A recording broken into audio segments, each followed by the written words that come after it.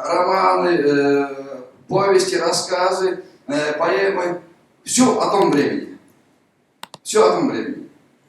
Или приносят письма, статьи, жалуясь, кто-то нас обижает, кто-то нас зажимает, кто-то нас стесняет, кто-то... А кто вас стесняет? Назовите мне. Путин? Хамитов? Глава района? Вроде как нет. Язык мой кончается. Язык нас сохранить. Я говорю, вот, сохранить надо, но там иначе звучит. Дельдааплая. Защитим наш язык, родной. У меня вопрос возникает, от кого защищать? От кого? Ну ответьте мне. Кто с нашим языком что делает? Кто-то запрещает разговаривать? Писать? Общаться? Петь? У нашего башкирского языка нет никакого врага, кроме как мы сами. Башкирский язык никогда не закончится вокруг меня. Мои дети разговаривают на башкирском языке, мои внуки будут разговаривать, читать на башкирском языке. Гүлфия Байваның тогда Яша башкирттерінде, оның балдары сөйлесек. Поэтому мы просто придумываем абсурд. Нам очень выгодная позиция получается обвинять кого-нибудь. Обвинять. Кто-то виноват, там мифический, кто-то виноват, кто-то зажимает, кто-то стесняет, кто-то обижает. Мы не способны, то есть мы, не вы, мы и мое поколение, и старше меня не способны выработать стратегию и тактику развития нашего народа. Не способны, я признаюсь и извиняюсь за это. Мы не способны. Не способны те, кто старше. Это вы только способны. Последний номер газеты КСКФ, там на передовой передовице заглавная статья, и там был слоган: у каждого представителя нашего народа в сердце должна быть забота о своем народе. Вот я по ходу перевожу. Вы понимаете? Пока мы вот этим, если будем вспоминать о том, что мы башкиры, только когда собираемся на Курултае, на тусовке, когда мы будем вспоминать о том, что мы башкиры, когда нам пригласители куда-нибудь нужно, ну, я не знаю.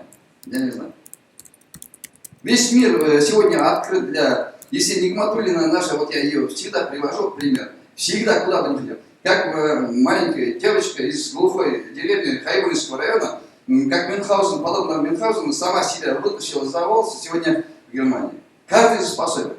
Вот эти, надо порождать таких героев, рождать новых героев. Взамен Мубарякову, Мустай Каримову, Раби Гарипову, тому же Лутфуллину.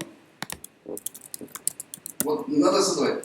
Почему у нас есть Денис Шафиков, братья Сулеймановы, ну, сколько там их можно считать? И те, которые родились, не выросли в республике. Мы грызней больше занимаемся друг другом. Поэтому я все это подвожу к тому, хотите вы, не хотите, полпредства способствовать только может вам в организации мероприятий. Полпредства защищать, развивать ваш язык, мой язык не может. Полпредства не может выйти сыграть на клаве. Полпредства может только способствовать этому. Полпредства может способствовать тому, что во главе с Азатом, с остальными, чтобы вы были в головной колонне шествия на День единства. Когда вся республика смотрит. Там мы сами. Ну, ладно. Просто я говорю, может способствовать, я не говорю способствовало. Когда мы в республике сидим и смотрим по телевизору, по федеральным каналам, все это видим, и вот там появляется у нас гордость, что в Москве наши могут позволить так ходить. И вот когда саммит ШОС-БРИКС, столько этих было кривотолков, столько отговорок, чего только не было.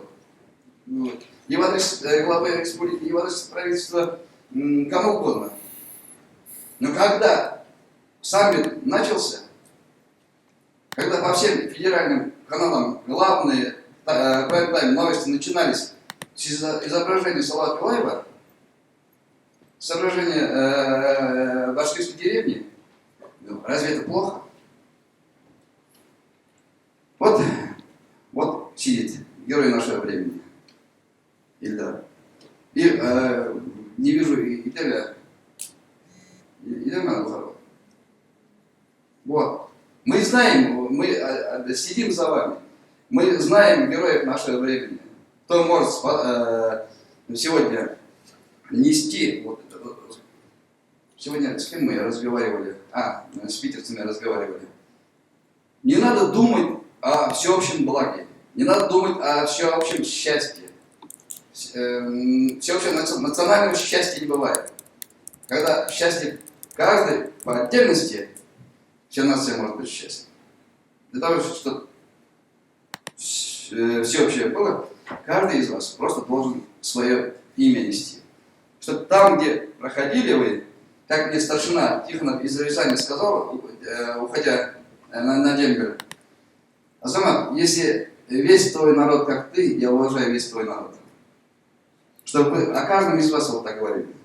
О каждом из вас. Называя ваше имя, если весь твой народ как ты, я уважаю весь твой народ. Вот так мы можем поднять.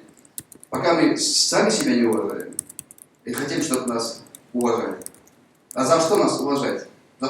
Только за то, что мы башкиры уже в век глобализации, интеграции экономической, политической, социальной, нам никто ничего не даст. Мы можем только одним путем идти. Это есть просвещение. Это есть просвещение. Потому что мы 90-е годы в рынок не вошли, потому что до начала приватизации у нас не было. На этих залоговых аукционах ничего, никого. Сегодня рынок ушел вперед, мир ушел вперед. И чтобы догнать рынок, догнать мир, догнать всех остальных, только один путь. Учиться и просвещение. Просвещение, я даже назвал неопросвещением.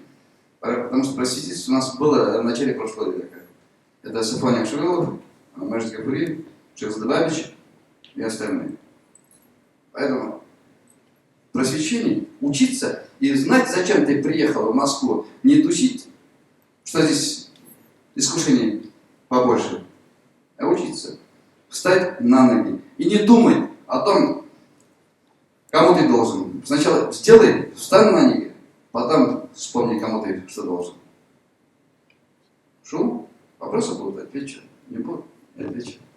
Поэтому учиться надо и возрождать связь поколений. Может, с вас начнется новый опыт поколений. А пока что обрыв. Мое поколение оказалось слабым звеном в нашей жизни, к сожалению. Это так. Рахман.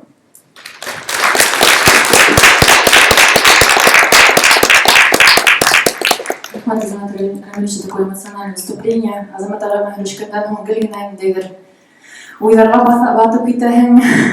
что-то в жизненной матрице у тебя обязательно меняется. Спасибо, Азамат Рамилович. Я думаю, что студенты уже с вопросами к вам лично подойдут. Речь пошла о том, что сейчас главное для нас просвещение и реализация во внешних средах. И мы хотим, немножко нарушая программу, дать слово Михаилу Бьюеву, начальнику отдела по работе с молодежью Московского дома национальностей, с которым мы очень активно сотрудничаем. И спасибо, Михаил, за то, что вы пришли. Тема его доклада — позитивный опыт самоорганизации молодежи. Я просто пару слов скажу, что при Московском доме национальностей работает отдел по работе с молодежью многонациональный, и именно с поддержкой Московского дома национальностей каждая национальная организация может организовать какое-то свое мероприятие, и очень успешно это все работает. Дружба народов — это действительно не на словах, а на деле. Михаил, вам слово, пожалуйста.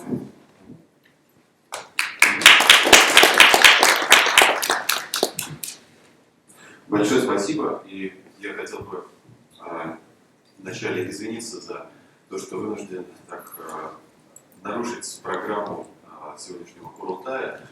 Извините, в первую очередь, перед Рамилей Хасановой. Дело в том, что у нас 3 мероприятия, на которые я должен дальше уехать, поэтому вынужден, к сожалению, вынужден был попросить о том, чтобы выступить чуть-чуть заранее.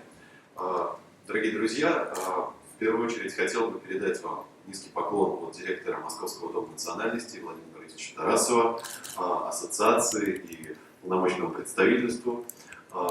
Для Дома национальностей большая честь сотрудничать и с ассоциацией, и с общественными организациями Башкирии, и с органами государственной власти. И отдел по работе с молодежью как нельзя лучше может рассказать, я думаю, о позитивном опыте самоорганизации молодежи. В первую очередь потому, что мы работаем с 43 молодежными организациями, которые выстраивают ежегодно партнерские взаимодействия с нами, участвуют вместе с нами в реализации государственного задания в сфере межнациональной политики. Вы, наверное, знаете о том, что принята стратегия, которая предполагает комплекс мер ежегодная, и сейчас разрабатывается стратегия московская. Буквально вчера была встреча с главой департамента.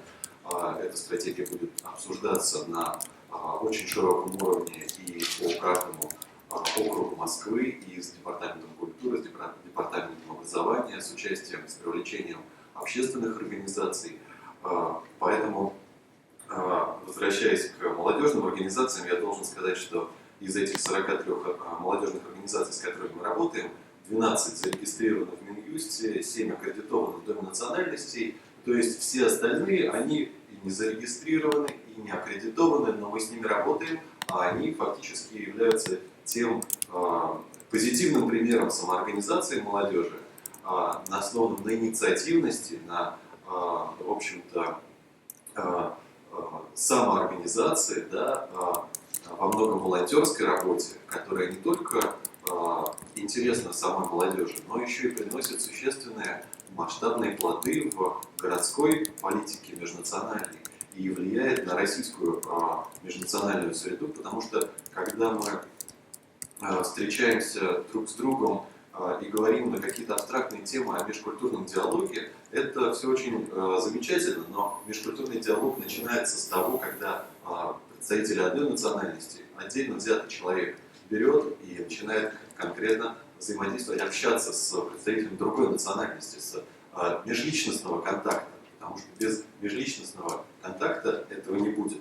И должен перейти к тому, что в партнерстве с этими организациями Дом национальностей поддерживает их инициативы, поддерживает их начинания. Вот буквально я, кстати, должен буду передать небольшую такую порцию пригласительных билетов вам для ассоциации.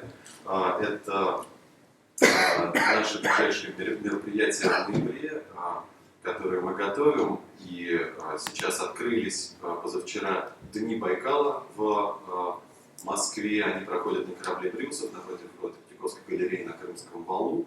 Очень интересный проект, который Московский дом национальностей в прошлом году реализовал у себя. Сейчас он проводится на корабле. В рамках него проводится серия мероприятий. Эта выставка открыта. Очень вам ее рекомендую. И сейчас на базе Дома национальности реализуется проект, в котором вы можете поучаствовать все. Это 2 конкурса и лекторий. Конкурс научно-статистических работ молодых исследователей в области государственной национальной политики и управления миграционными процессами в России и Москве. На этот конкурс заявки принимались весь прошедший месяц. Завтра, 8 числа, это последний день приема заявок. Итоги будут подведены 23 числа. В принципе, вы можете успеть подать свои работы научные, публицистические, журналистские. Будут призы и финансовые ценные призы. И, в общем-то, в продолжении этого конкурса объявлен лекторий по государственной национальной политике. Мероприятия начнутся уже со следующей недели, до 10, 11, 12 числа, 17, 18, 19, и уже 23 будут подведены итоги этого конкурса. Мы привлекаем экспертов из Института этнологии и антропологии, университета управления, МГУ и ряда других площадок, которые рассказывают о том, как строится национальная политика в России и, в общем-то, проводят такое определенное повышение квалификации. Помимо этого, конкурс сам по себе посвящен тому, чтобы стимулировать тех молодых исследователей, блогеров, которые пишут на эту тему.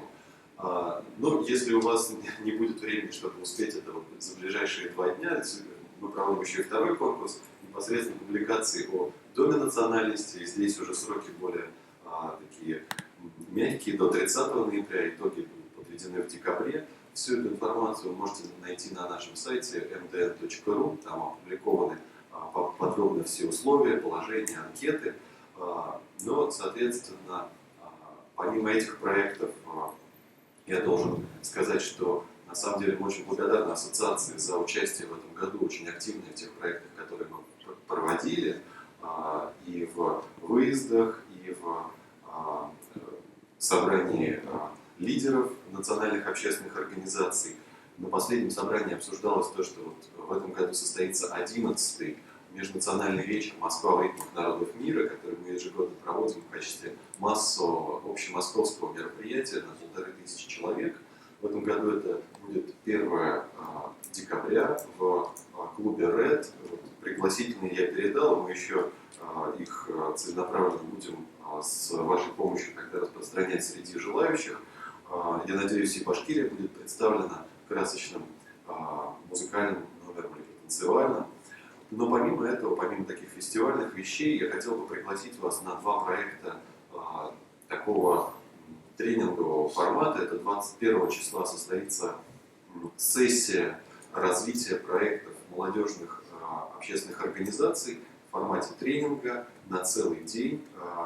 И вы можете сейчас подать нам заявку для участия в этой сессии, если у вас есть желание повысить свою компетентность в области проектирования, разработки, движения проектов, привлечения инвестиций, социального маркетинга, да, в этом проектном деле, то вот это 21 ноября на базе Дома национальностей. И 28 числа интернациональный патриотический вечер, который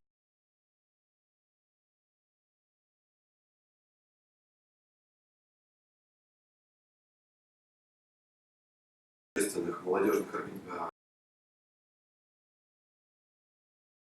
объединений делается уже в 3-й раз. В этом мы продолжаем вспоминать вклады, тот вклад в победу над фашизмом, который осуществил каждый из народов Советского Союза. И в этот раз мы поднимаем тему о белорусах, о армянах. Может быть, если ассоциация захочет, мы можем включить вас точно так же в эту программу. Это интернациональный патриотический вечер, проводится при поддержке фонда ВДВ и спецназа имени Героя Советского Союза Маргелова. Очень уважаемая организация, которая помогает нам архивными материалами и помимо, собственно, актуализации памяти о героях, представителей этого народа, они, конечно же, привлекают ветеранов для того, чтобы в формате мероприятия был вот этот межпоколенческий диалог, да, тем более, что вот это боевое братство, которое было 70 лет назад, это то какое-то наследие, да, интернациональное братство, которое мы должны сохранять в современности, да, в нашей собственной стране. Вот, поэтому в заключение я хотел бы еще раз поблагодарить ассоциацию. Надеюсь, что в следующем, в текущем учебном году мы продолжим наше сотрудничество и увеличим то количество проектов, в которых мы сотрудничаем. Потому что, вот, конечно, да, это мероприятия, отдельные мероприятия проводятся, но нужно понимать, что из этих мероприятий складываются программы, складывается система работы в межнациональной среде в целях укрепления межкультурного диалога и дружбы между народами. Поэтому от наших усилий, от усилий молодежи, общественных организаций, этой волонтерской работы зависит, по сути дела, общая национальная безопасность в том числе, потому что для федеральной безопасности национальный вопрос один из острейших, и не случайно президент Российской Федерации решил после того, как было упразднено министерство, создать совет при президенте, да, создать федеральное агентство по делам национальностей. То есть действительно сейчас внимание к межнациональной сфере особенное, поэтому, друзья, давайте прикладывать все усилия для того, чтобы реализовывать наши проекты с самоотдачей, без какой-то галочной системы для формальной отчетности.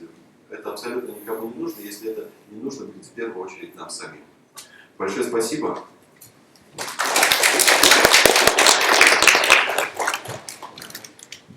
Спасибо вам, Михаил, за очень интересный доклад. На самом деле хотелось бы подчеркнуть то, что когда мы говорим о реализации во внешних сферах, мы, как представители башкирского народа, не должны зацикливаться только на себе.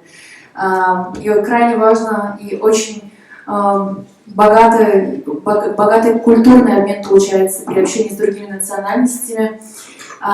И на самом деле нужно показывать себя не только среди своих, но и среди других тоже, чтобы, как Азамат Арай уже сегодня успел сказать, что башкирский народ уважает, если уважают меня. И сейчас, кстати говоря, хотелось бы вам сказать, если вы зайдете, может быть, в нашу группу Ассоциации студентов и аспирантов Башкортостана в Москве и Санкт-Петербурге, мы ведем сейчас прямую трансляцию сегодняшнего форума, сегодняшнего Курултая в интернете. И мы были бы очень благодарны, если бы вы репостнули запись со ссылкой на это мероприятие, чтобы каждый и в Башкортостане, может быть, среди ваших друзей, там, из Санкт-Петербурга в том числе, из Москвы, тоже, кто не смог присутствовать здесь физически, мог проследить за всем процессом из экранов своих компьютеров или планшетов и тому подобное. Вот. И сейчас, так как у нас речь пошла об идеях просвещения, и очень ярко об этом говорил и Азат, и Азамат Агай, слово мы предоставляем Рамиле Хасановой, которая тоже не на словах, а на деле знает, что такое идея просвещения, которая сейчас работает научным сотрудником в Московском государственном университете, Российском университете, Государственном университете народного, как правильно, Академия народного хозяйства раньше была, теперь это Российский университет, как правильно будет? Вот, прекрасно. Она защитила кандидатскую диссертацию по экономике, и мы на самом деле очень гордимся такими нашими личностями. Но она сама обо всем все расскажет. Слово Рамиле Хасановой. Видите, сегодня Азамат Рамильевич уже говорил про него, и хочется отметить, что именно этот человек, слова его, взгляды актуальны до сих пор. Сегодня он говорил, что он видел причину культурной отсталости нашего народа в том, что в невежестве и необразованности населения. Поэтому первый пример – это Салим Умитбаев. Почему я привела его в пример? Потому что его отец, будучи начальником кантона, смог позволить своим детям, да, получить образование. И как один из примеров мы можем увидеть Салима Умитбаева. Дальше. Еще один пример человека, который получил образование и является одним из таких ярких представителей, это Гумер Галимович Куватов, которого вы, наверное, все тоже знаете, да? Да, врач. Очень даже известный врач, хирург. Его именем у нас даже названа больница. Он был наркомом здравоохранения Башкирской ССР на этапе БССР. И его, получается, отец и дед как раз-таки представители кантонной системы. И также еще одним, может быть, не таким известным музыкантом, не таким известным среди в широких кругах, но очень известным является Мухаммед Мансур Султанов, который был очень известным музыкантом, и его отец тоже был кантонным начальником. Следует подчеркнуть, что существование кантонной системы открыло большие возможности для развития башкирского народа. Еще одним человеком, который проучаствовал в развитии Башкир, является Василий Перовский, которому вот еще весной была посвящена целая конференция, и говорилось о том, что благодаря ему многие башкиры смогли получить образование, то есть он целенаправленно отправлял башкир учиться. Также при нем было построено несколько школ, библиотек, даже училище лесоводства и земледельства. Так, и когда мы говорим о просвещении башкир, о развитии образования, нельзя не упомянуть Фатиму Мустафину, который, я надеюсь, что все вы знаете, Фатима Хамидовна Мустафина была министром образования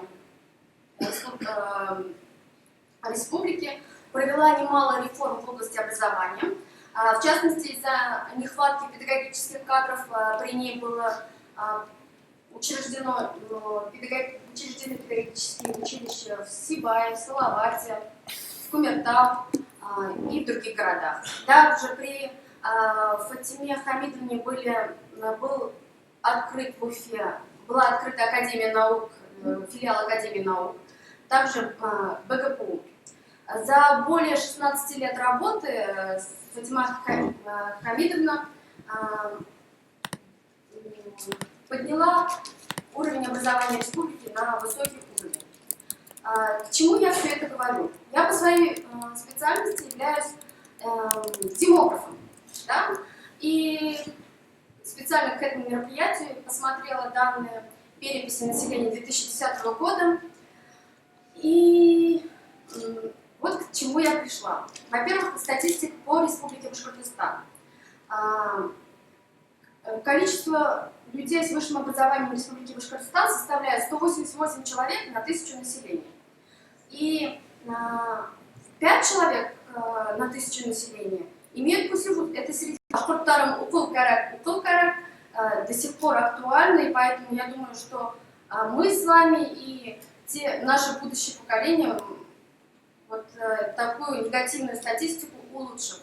Да, и еще, как демограф, хочу сказать, что образование влияет не только на статистику, а влияет на продолжительность жизни, влияет на младенческую смертность, то есть у женщин с высшим образованием младенческая смертность намного ниже, чем у безграмотных. Вот. На этом все.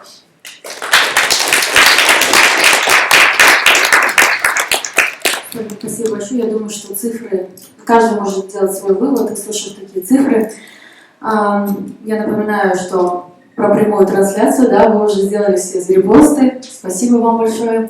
Продолжая тему о том, что нам нужно реализоваться и в других сферах, и в сфере профессиональной, в сфере образования. Не будем забывать о сфере многонациональной. Межнациональные вопросы сейчас ставят во главу угла.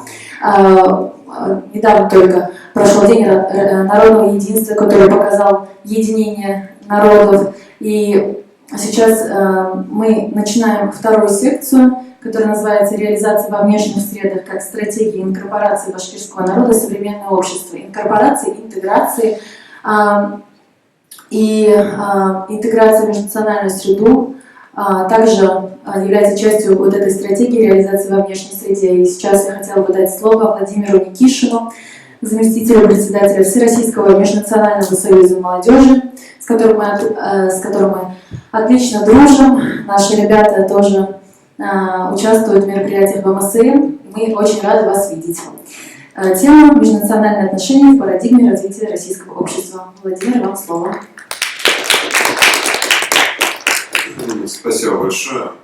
Прежде всего, хотел бы поблагодарить за приглашение и за возможность выступить на данном интересном мероприятии. Очень приятно видеть так много молодежи, которая действительно заинтересована в тех проблемах, которые мы сегодня обсуждаем.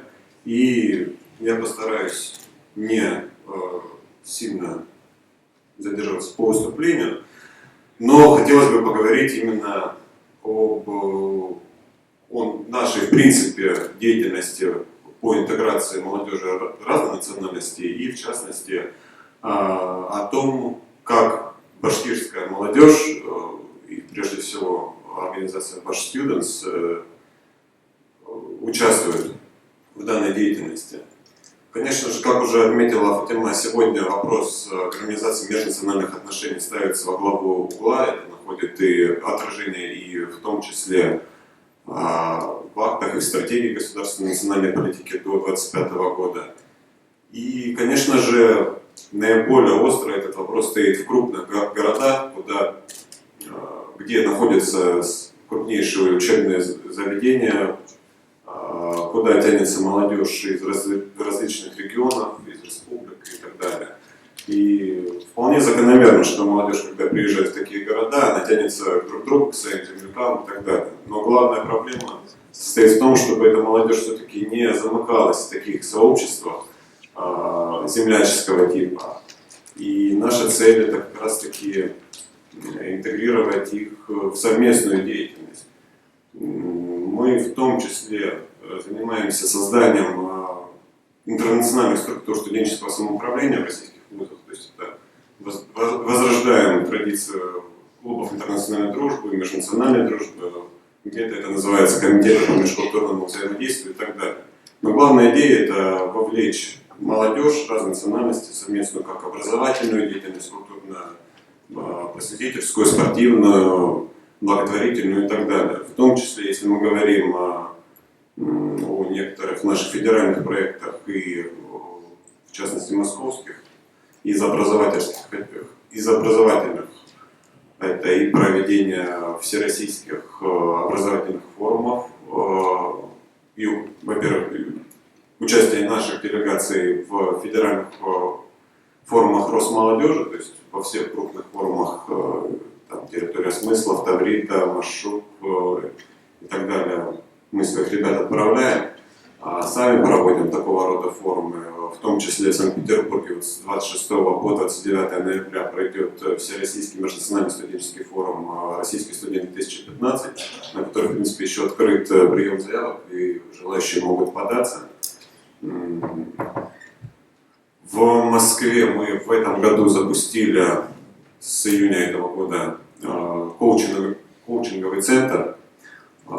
Данный центр что предполагает? Во-первых, каждую неделю по выходным у нас проходят тренинги личностного роста. Здесь у нас партнерами выступают представители Института практической психологии Высшей школы экономики, которые, в общем-то, являются уже дипломированными специалистами и проводят тренинги бесплатно для молодежи по целеполаганию, тайм-менеджмент, эффективный руководитель и так далее. То есть, в принципе, это привлекает молодежь, и в том числе ребята из Башкирии также участвуют.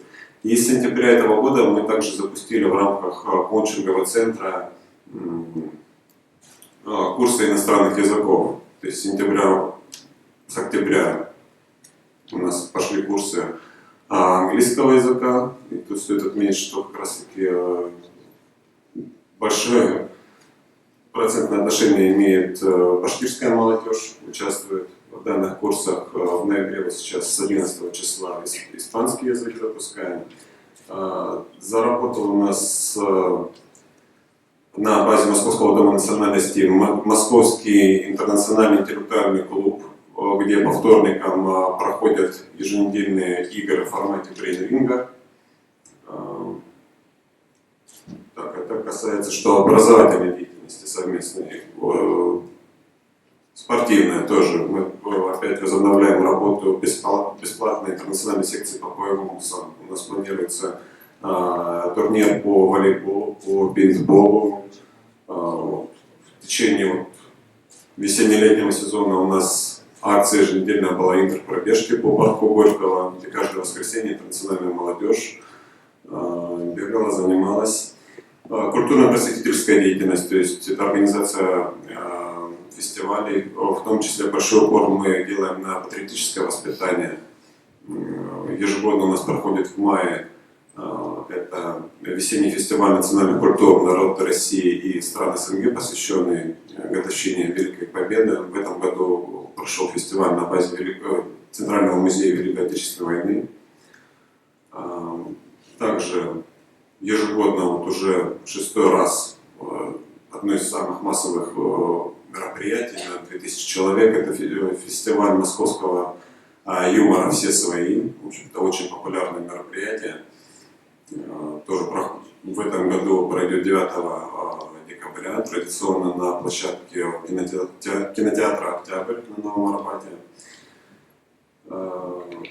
Научная деятельность тоже мы пытаемся развивать и развиваем. Это проведение, обычно в весенний период у нас Всероссийская конференция научно-практическая проходит.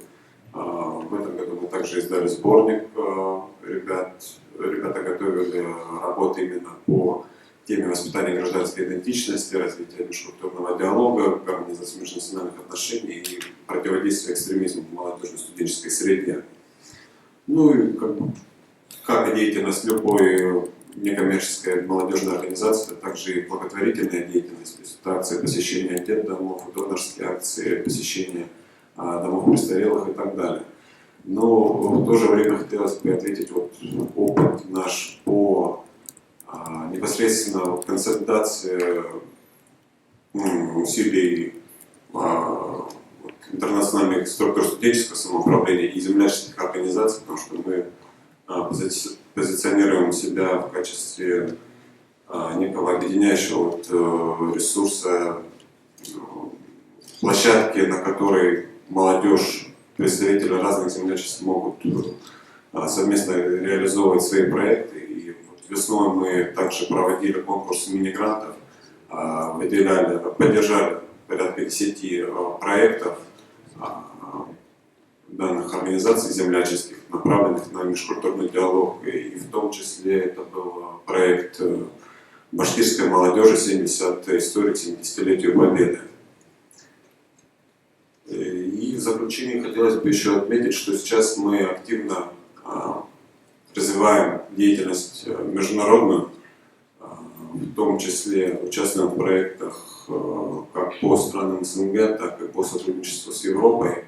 То есть это есть масса на самом деле молодежных мероприятий от Совета Европы, от молодежных европейских организаций, например, это организация Youth for Exchange and Understanding, с которой мы установили тесные партнерские отношения. В общем-то, организация, которая и занимается межкультурным диалогом, и понятное дело, что у них некое свое видение есть. И, конечно же, партнерство мы устанавливаем прежде всего не для того, чтобы, не знаю, как-то быть в каком-то положении под, но для того, чтобы своих ребят туда продвигать и позиционировать себя там и доносить свою позицию, позицию российской молодежи, в том числе вот сейчас, хотя мы еще и не члены этой организации, они нас очень сами идут на контакты, просят, сейчас мы этот вопрос рассматривать будем, как раз таки на форуме в Санкт-Петербурге будем решать. Но уже сейчас они приглашают от нас представителей на свои проекты, мы еще не являемся членами, и в том числе вот как раз с 13 по 21 ноября будет тренинг-курс в Боснии и Герцеговине по теме молодежной работы. И вот попросили они послать 2 представителей от России, мы послали своих ребят, и в том числе один из них это представитель Students, это Идель Бухарбаев. Вот.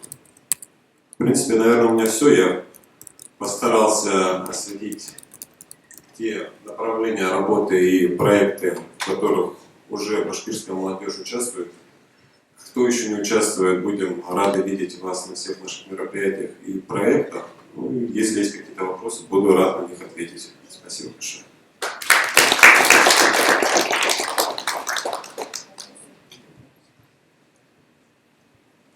Спасибо, Владимир. Действительно, при содействии МСМ мы в этом году реализовываем проект «70 историй к 70-летию», и книга, материал, который мы собирали с кучей народу, студентами, она готовится к выпуску сейчас в эфире. И я думаю, что в этом году, в конце ноября, мы все увидим плод наших трудов.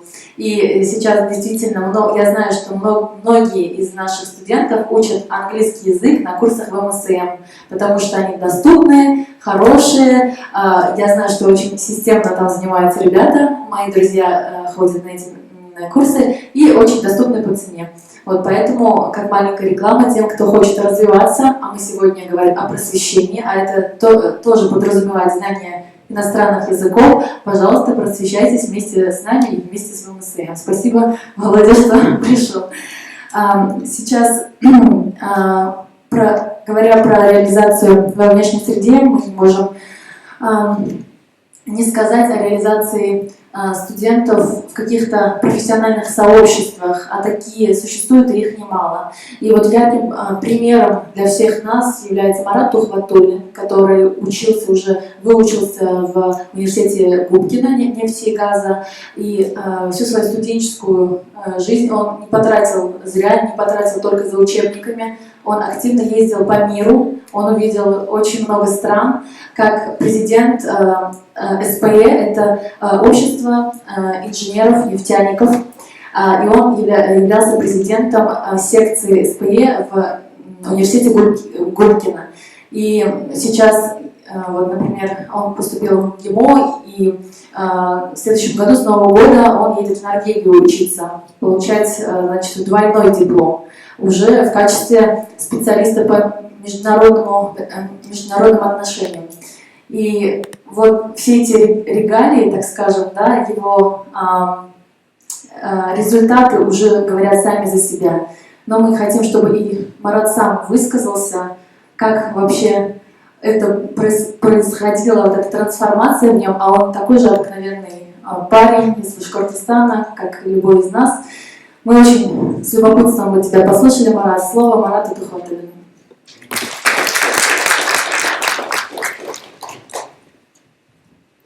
Мат смутилась, честно, меня, поэтому, наверное, первое время буду вниз смотреть от смущения. Добрый день, уважаемые делегаты, дорогие друзья. Можно, пожалуйста, попросите презентацию включить? Очень рад сегодня выступить перед вами в этот субботний солнечный день на этом нашем таком уютном анклаве республики, далеко за ее пределами, потому что есть действительно что обсудить, актуальные проблемы, вопросы. И я признателен, в первую очередь, конечно, полномочному представительству нашей республики в лице Артура Альбертовича за предоставление такой возможности площадки ассоциации, разумеется, как организатора данного мероприятия, потому что я не сомневаюсь, что наша сегодняшняя дискуссия будет плодотворной.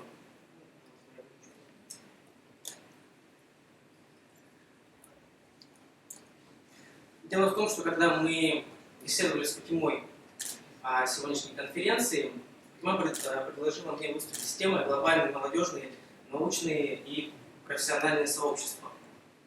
Дело в том, что эта задача оказалась для меня одновременно очень интересной и в то же время непростой.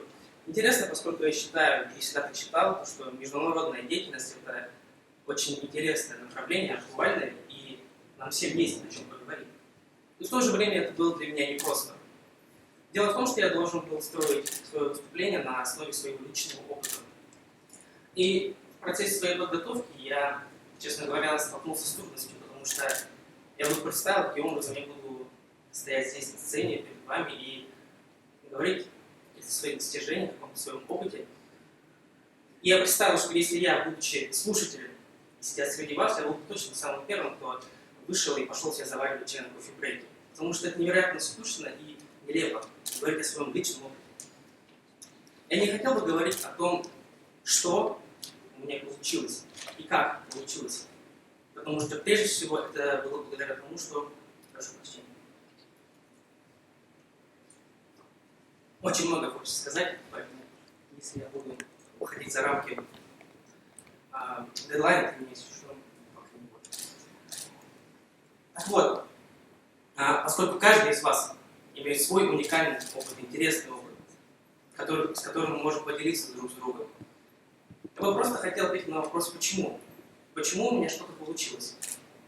И моя цель – это доказать вам, что возможности действительно безграничны на глобальном уровне. Можно, пожалуйста, следующий слайд. Небольшая информация. Это, конечно, резюме не то, которое можно отправить в компанию. Я считаю, что для того, чтобы идентифицировать какую-либо личность, нужно ответить на два вопроса. Откуда он и чем он занимается? Тима сказала, что я обыкновенный парень из Башкирии, но тут не все совсем просто, потому что, когда меня спрашивают, из какого района республики ты родом, дело в том, что я родился в довольно-таки экзотическом и загадочном, я бы сказал, месте. Вы можете видеть на слайде, кажется, не из Башкирии, а из Уфы, если позволите. И сейчас я обучаюсь в другом университете, МГИМО. Почему я выделил красным цветом? Хорошая и плохая компания. Я бы хотел, чтобы вы спросили себя о том, какой вы принадлежите. Еще с самых ранних лет, когда мы играли с вами в песочнице, да, и заходили домой, как правило, мама у нас спрашивала, с кем ты там играл? Что за мальчик в твоей синей шапке? Кто твои друзья? И до сих пор, если честно, когда мы созваниваемся с родителями, чтобы обсудить, как у нас друг дела, этот вопрос является одним из самых частых. С кем ты сейчас общаешься? Кто твои друзья? Для меня этот вопрос являлся очень часто парадоксальным и порой даже раздражал. Я же, в принципе, цельная личность. Какая разница, кто меня окружает? Мне никто не может повлиять. Но, разумеется, юношеский максимализм всегда навевает на подобные мысли. Дело в том, что я это понял именно когда стал студентом. Причем не сразу. Из тех 5 лет, которые я провел в Губкинском университете, 4 года я занимался общественной деятельностью, международной общественной деятельностью. Как я уже обещал, я не буду об этом подробно останавливаться, можете слайд, пожалуйста. Буквально коротко. Некоторая справка, потому что, будучи руководителем секции, я могу об этом говорить часами, но это сейчас не относится к разговору. Секция СПИ – это Society of Petroleum Engineers, общество инженеров нефтегазовой промышленности. Всемирная организация, которая существует уже более 50 лет, насчитывает более 124 тысяч членов по всему миру, и это число растет. То есть в СПИ, грубо говоря, да, входят все инженеры, люди, которые относятся к нефтегазовой отрасли во всех странах. И в то же время также существуют студенческие отделения по всему миру. В России их также представлено достаточное количество. И что мне было приятно осознать, помимо Москвы, эти общества также представлены в Уфе, в нефтяном, авиационном университете, в БГУ. Ребята активно занимаются деятельностью и успешно реализуют проекты. Это радует. И в одном предложении миссию можно, наверное, выложить таким образом. Это обмениваться и делиться знаниями между различными поколениями нефтяников. Это очень узкая направленность, и это касается, это, наверное, будет интересно только тем, кто занимается каким-то образом нефтегазовой индустрией. Но я бы хотел сказать в целом, каким образом может деятельность международной организации повлиять на человека. Можно следующий слайд, пожалуйста? Я постарался выделить основных 3 тезиса, на которых стоит остановиться. Первое – это обрести близких друзей, соратников, единомышленников. Второе – это овладеть множеством навыков, которые также необходимы. Ну и, разумеется, увидеть мир. Вы знаете, я люблю представлять человека как некоторую глыбу камня. И в течение своей жизни он, используя различные инструменты, вытачивает из себя ту личность, которую он хочет стать. Но поскольку иногда людям, которые нас окружают, лучше видно, каким образом нам нужно развиваться, окружение, которое положительно влияет, может помочь нам, как опытный скульптор, создать себя. А плохое окружение может буквально одним ударом, молотком, полностью разрушить нашу личность. Можно следующий слайд. Просвещение, образование. Очень часто мы воспринимаем это понятие как только в одном направлении. Ну, я называю его кабинетом. Это прослушивание курса лекций в университете, посещение семинаров и так далее. Академические знания, они, безусловно, необходимы, поскольку для того, чтобы стать специалистом, это является самой первой задачей. Но, к сожалению, многие забывают о втором типе образования, которое мы не можем получить, сидя на лекции. Коридорное образование, ну или кулуарное, если хотите. Коридорное образование не в том смысле, что нужно сидеть в коридоре, что-то можно понять. Нет, коридорное образование – это то образование, то просвещение, это навыки и знания, которые мы можем приобрести, общаясь с другими людьми, реализуя проекты, которые нам не просто на первый взгляд реализовать. Делать то, что для нас сложно. И именно это помогает нам стать по окончании университета выдающимися, хорошими специалистами.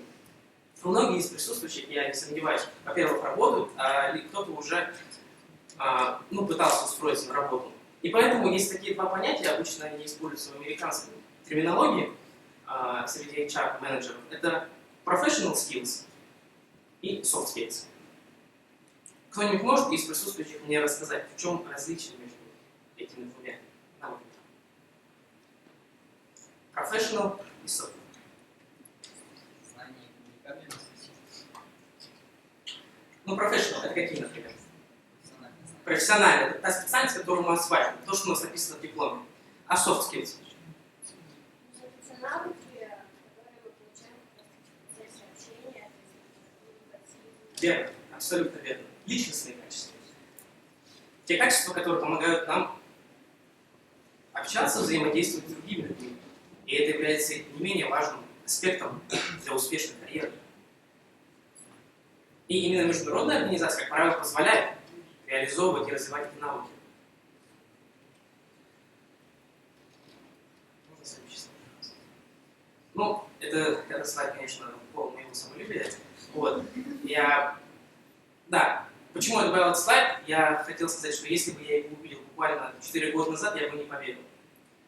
Я бы не поверил, потому что мне за такой короткий срок повезло, во-первых, а во-вторых, благодаря поддержке моих друзей, действительно повидать мир. Причем не только в географическом плане, а также узнать новых людей, потому что каждый человек в каждой точке мира – это отдельный мир. И именно таким образом наш кругозор расширяется. Чем больше людей мы знаем, чем больше мы общаемся, тем больше мы просвещаемся. Сейчас мы живем в эпоху глобализации. Я не буду об этом останавливаться на термине глобализации, поскольку это тема отдельного курса, отдельного университета. Но вы все прекрасно понимаете, что сейчас границы между странами они фактически, так, формально. Чтобы уехать за границу, нужно что? Буквально 2-3 процедуры, чтобы оформить заграничный паспорт, оставить визу, в разных странах по-разному, но тем не менее это просто. Я вспоминаю пример. Моя старшая сестра Эмира в конце 90-х годов, когда она училась в старших классах, изучала немецкий язык. И каждый месяц она писала письмо. Писала письмо в Германию. У нее была подруга, которая жила в Берлине. Моя сестра писала письмо на немецком языке, вставляла туда фотографии. Бывают такие фотографии, если помните, которые у нас в социальных сетях особенно, а такие, когда мы экономим пленку. Так вот, она оставляла фотографии нашей семьи, потом чем она занимается, и отправляла в Германию. Письмо шло 2 недели. Подруга из Германии отвечала на это письмо сразу, но это тоже занимало 2 недели. То есть в сумме коммуникация велась частотой раз в месяц. Сейчас каждый из вас сможет достать телефон и не просто написать в другую точку мира, а выйти на скайп, что сейчас продемонстрирую после меня, позвонить любому человеку и поговорить о чем угодно. И в этих условиях особенно забавно слышать некоторые отговорки молодых людей, которые жалуются, что у них нет, скажем, времени и возможности учить английский язык. Мол, очень тяжелый. Особенно мне интересна ситуация, когда вроде здоровый молодой человек говорит: ну я вот целыми днями работаю, еще второе высшее образование, заочка, нужно к тете с дядей съехать. На себя времени не остается. На себя времени не остается. А для кого тогда ты живешь, если на себя времени не остается? правила игры изменились. Если 10 лет назад английский язык был какой-то диковинкой, каким-то экзотическим навыком, с которым можно было общаться за рубежом, да, то сейчас это минимальная необходимость, если вы хотите добиться какого-то карьерного успеха, тем более в таких мегаполисах, как Москва или Санкт-Петербург. Уже не говоря о том, что делать за рубежом. Как-то в одном в аэропорту Франкфурта, в Германии, на пересадке, я решил купить себе сэндвич. Я подошел, и кассирша была китаянка. Она со мной говорила на английском языке, и при этом она перекидывалась фразами на немецком со своей коллегой. Представьте, кассирша в аэропорту знает свой родной китайский язык. Она владеет английским, прекрасно владеет, и еще немецкий. То есть одни из самых востребованных языков во всем мире. У нас же, если мы знаем английский язык, то мы считаем, что это невероятное достижение. Это минимум. И усилия, которые необходимо прилагать для его освоения, они просто необходимы. И чем дольше мы будем искать отговорки о том, что что-то не получается или он сложный, тем дольше мы будем стоять на одном месте.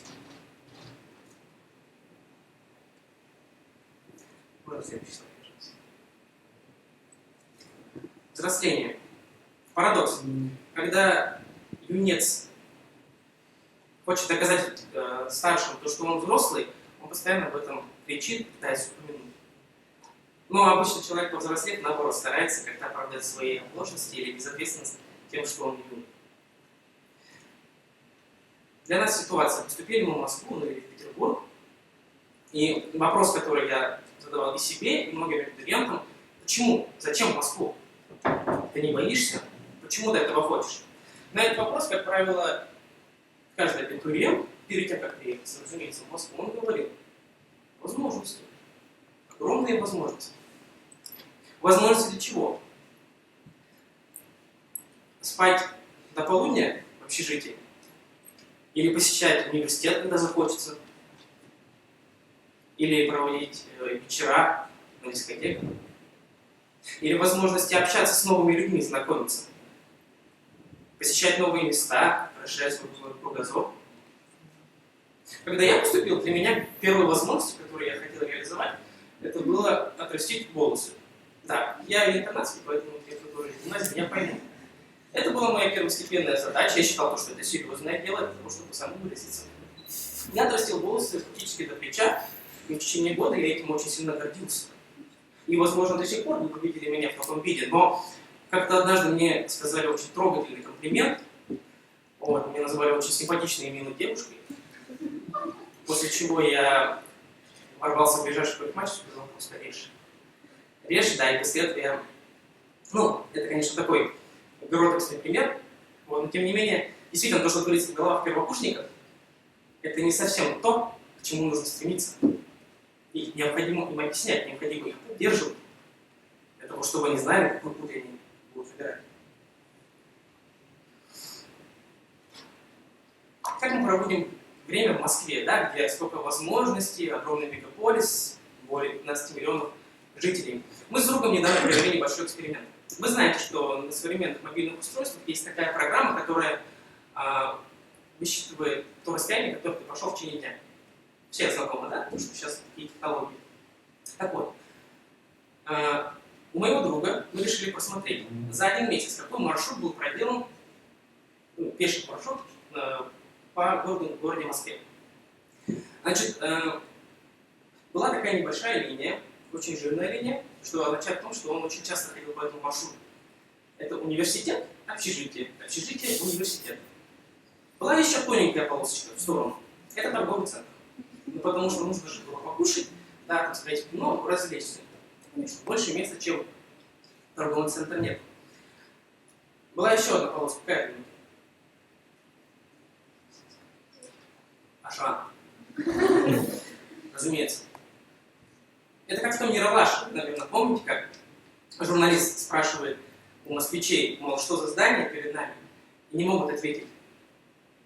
А турист, который буквально несколько дней в Москве, он может об этом все рассказать.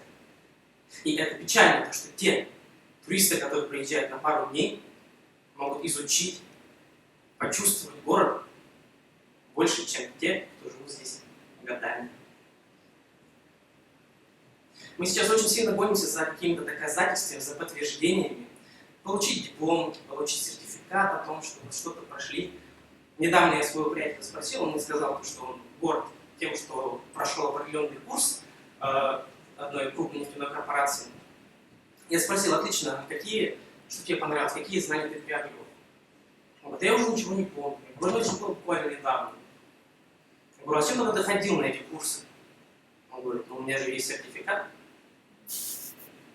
И эта позиция, она действительно сейчас очень распространена. Получить вот что-то, где будет подтверждено, что я что-то сделал. А на мой взгляд, важно не просто иметь подтверждения бумажные или цифровые, а иметь ощущения и впечатления, знания и навыки, которые мы приобретаем. У меня нигде не написано то, что я 4 года занимался общественной деятельностью. Потому что я 2 года руководил секцией, об этом нигде не указано. Я даже в резюме об этом не пишу, потому что, вряд ли какой-то работодатель в этом будет заинтересован. В дипломе об этом не написано. Но именно эти самые яркие годы, которые я провел в университете. Бенджамин Франклин сказал не очень оптимистичную фразу, но я думаю, очень актуальную сегодня, что некоторые люди умирают 25 лет, хотя хоронят только 75. Действительно это так, к сожалению. Искать оправдания, жаловаться. Я не знаю язык, или мне сложно общаться с людьми. Мне проще в своей зоне комфорта. Это неправильно. И раз мы здесь все представители нашей республики, мы должны поддерживать друг друга, помогать получить просвещение, получать знания, навыки и, тянув друг друга, добиваться успеха. Ведь не важно, с какой точки ты стартуешь. Важно то, где ты собираешься финишировать. Спасибо.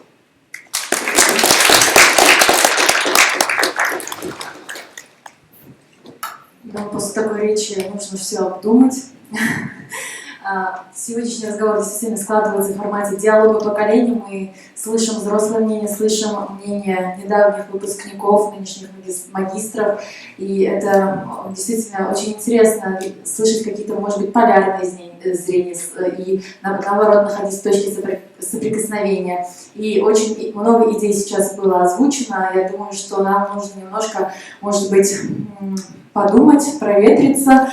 И объявляем небольшой перерыв на кофе-брейк на 20 минут. Давайте проветрим помещение, давайте пообщаемся еще немножко. Ждем вас через 20 минут. Это 15:50. Спасибо.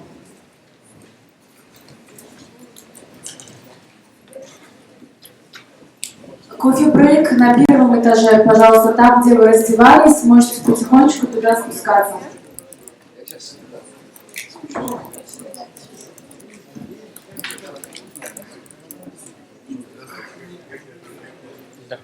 Необходимо этими всеми технологиями, эти продвижения и так далее, развитие технологий. Если мы будем сами себе, к чему мы идем, потому что мы просто в том направлении движемся, в котором мне самому интересно. Я к тому, что сам с твоими проектами она пересекается. Хотела бы в этом направлении, может быть, сотрудничать, работать, может быть, такой опыт получить у тебя.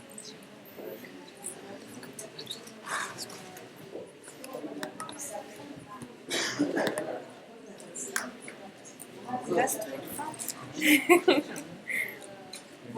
Привет. Нормально. Да, мне так речь понравилась. Мотивация.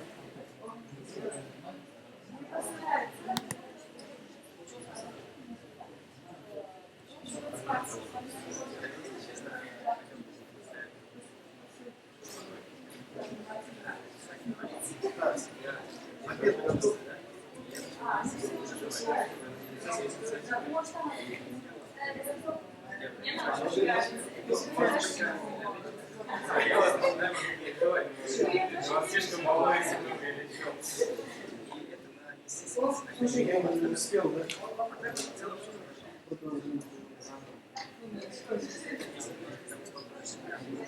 Пойдем,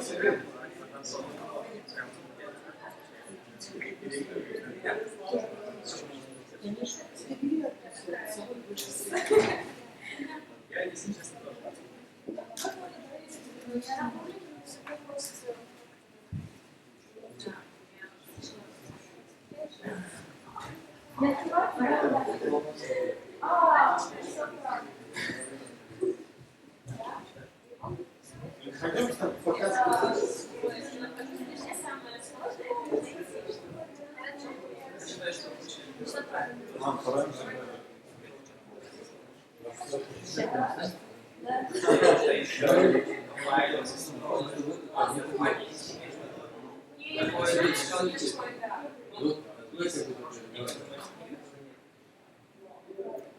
Говори, говори.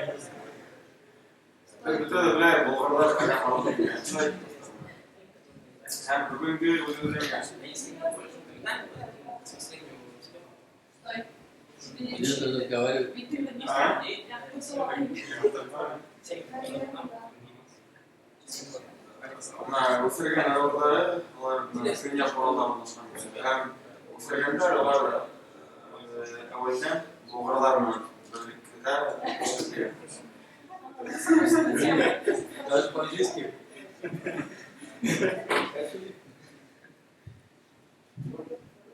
А на 10 игр. Короче.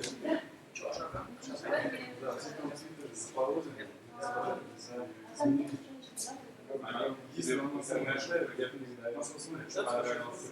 В интернете трансляция, а мне не устанавливается, потому что все там защищены.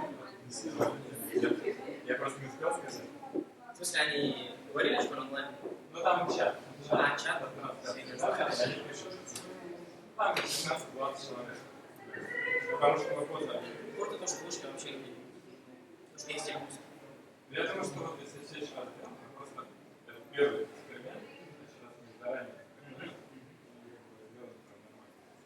Ну, в плане интернета нормально, значит? С Лерой получается? А? С Лерой получается? С Лерой, там сказали видео. А, Мы видели. ну, она, главное, что она скажет, что она и что сказать. Кушать идем? Потом еще несколько часов сидеть. Сейчас я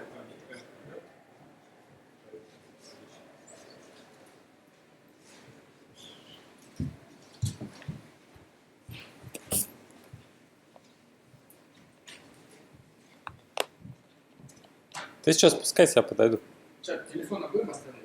Да, я думаю, оставляем. Да. Лучше ничего не трогать. Работает. Сейчас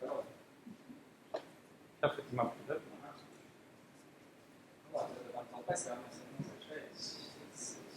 равно продолжит? Да. Ну, я потому что фирма свою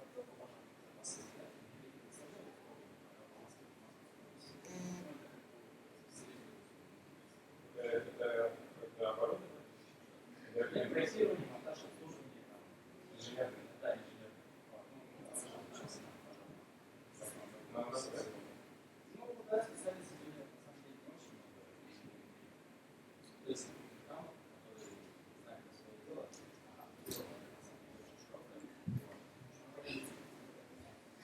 Ой. а вот.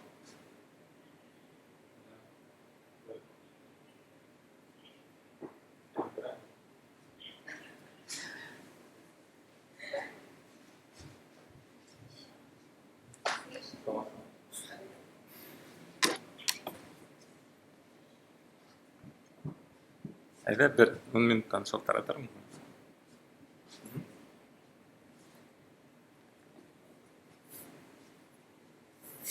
Вроде остановим. Вот, да. В общем, начал вникать, скажем, в систему потому что сейчас это все глубоко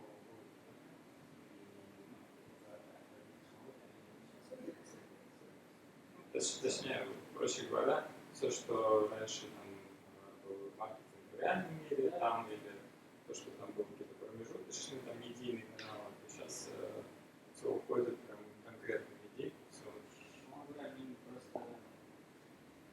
Просто покрутился. образование получил, по фирмам работал, открыл сейчас свое дело, составил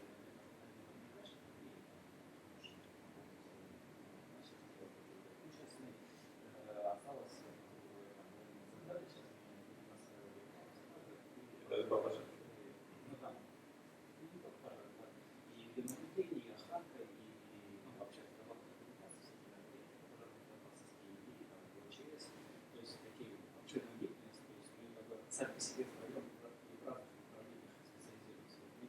Нормативные деятельности, дальше проектирование, отделение, монтаж, и три составляющие первой книги, и можем взять любой объект и попробовать.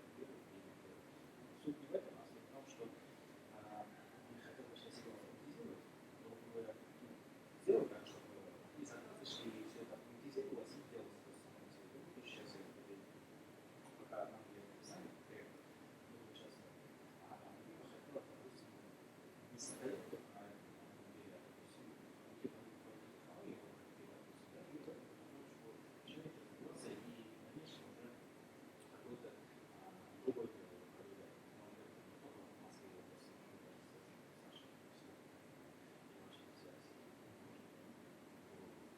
Просто правильно. и просто пока еще не нашел, куда хочу, грубо говоря, всю свою сегменту, всю свою силу, да, отдать. Вот это единицы и ничего такого стоящего. Ну, вот если вот глобально говорить, куда вот рынок движется, это вот несколько вещей. Значит, спутниковая технология, обработка спутниковых данных. То есть раньше спутники, то, что все, что с ними связано было, это было что-то для каких-то организаций, B2B. Это был B2B. Вот сейчас это как бы спускается на уровень клиента.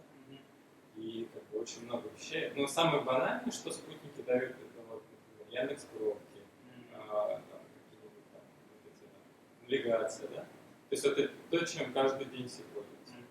Вот здесь очень много вещей, там, это погода, которая вот специально для тебя там рассчитывается. Вот.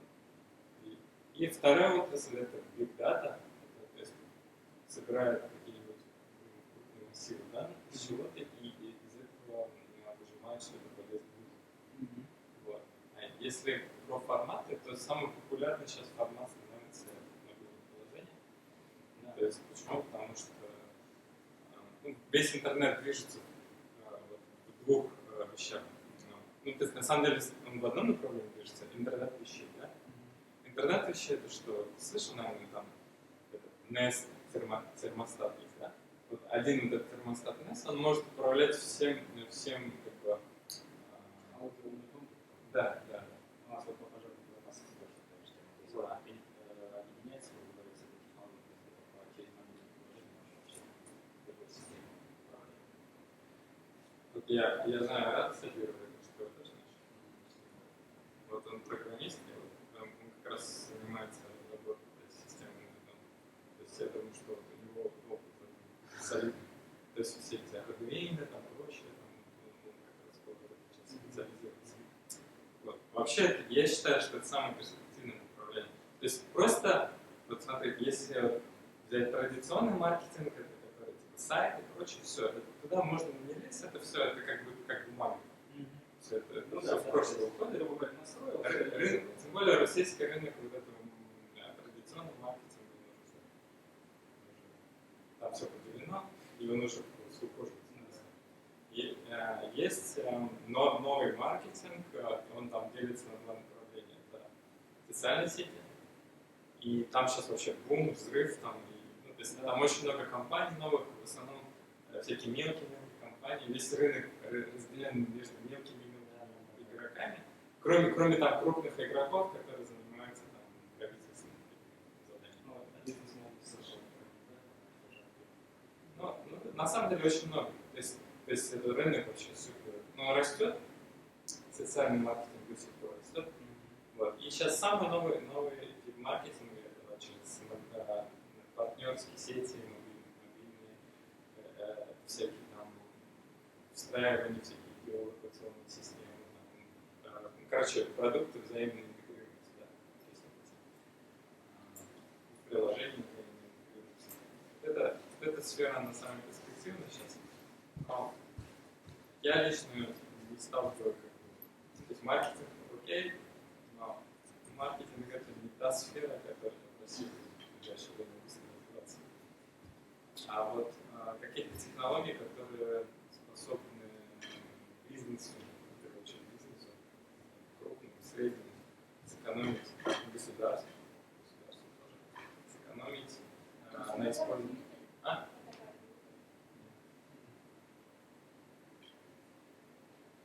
Ну, наверное, не убежал. Может, у вас напарник был?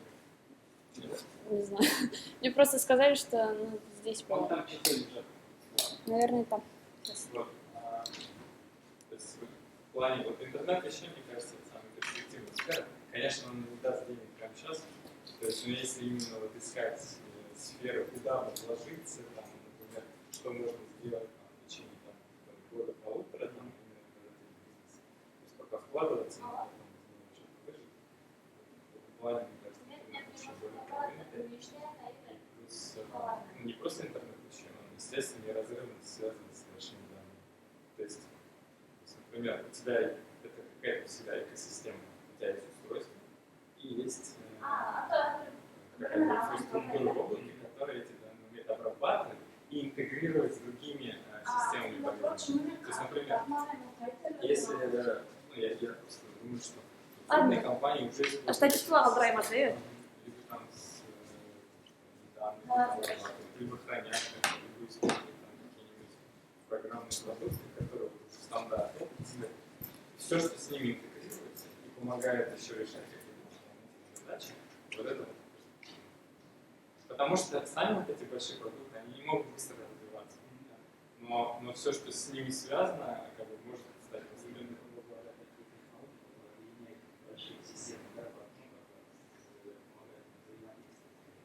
Ну да. Либо использовать и выжимать из них что-то новое. Да. Ну вот, например, что сейчас вот я знаю, пожарный опытный популярный в одной компании, слишком много с ними занимался, там, МЧС делал специальную систему мониторинга спутников, мониторинга пожаров. Там, вот они ее сейчас уже используют. То есть они со спутников смотрят какой-то участок, например, на это МЧС. Вот. На самом деле такие штуки интересуют МЧС, потому что это могут быть какие-то более простые вещи. Но в целом вся индустрия движется в этом направлении. Конечно, если вы сравниваете нас там, с Западом, то мы как бы сильно отстаем. Отстаем в каком плане сильно отстаем? У них денег намного больше. То есть у них, грубо говоря, есть текущая работающая компания, есть огромный плод денег, которые вот просто некуда девать. И генерируют их сами вот эти компании. То есть у них такой технологический бум не просто так, потому что там на самом деле какой-нибудь вылезательный стартап, он сразу получает деньги. Почему? Потому что денег много. То есть вот эти инвесторы, они как бы не особо там, не считают, там, и тем, и всем дают, типа что-то выстрелит. Вот так получается. А у нас не так. У нас есть несколько фондов сейчас, в основном два из них, один государственный, другой полугосударственный, третий частный, олигархический, там всякие. Но как бы, очень много западных фондов отсюда уходит. То есть и стартапам намного сложнее. Зато, да, но какие стартапы сейчас развиваются в России? Либо те, которые ориентированы на мировой рынок, как бы, вот я как раз сейчас работаю в такой компании, которая мировой рынок. Это один вариант.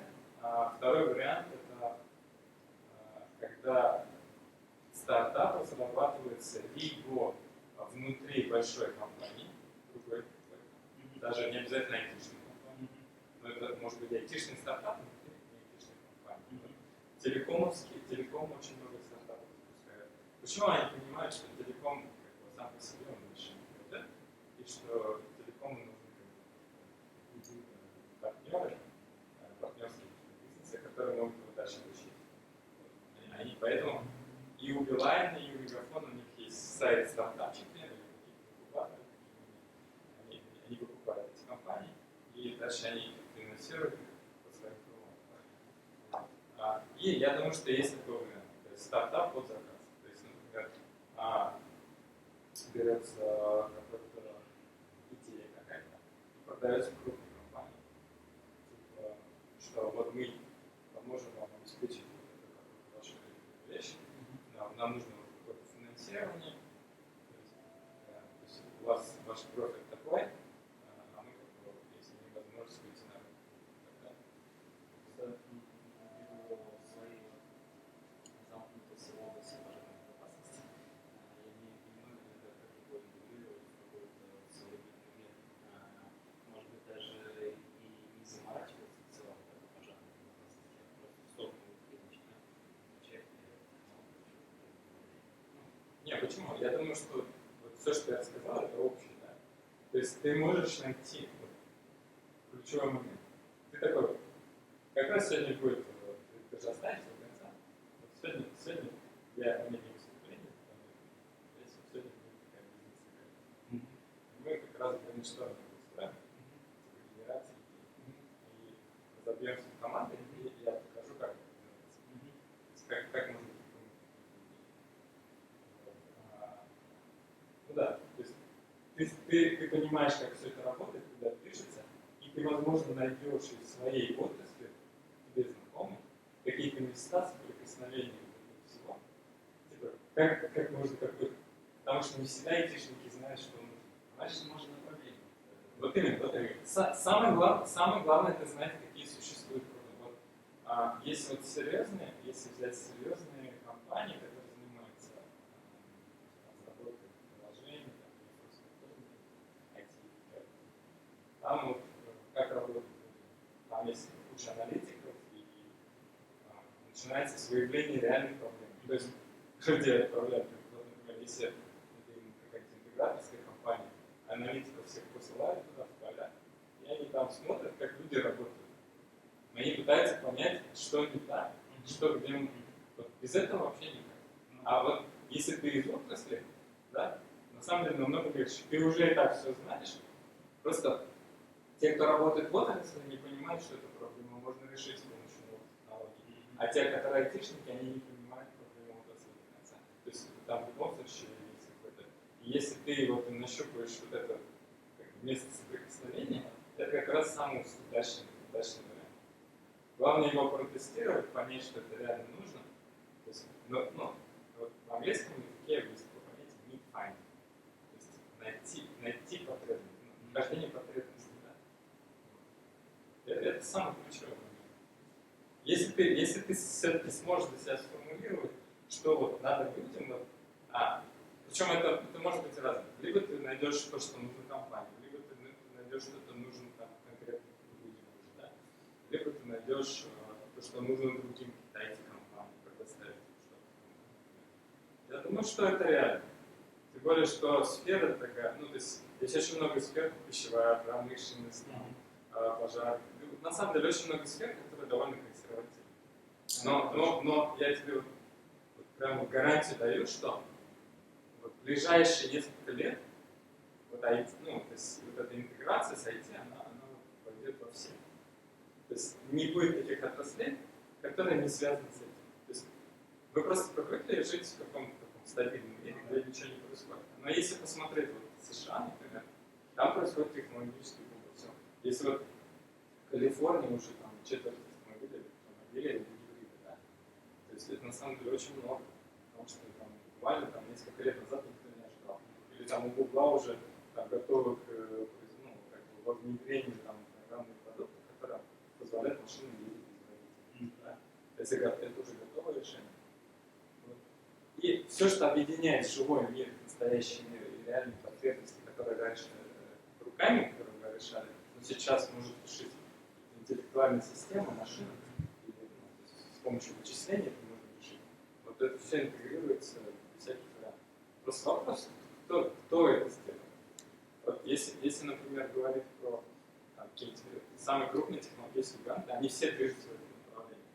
Но Apple сейчас она занимается тем, что выпускает персонализированные устройства, и Google тоже этим занимается. Зачем? Им нужно больше реальных данных из живого мира, и они смогут это все обработать и предложить уже какие-то разные комплексы продуктов, тоже связанные с как улучшить здоровье, как там приятно там, сделать что-то, а что раньше было тяжело сделать, там, или, ну, как с тренировки, там, еще. Но они, в принципе, уже давно этим занимаются.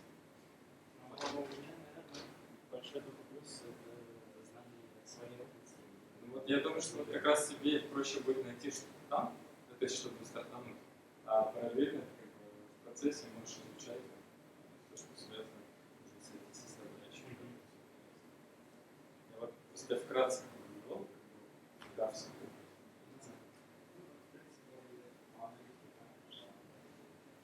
Ну, я тебе точно говорю, что если вот специфика России сейчас, вот, в ближайшие пару лет основным лейтмотивом станет, ну пока до сих пор это как бы не сильно чувствуется, но все-таки лейтмотивом станет, давайте все-таки сокращать какие-то расходы, которые там действительно можно легко сократить. Это не только государство, это вот все, что мы можем, могут сократить или оптимизировать как-то. Все это будут делать, там, тем более, что технологии позволяют. Да? Вот. И вот. Самый лучший пример Яндекс.Такси. То есть была как бы, совершенно как бы, дикая отрасль вот этого всего перевоза, да. Яндекс пришел за полгода довел полный да. Цены упали в 2 раза, даже больше, чем в 2 раза. И люди довольны, да, потому что стало удобнее в этот раз, машины стали быстрее приезжать. Это стало как дом. Вот как раз вот это лучший пример того, что происходит. То есть таких Яндекс.Такси в разных отраслях будет еще больше и больше и больше. Просто Яндекс начал с самых массовых, самых простых идей. То, что, и причем у него очень много ресурсов, и технологических ресурсов, и ЦП, это понятно. Но есть маленькие отрасли, куда Яндекс не будет обращать внимание. Потому что они заняты большими.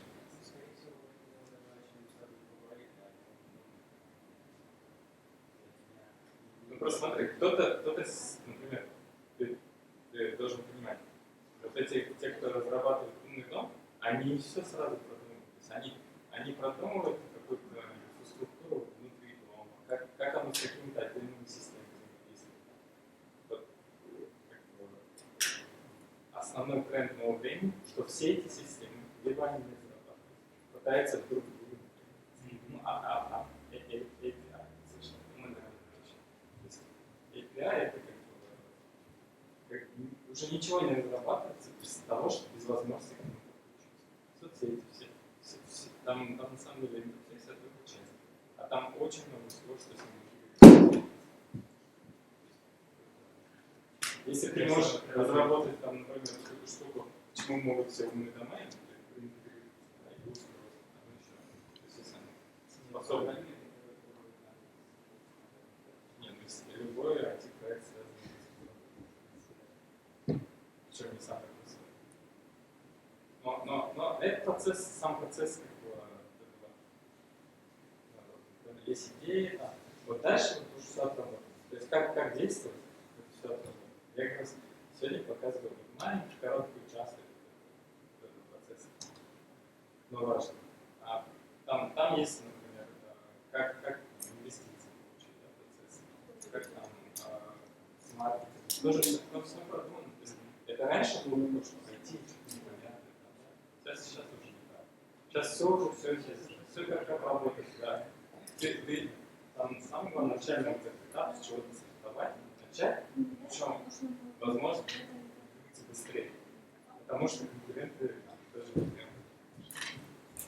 Кто быстрее выходит или кто делает это лучше, вот и побеждает. Мне кажется, мы не должны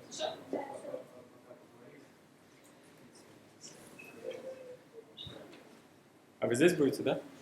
Да. А там срок кофе не наливает вроде. Не наливает? Ничего нету вроде. Вот досада. Поэтому.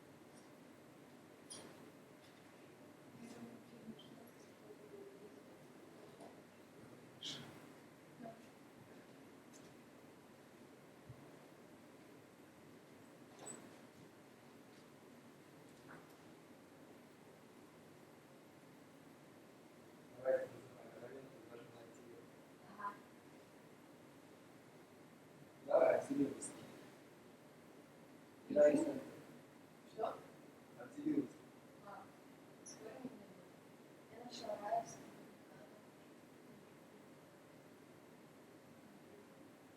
Шла? Нет. Да, получается. Я не знаю. Да, они Очень так было. не распределены по этим, да? Нет. Ну смотри, если на юго-запад пойдешь, и не дай бог, там будет детская Ну да. поле для востока. А Москва там Я нашла путь без действий, там все. А, часы. Что ничего не видите, часы. Вот, супер, на самом деле очень.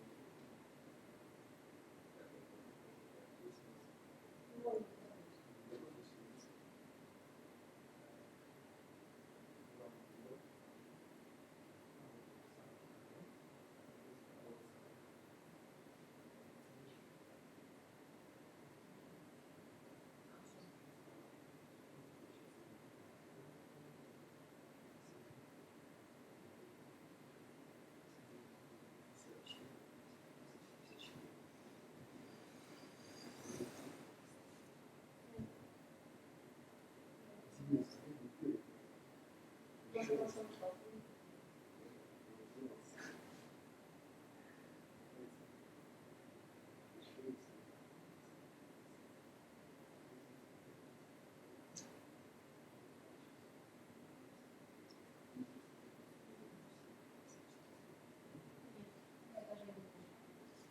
если не показать,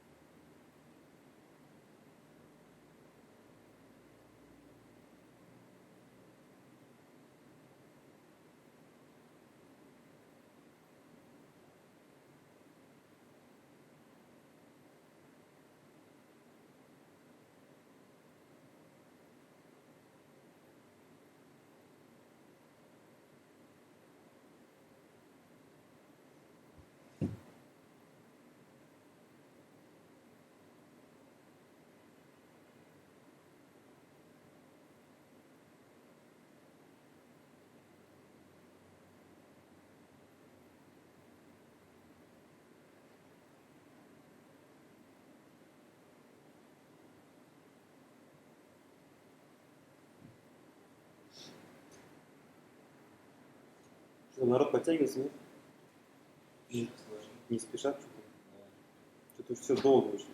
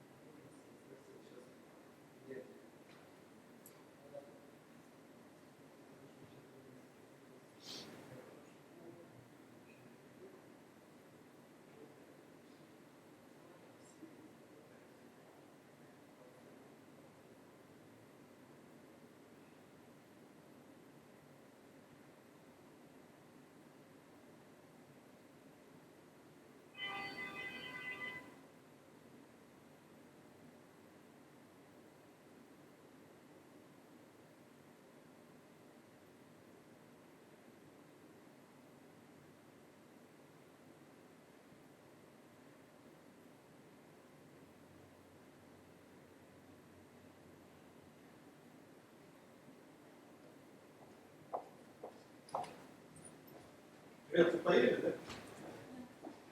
Поел у нас? Что, кормили? А? Кормили? Кормят? А, уже? Да. Ну пойдем? А когда начнется здесь? Вот сейчас как все покушают. Ну, я думал, сейчас кофе-брейк какой-то. Ну, там обед просто успеют приготовиться. Сейчас там случится.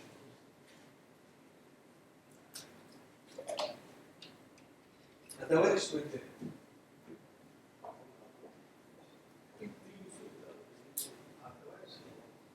Ладно, пожалуйста.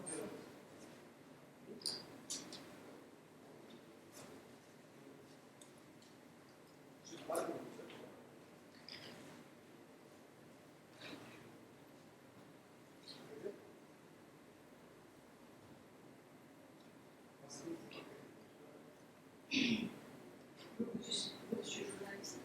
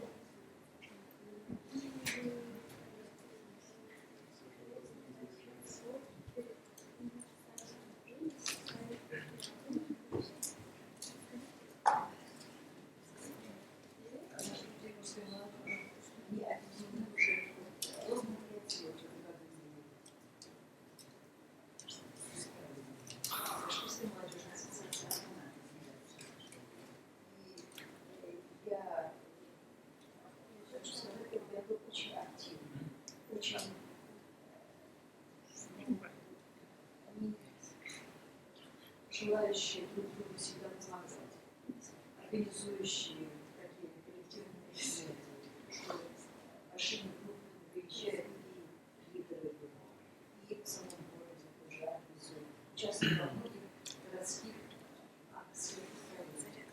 В частности, наша общественная молодежь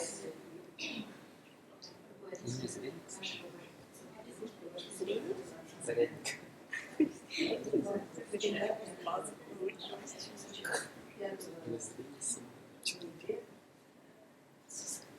Состоялся большой концерт, посвященный единству и десятилетию Дома национальности Запорожца. Было очень приятно. Наши ребята, под стол. они вместе с оркестром народного инструмента Санкт-Петербурга играли мелодию другую. То есть мелодию другую — это Раиса Масленникова. В частности, играют наши ребята, музыканты.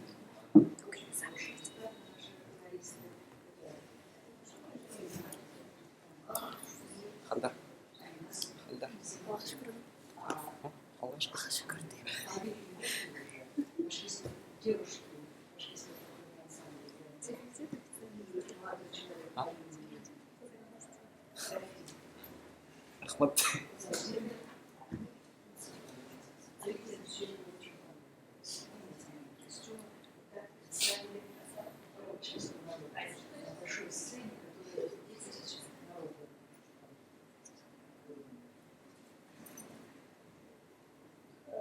Это наш очень активный участие в спортивных мероприятиях. В частности, вы, наверное, видите,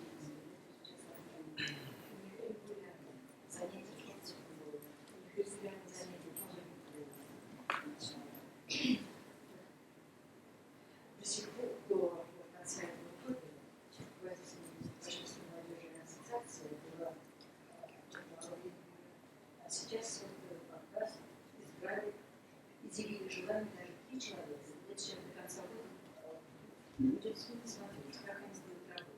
Значит, это Назма Заментина, Харис Юрисов и Гамен.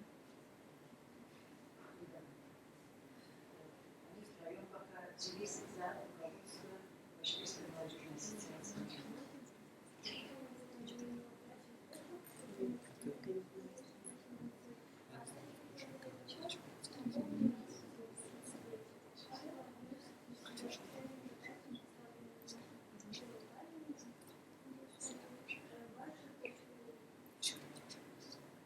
Во-первых, вопрос очень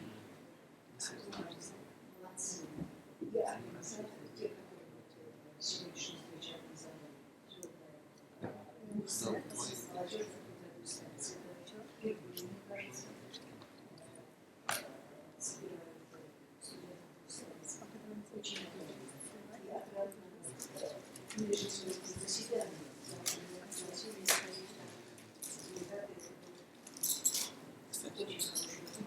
Марсель. Считаю, что это большой результат работы представительства Республики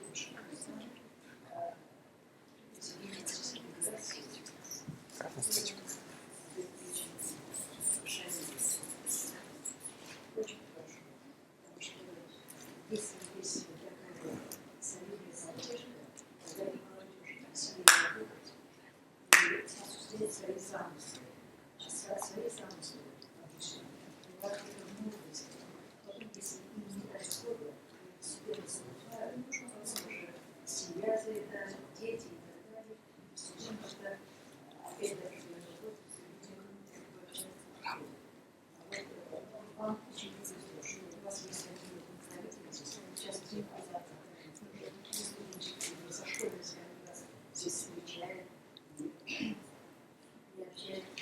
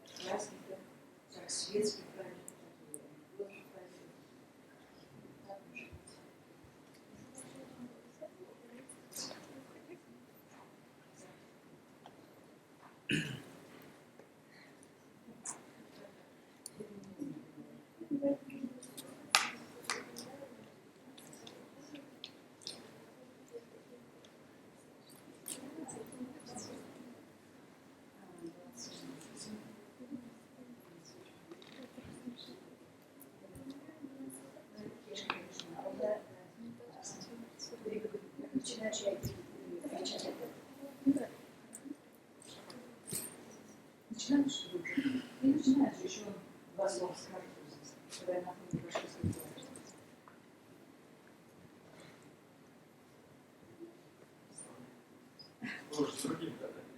Ну, они мне сказали, я же была одна команда.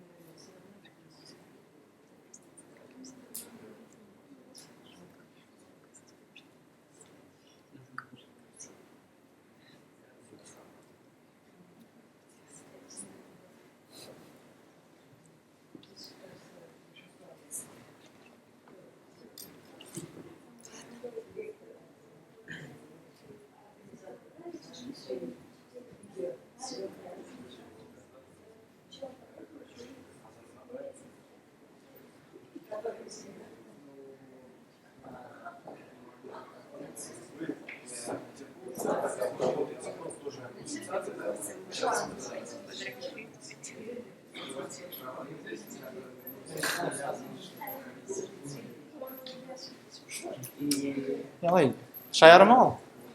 Мен ерек салдым.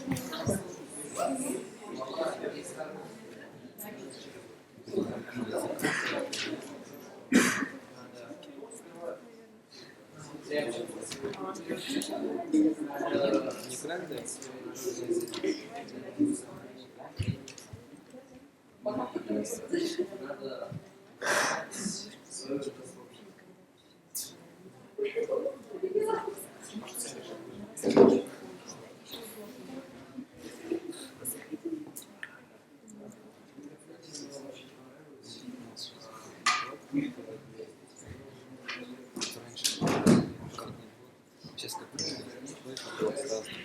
это был свои территории. Вообще.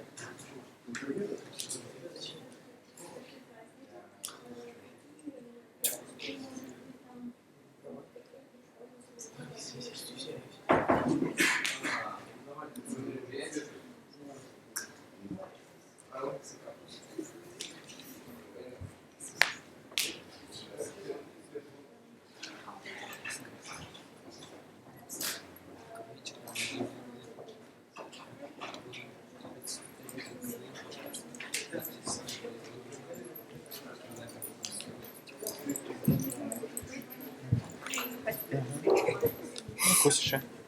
Они ярко, что ли? Кстати, Ильнара здесь можно вообще показать то, что вот она, победительница Новой. Сказать? Сказать? Да. Это будет здесь. Это будет. Это просто. Нет. Кстати, она здесь.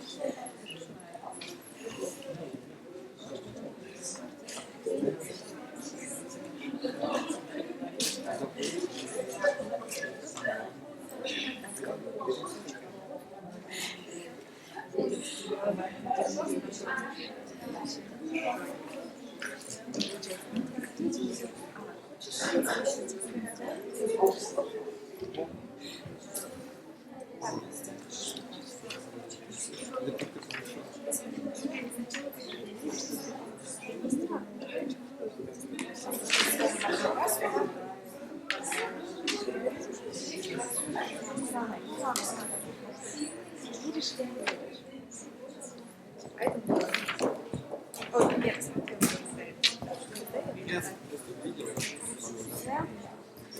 Ставить нашу команду концентрацию деятельности Просто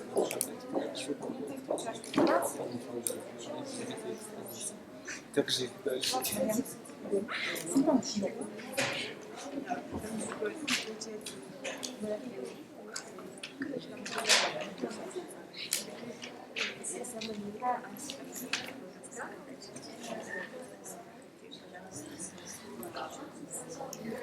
Я рада тебя.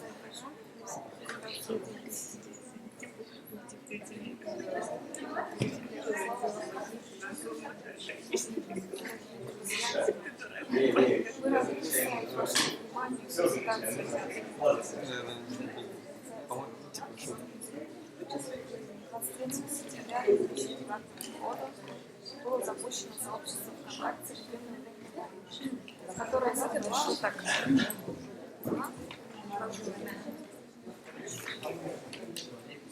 которое создавалось с целью достижения молодежи Санкт-Петербурга и Ленинградской области.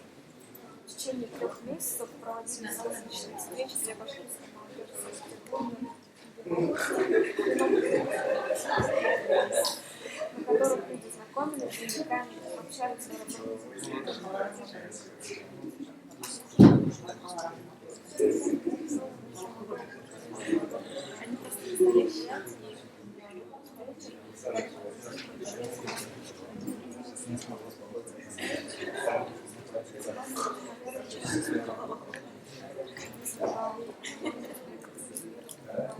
настоящие.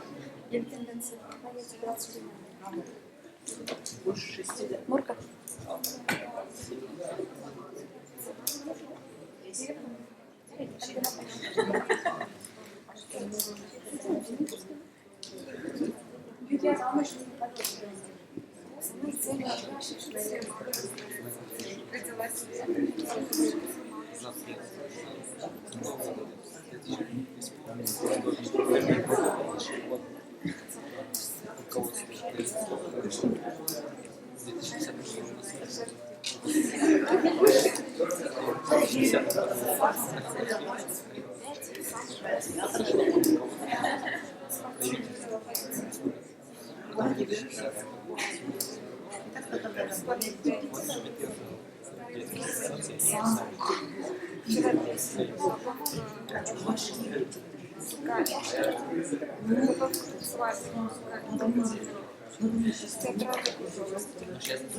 По-моему, она что-то хочет, да?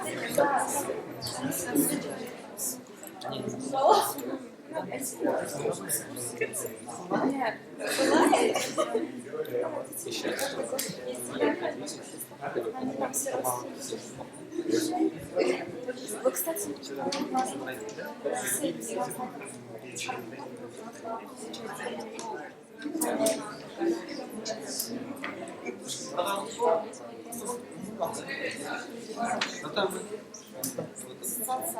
нет,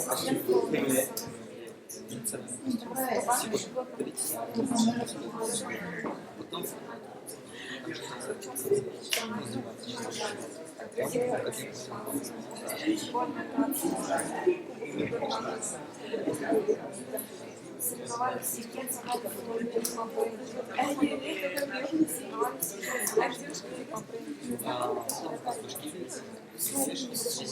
года в Академии центральной Атлантики Аманаты будет секретарь национального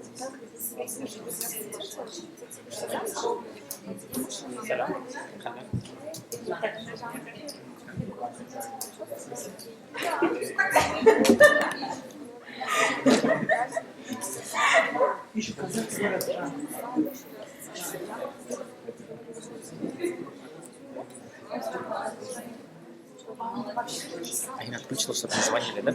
Или нет? Не беспокойно стоял. Значит, не звонят. Кто-то звонил? Звоню? Кто-то звонил. Да, это когда ты телефон показывал, да? Идель? Мухарбай.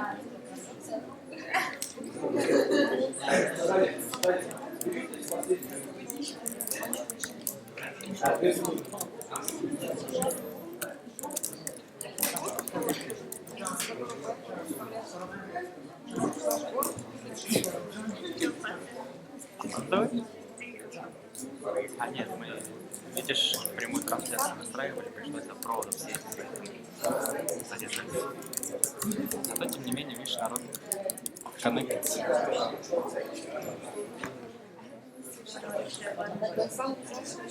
Да. Игорь Нарт. Сколько там? Аля Буталики, да? А? Ну, сейчас пока сложно сказать. Там одновременно где-то там от 15 до 20. Но люди меняются, все разные. Ну, наверное, человек 100 минимум сейчас.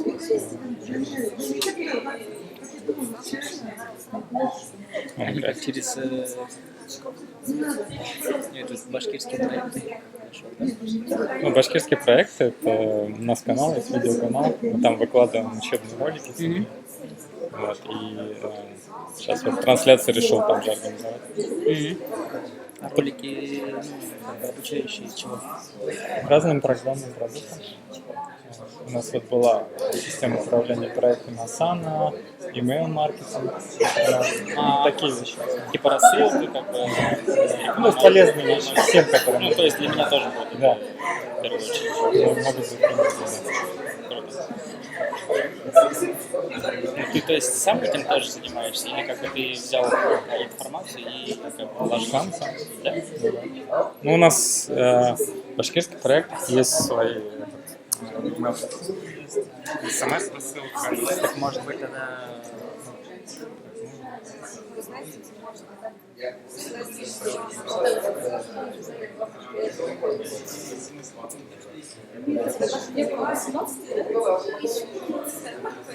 Не, на самом деле.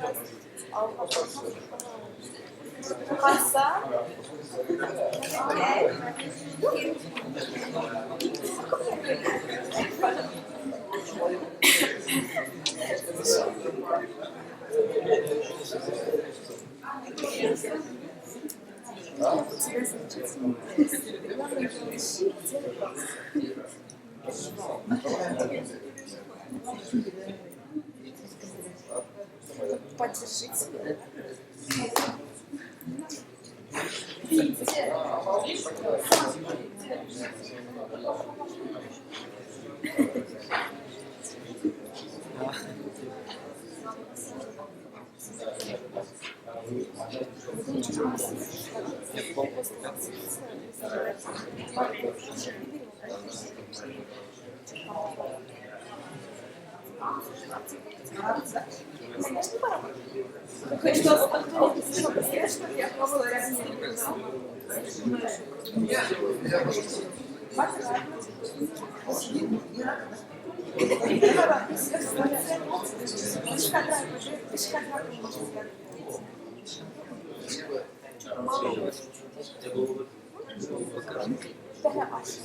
Нет, вообще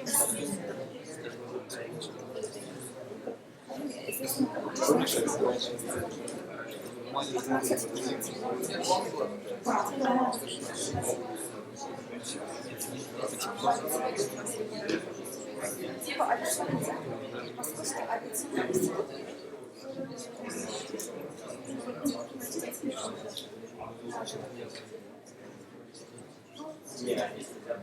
Да.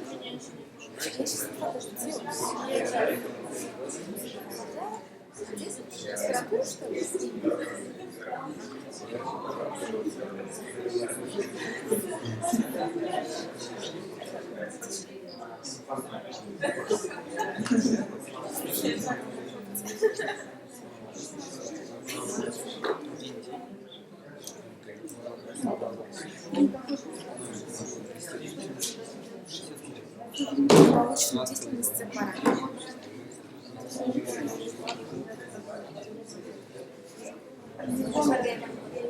Диплом я вам на какой курс? Я первый курс. Ну что, ты не знаешь, что делать, что ты? Я просто...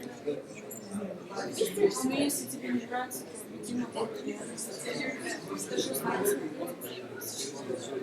Если не можешь, ну, короче, сказать.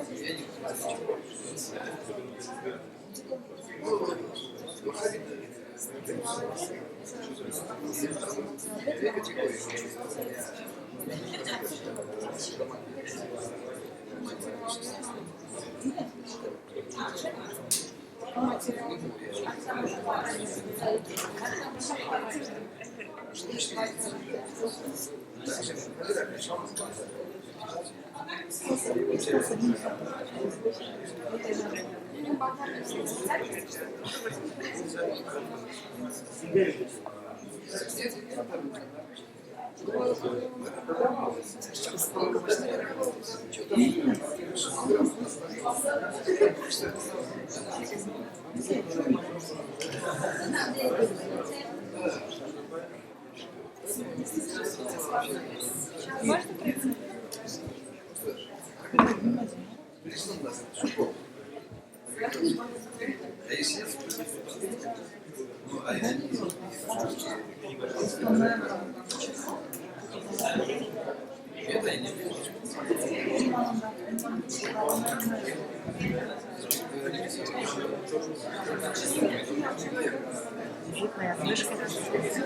Ребята, кто здесь командует парадом? Вот это моя флешка, если что, это чтобы включить, ладно?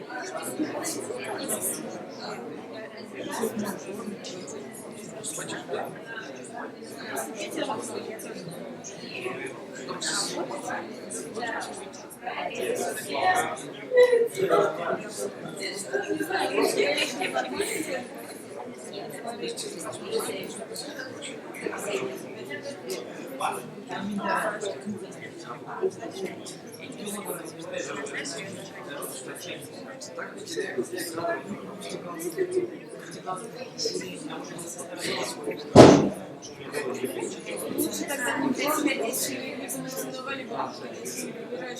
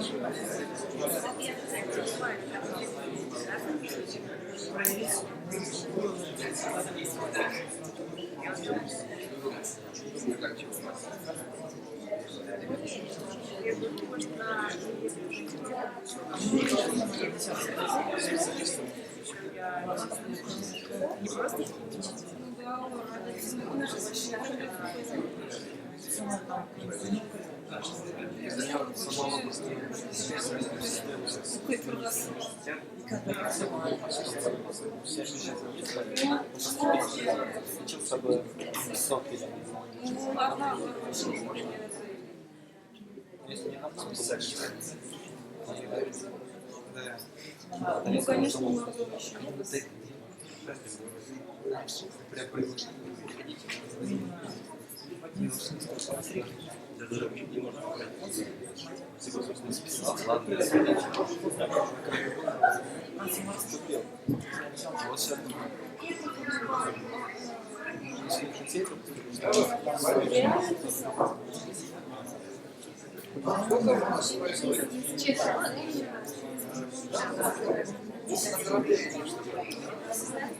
хотя бы.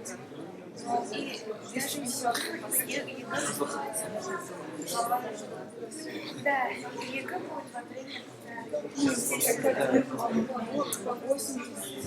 А если со вторым заданием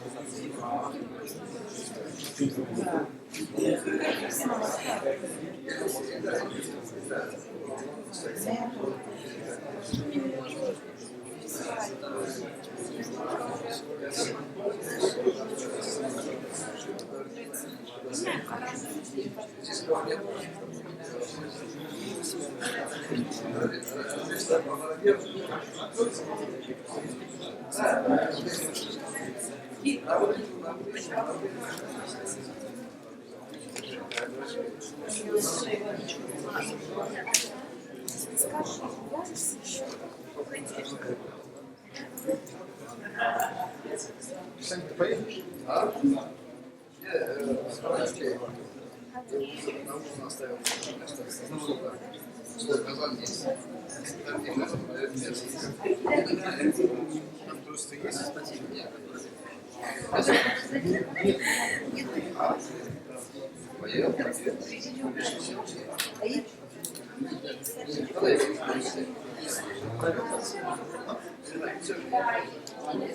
Да, я вот как раз хотел спросить, почему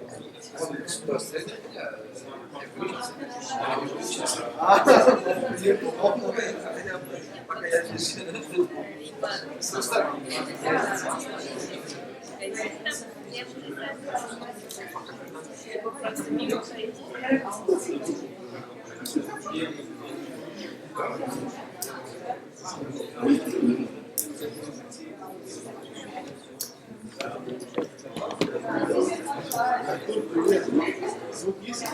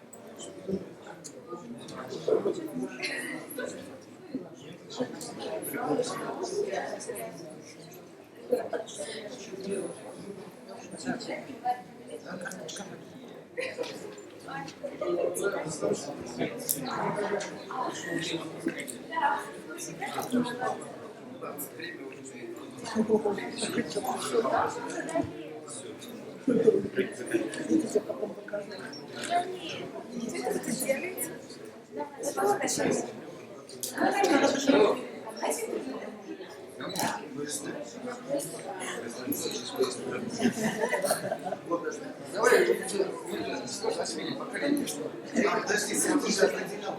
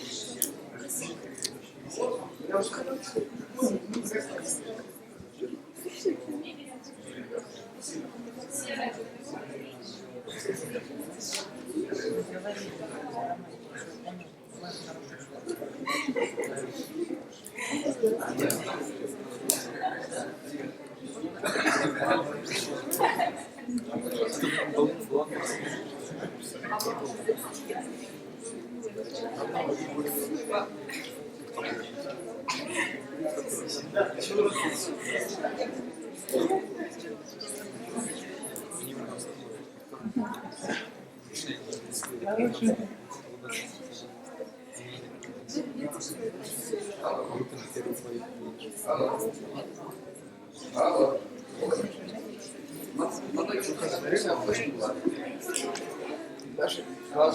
Казан, чайба.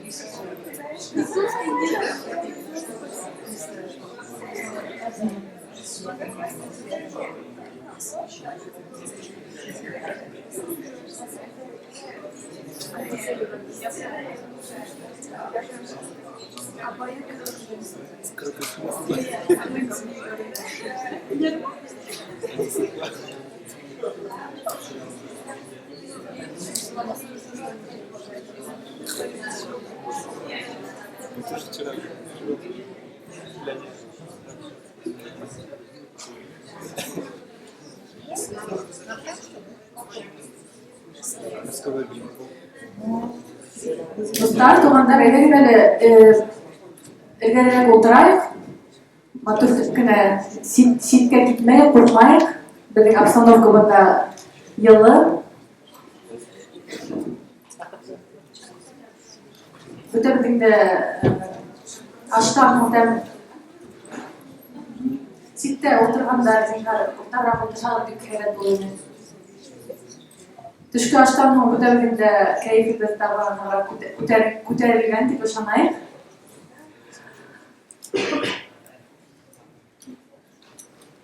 Рахмет. Шайтып біз бүгінгі сарабылы давам етәріз. Начинаем третью секцию сегодняшней конференции. И речь пойдет сейчас о самоорганизации молодежи в условиях больших городов, таких как Москва и Санкт-Петербург. Но, разумеется, это касается не только Москвы и Санкт-Петербурга. На самом деле, башкирская молодежь, башкирское население проживает также во многих других городах. И я думаю, что сегодня мы поделимся с вами позитивным опытом самоорганизации молодежи в городе, в другой, может быть, незнакомой среде. И хотелось бы начать третью секцию с выступления Азата Бадранова, руководителя Ассоциации студентов и аспирантов Башкортостана в Москве и Санкт-Петербурге. Азат, тебе слово.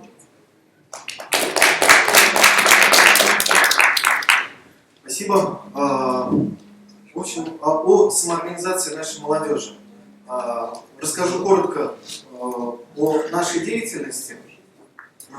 Вообще, наша деятельность выросла. Некогда вот была программа небольшая, она недолго длилась, по подготовке кадров. Республика заключала целевые договоры о целевой подготовке, соглашения с университетами Москвы и Питера. В свое время я был координатором этой программы, на мне полностью был замкнут Санкт-Петербург. Я ездил туда, долгое время проводил там, заключали и соглашения, и договоры, и разруливали какие-то ситуации, вопросы возникающие, привозили ребят, тогда еще и ЕГЭ-то не было повсеместно, то есть мы там привозили ребят, они сдавали экзамены в университет. Вот, после того, как программа закрылась, она закрылась на самом деле на второй год. этой программы свое существование, у нас мы думали, что, ну, в общем-то, такой хороший опыт, ему пришел конец. К этому моменту мы уже значительно накачали своей молодежью, именно целевиками из республики Москву и Петербург, начали проводить и организовывать попутно какие-то массовые мероприятия. И на нас стали уже вот на тех координаторов, которые работали по этой программе, начали выходить те же самые вузы. Типа, давайте будем продолжать, мы вас знаем лично, организуйте эту работу, позитивный опыт и так далее. И вот буквально там в один осенний вечер было принято решение продолжать. Мы собрались, скоординировались, в этот же вечер там, создали эту страничку, группу ВКонтакте. Буранбай у нас есть дизайнер, такой он работал на БСТ, по-моему, сейчас уехал на севера, мы ему там позвонили, вот такая-то идея, нам нужен логотип, он нам быстренько это все нарисовал, как бы, что, в общем-то, чем мы пользуемся до сих пор этой символикой. И практически вот, на этой основе мы начали работу с теми вузами, с какими-то вузами мы начинали работу, продолжали уже с нуля, где-то заново выстраивали, какие-то вузы для нас терялись, какие-то вновь появлялись, на какой-то период, там, допустим, медицинские вузы выпали, потом снова появились, на какой-то период, на какие-то моменты у нас выпали там такие значимые университеты, но сейчас они стали снова, у нас складывается с ними работа, мы для них уже представим в новом качестве. Вот, я очень рад, что Санкт-Петербургский горный университет, они активно готовы с нами работать. И цель вообще не стояла организовывать там Халукай, КВН и еще что-либо. Ну, думалось, как бы, отправляем ребят, пусть они учатся, общаются и так далее. Вот. Но как бы, вот основная наша линия просвещения, образования, профориентация, она породила дополнительные такие направления. То есть где-то с вузами нужно было себя позиционировать хорошо, где-то и университеты сами выходили с инициативой, где-то студенты выходили с инициативой. Вот нас много, давайте мы что-нибудь придумаем такое интересное. И разные инициативы были озвучены, мы начинали их просто реализовывать. То есть, и мне нравится, что эта практика, она сохранилась у нас и сейчас, для вот актива, который уже несколько лет, те, кто и у начала этой работы стоял, они все знают, как бы, для всех как бы, такая позиция. Если есть у кого-то какая-то инициатива, говори, озвучивай, там, будь смелее, мы поможем тебе ее реализовать. То есть неважно, что для этого потребуется, неважно, не думай вообще, что вот, да, было бы классно реализовать, но нужны ресурсы, там, помещения, деньги, выход на кого-то, еще что-то, третье, десятое. То есть практически все мероприятия, и в этом мне наш актив не даст солгать, что это вот где-то на каком-то вечере озвучивается какая-то инициатива, ребята ее подхватывают, и начинаем уже составлять такой календарный план работы, то есть так, если мы там к этой дате что-то вот решим такой-то вопрос, передвигаемся к следующему, третьему, десятому, и вот у нас, в общем-то, мероприятие складывается. Вот, поэтому именно я считаю, что этот подход, он позволил за короткий срок сформировать кучу таких творческих проектов, кучу каких-то спортивных, интеллектуальных проектов, потому что это шло, во-первых, от самой целевой аудитории, от студентов, во-вторых, они это все организовывали, в-третьих, мы, те ребята, которые постарше во всем этом процессе, мы, в общем-то, всегда старались, и я думаю, у нас, в принципе, получается поддерживать инициативы молодых. То есть ребята знают, там, допустим, у нас куча каких-то вот больших мероприятий, затратные, еще что-то. Ну, вот, материально-техническая часть, она, там, допустим, на мне. Там, культурная часть на других ребятах. Еще что-то. То есть такое разделение труда. Вот. И здесь, ну, чуть-чуть вовлекая свое первое выступление, мы смогли нащупать некую свою специализацию. Вот нашей организации, я считаю. То есть она у нас не просто земляческая, не просто это молодежь Москвы, и мы организовываем мероприятия для той молодежи, которая у нас обучается в Москве или в Петербурге. Мы стали продвигать вот эти идеи, тренды по образованию и просвещению. Мы наталкивались на определенное сопротивление, кому-то это не нравилось, кто-то не понимал, зачем это. Но так или иначе, с каждым годом у нас становилось все больше и больше людей, друзей, знакомых, партнеров, которые готовы помогать. То есть там буквально сначала какой-то залетный журналист там попал на мероприятие, о, прикольно, классно, давайте я об этом напишу. Потом уже через мероприятие там уже несколько изданий. А давайте мы сделаем материал об этом, о том. Так, в общем-то, нас стали узнавать. Многие приходят, и мы к этому совершенно спокойно относимся. Я помню мое знакомство с Азаматом Рамилевичем, больше был похож на допрос. Вот. Когда, давай, какие цели, что за этим стоит, как. То есть скепсис понятный в нашем мире рыночной экономики, в нашем мире, где преобладает определенная большая доля цинизма, тяжело поверить, что масштабная работа, она может делаться совершенно на альтруистических и патриотических основах. Вот. Но со многими, кстати, знакомство именно так происходило, не совсем вроде как бы дружелюбно, но мы доказывали суть своей работы и свое дело только конкретной работой, конкретными делами. Вот. Многие ребята у нас спрашивают, типа, как... Я об этом рассказал там и про журналистов, и вот обо всем, потому что многие организации молодежные, общественные у нас часто спрашивают, как у вас выстроена работа там, по освещению мероприятий? А как вы это организовали? А как то?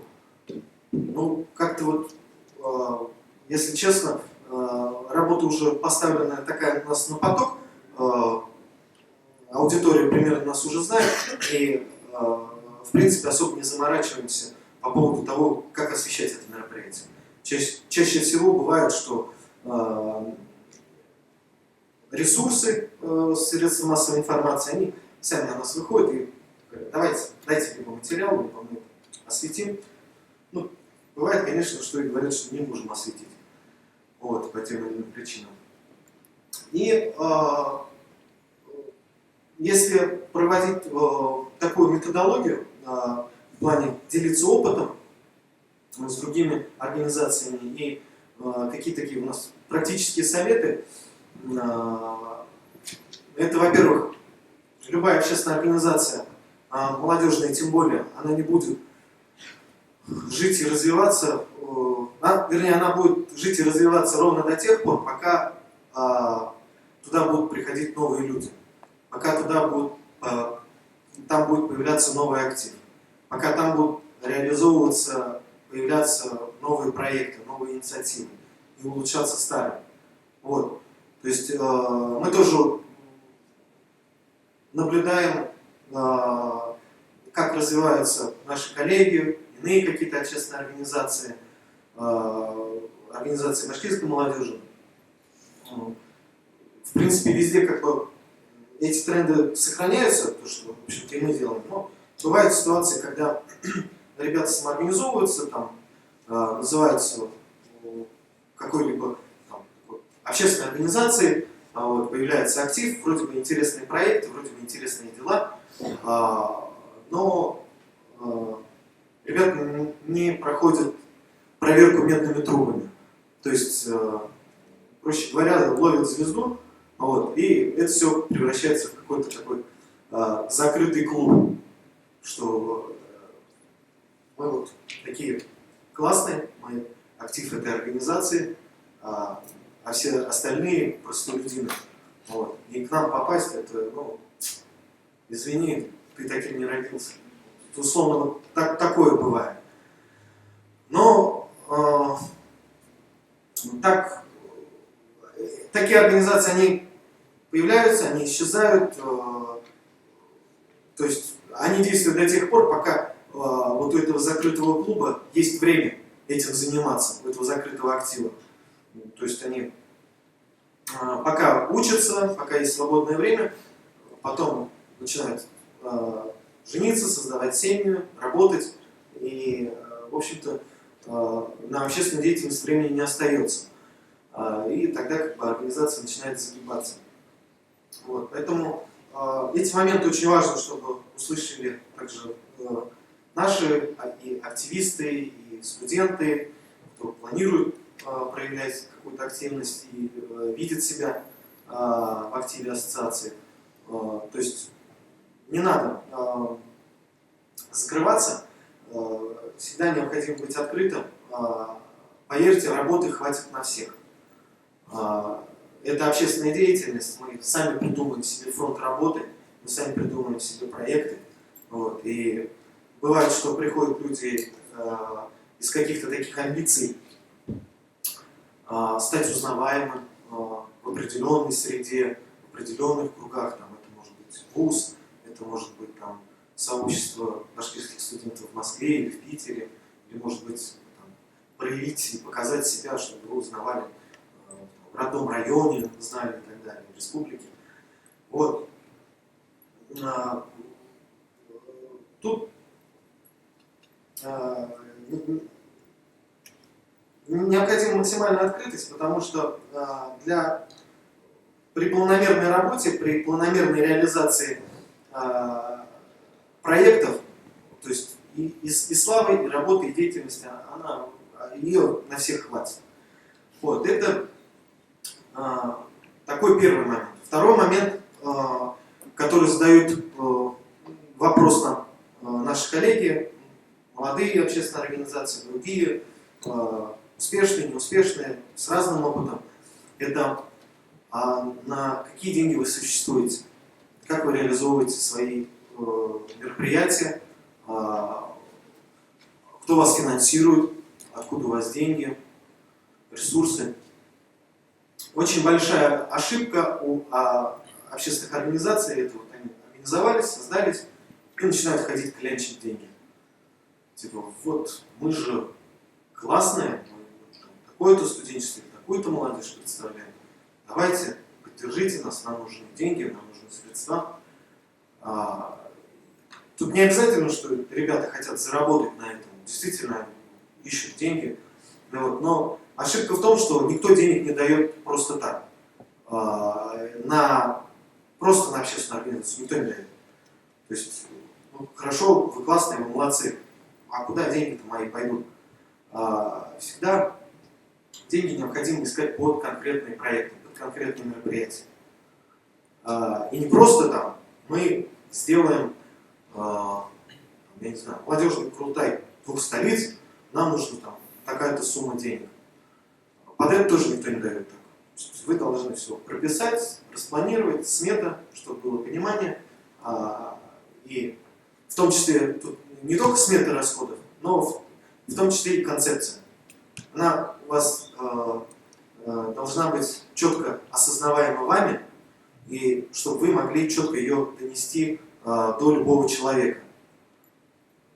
Не просто это должно быть, ну это мы хотим, чтобы все общались, знакомились, там, дружили, это чтобы все вместе были. Ну, это тоже ни о чем.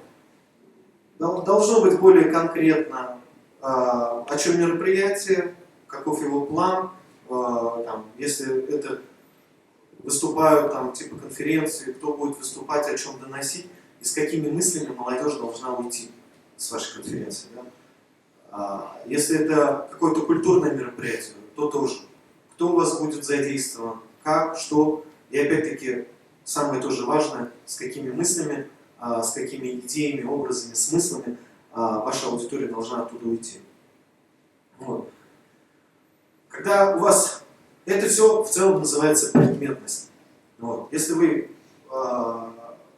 отработаете как бы себе вот этот организационный потенциал разговаривать с людьми предметно, то, в общем-то, я думаю, что средства, деньги на ваши какие-то проекты, они всегда найдутся. Поддержку вы всегда найдете.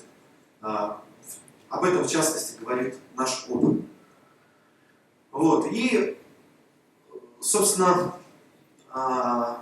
такой третий, наверное, момент, который я хотел обозначить, это то, что необходимо реализовывать проекты, стараться максимально их делать совершенными, классными.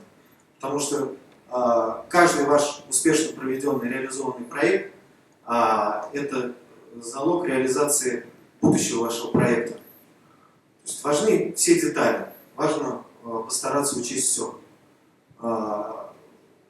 Потому что это, во-первых, вы это организовали, вы это провели, вы сами остались довольны, ваш актив доволен.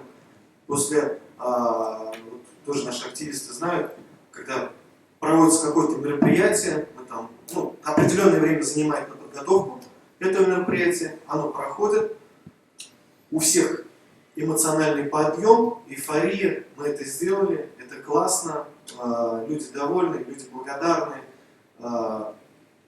и актив готов реализовывать еще 1000 других проектов. В том числе и какие-то спонсоры, партнеры, старшие товарищи, друзья тоже наблюдают и смотрят. Ребята молодцы, есть постепенное развитие, реализовали одно, третье, 10-е. Вот. Есть ребята, то есть ребята последовательные, с ними можно работать, это показатель ваших деловых качеств. Вот. И еще один момент, это когда различные общественники, они не знают, для чего они, собственно, собрались и организовались. Бывает такой момент, он вспышками, такими волнами. Это, наверное, это чаще происходит на таком стыке поколений, вот, молодежи, когда одно поколение отучилось, свое отыграло, переженилось, работает, разъехалось, появляется новая молодежь, она занимает их места. И вот такими волнами появляются, а мы хотим организоваться, у нас будет своя общественная организация. И там одни называются, условно, Салават, другие Юлаев. Вот. Две одинаковые организации между собой договориться не могут, делать, либо оба ничего не делают, либо делают одно и то же, дублируют. Это часто достаточно частое явление, и все это переходит к тому, чтобы собираться ради того, чтобы собираться. Ну и, то есть, прежде чем реализовывать именно свой проект или свои проекты как общественная организация, вы должны четко понимать в сухом остатке, что остается. То есть идейно, концептуально, предметно вы должны суметь ответить на вопрос шуман. Вот. То есть и что дальше? Организовались, сделали, что? Вот. Если ответа на это нет, то, в общем-то, скорее всего, проект долго жить не будет. Вот, и еще один момент. Вот очень важно, одна из таких целей нашей организации, в принципе, почему мы еще и поддерживаем любые инициативы, любые проекты нашей молодежи, это цель является помочь развить деловые качества, организаторские способности у молодежи. У нас наш народ, население республики, да, там на 50% сельское население. У нас практически, ну, все мы из вас здесь присутствующие, это горожане в первом или во втором поколении. Вот, то есть, либо наши родители живут сейчас в деревнях, либо наши бабушки жили, там родители оттуда переехали. Мы все с вами, в целом наш народ учится только жить в городах. У нас нет деловых качеств городского человека, урбанизированного человека. Поэтому, собственно, мы сегодня начали наше мероприятие не в 12, а в полвторого. Вот. Потому что это достаточно обычное явление, договориться собраться в 12 и прийти на 2 часа позже. Когда спрашиваешь, а чего вы так поздно идете все? Ля? Или этот же ответ на вопрос, там, договариваешься что-то сделать, человек берет на себя какую-то обязанность что-то сделать. И он это не делает. Тоже спрашиваю, ну как, ты же сам сказал, я это сделаю, я это все готово делать. Эй, что-то, юхланам. Не смог. Это вообще стандартная ситуация, все вы это прекрасно лучше меня знаете, актив тем более.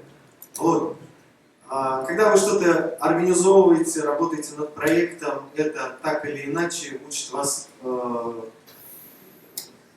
определенному тайм-менеджменту, определенной дисциплине, определенному управленческим навыкам. Вот. Эти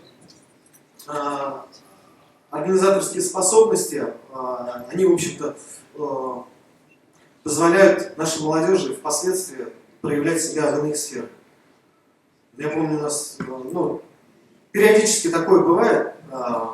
Это либо студенты наши, которые поступили, отучились, может быть, он не был и активным в ассоциации, но он закончил, устроился куда-то на работу, женился или вышел замуж, приходит и говорят там, типа, блин, спасибо большое, что все-таки нас вытащили, отправили, уговорили ехать в Москву, типа, вот я реализовался так и так.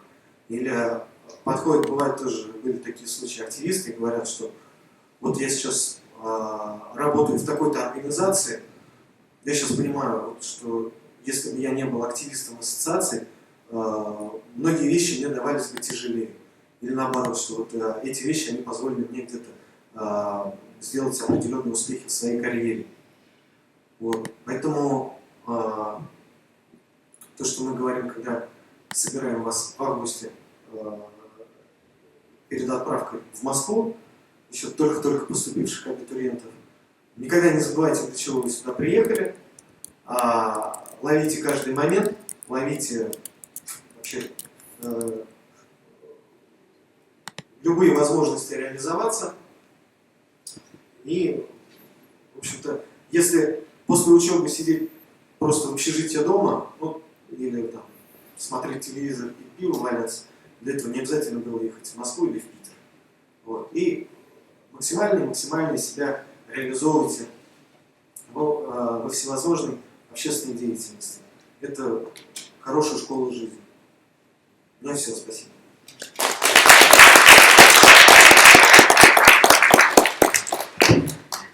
Спасибо, Азат. Теперь мы дадим слово гостям.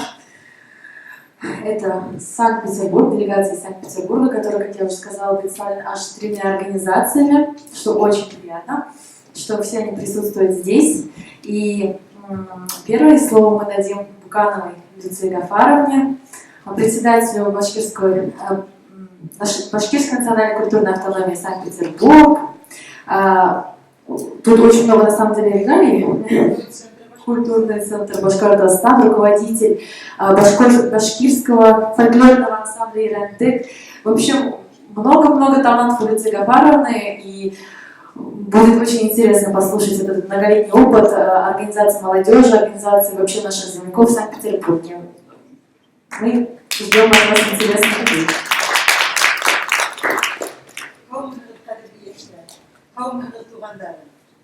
Добрый день, дорогие соотечественники. Очень рада быть вместе с вами. И хочу сказать огромное спасибо организаторам вот сегодняшнего Курултая, молодежного Курултая Башкир двух столиц. Это очень здорово. Вот сейчас Азат Бадранов рассказывал, как он начинал. Действительно, мы были свидетелями всего этого. Он сам, вчерашний студент, действительно вот сумел организовать молодежь двух столиц вместе. И это, как видите, ему очень удалось. Спасибо вам. И, друзья, мой вопрос называется, значит,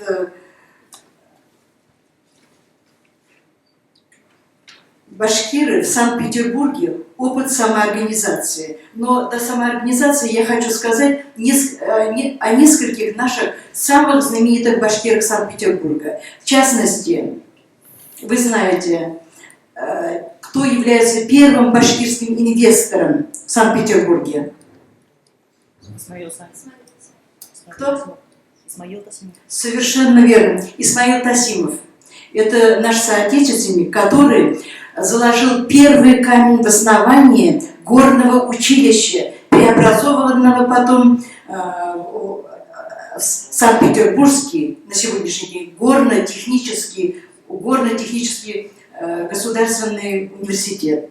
Вот. И об этом, как он начинал, я хочу несколько примеров только привести. Вот, в своем фундаментальном труде академик Соколов еще в 1830 году писал, что в России, учреждение в России, заведение, предназначенного к образованию рудокопов и плавильщиков, составляет один из тех примеров, что события важнейшие нередко совершаются от причин самых ничтожных. Кто бы мог поверить, что полудикий башкирец из своего дымного аула положил первый камень в основании горного корпуса. Потом горно-кадетский корпус называется. Вот.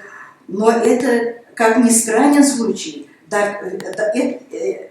справедливость его доказана государственными бумагами. Все, о чем о башкирах говорится, все доказано только государственными бумагами, а не придумано. Там нашли копейку или еще что-то там такое. Потом историки знают, что в архивах очень много ценных сведений, которым, вот, он говорит, доказано государственными бумагами, которым историк всегда имел надежное прибежище в истине, коих не может быть сомнением. И далее, значит, пишут, что вот как башкирцы Исмаил Тасимов с товарищами просят Берт-коллегию, значит, создать вот, учебное заведение для обучения рудокопов. Далее он пишет, что он, Исмаил Тасимов со своими товарищами даже взялись содержать вот это учебное заведение. И содержали его почти 20 лет, 19 лет содержали вот это учебное заведение на свои средства. То есть отчисляли от каждого вот, по полушке, были виновниками нашего просвещения в деле горном. Они жертвовали на содержание предлагаемых ими школ по полушке, то есть четверть копейки.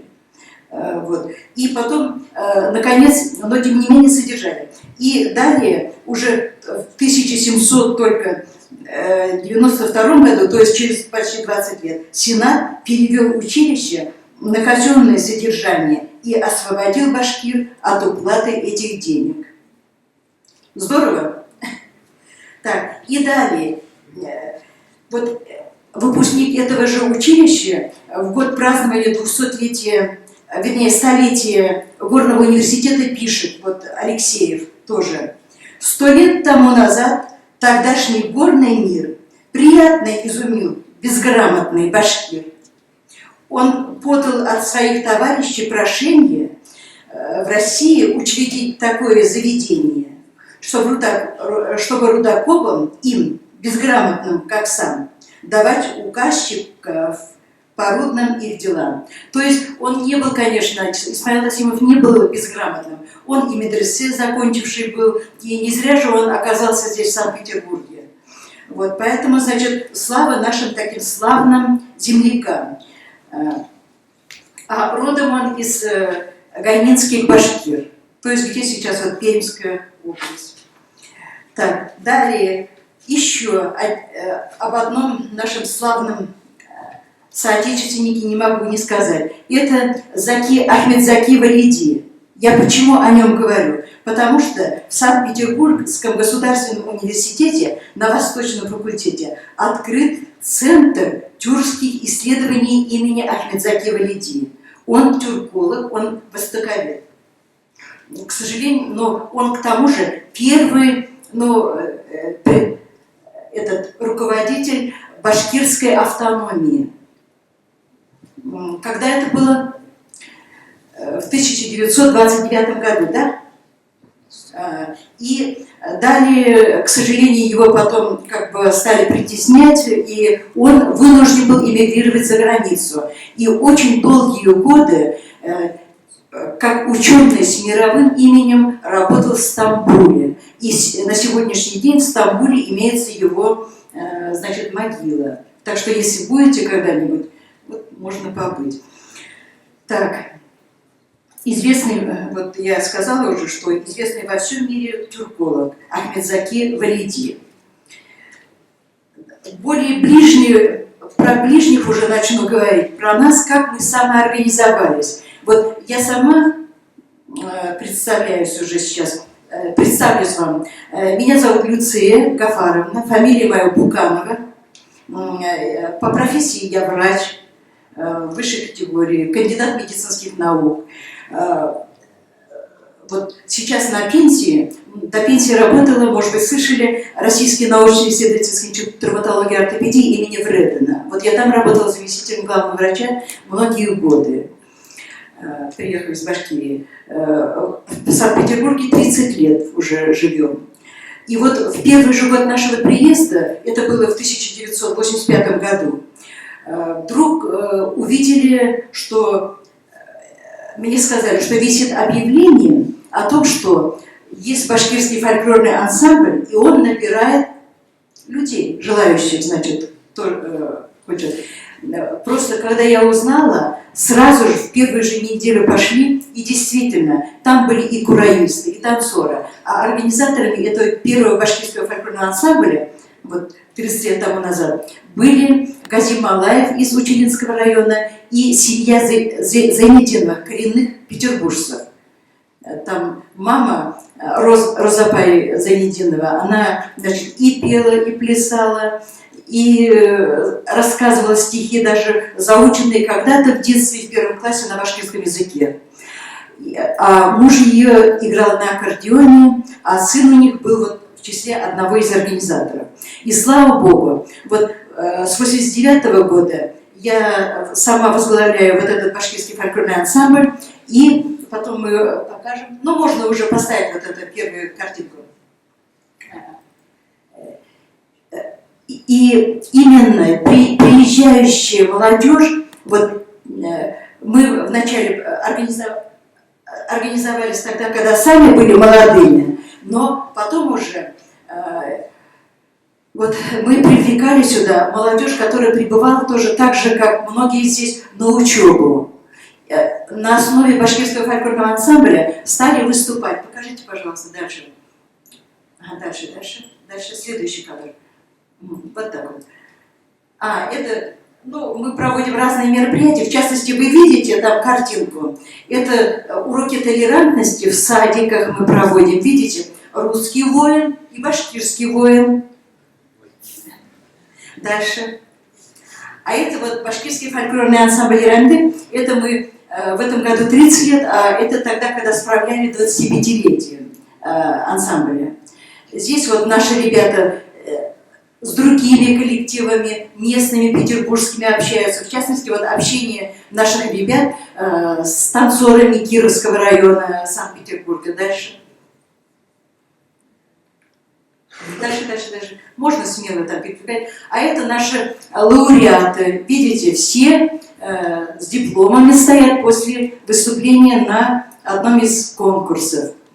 Молодцы. Ребята у нас очень талантливые. Дальше, пожалуйста.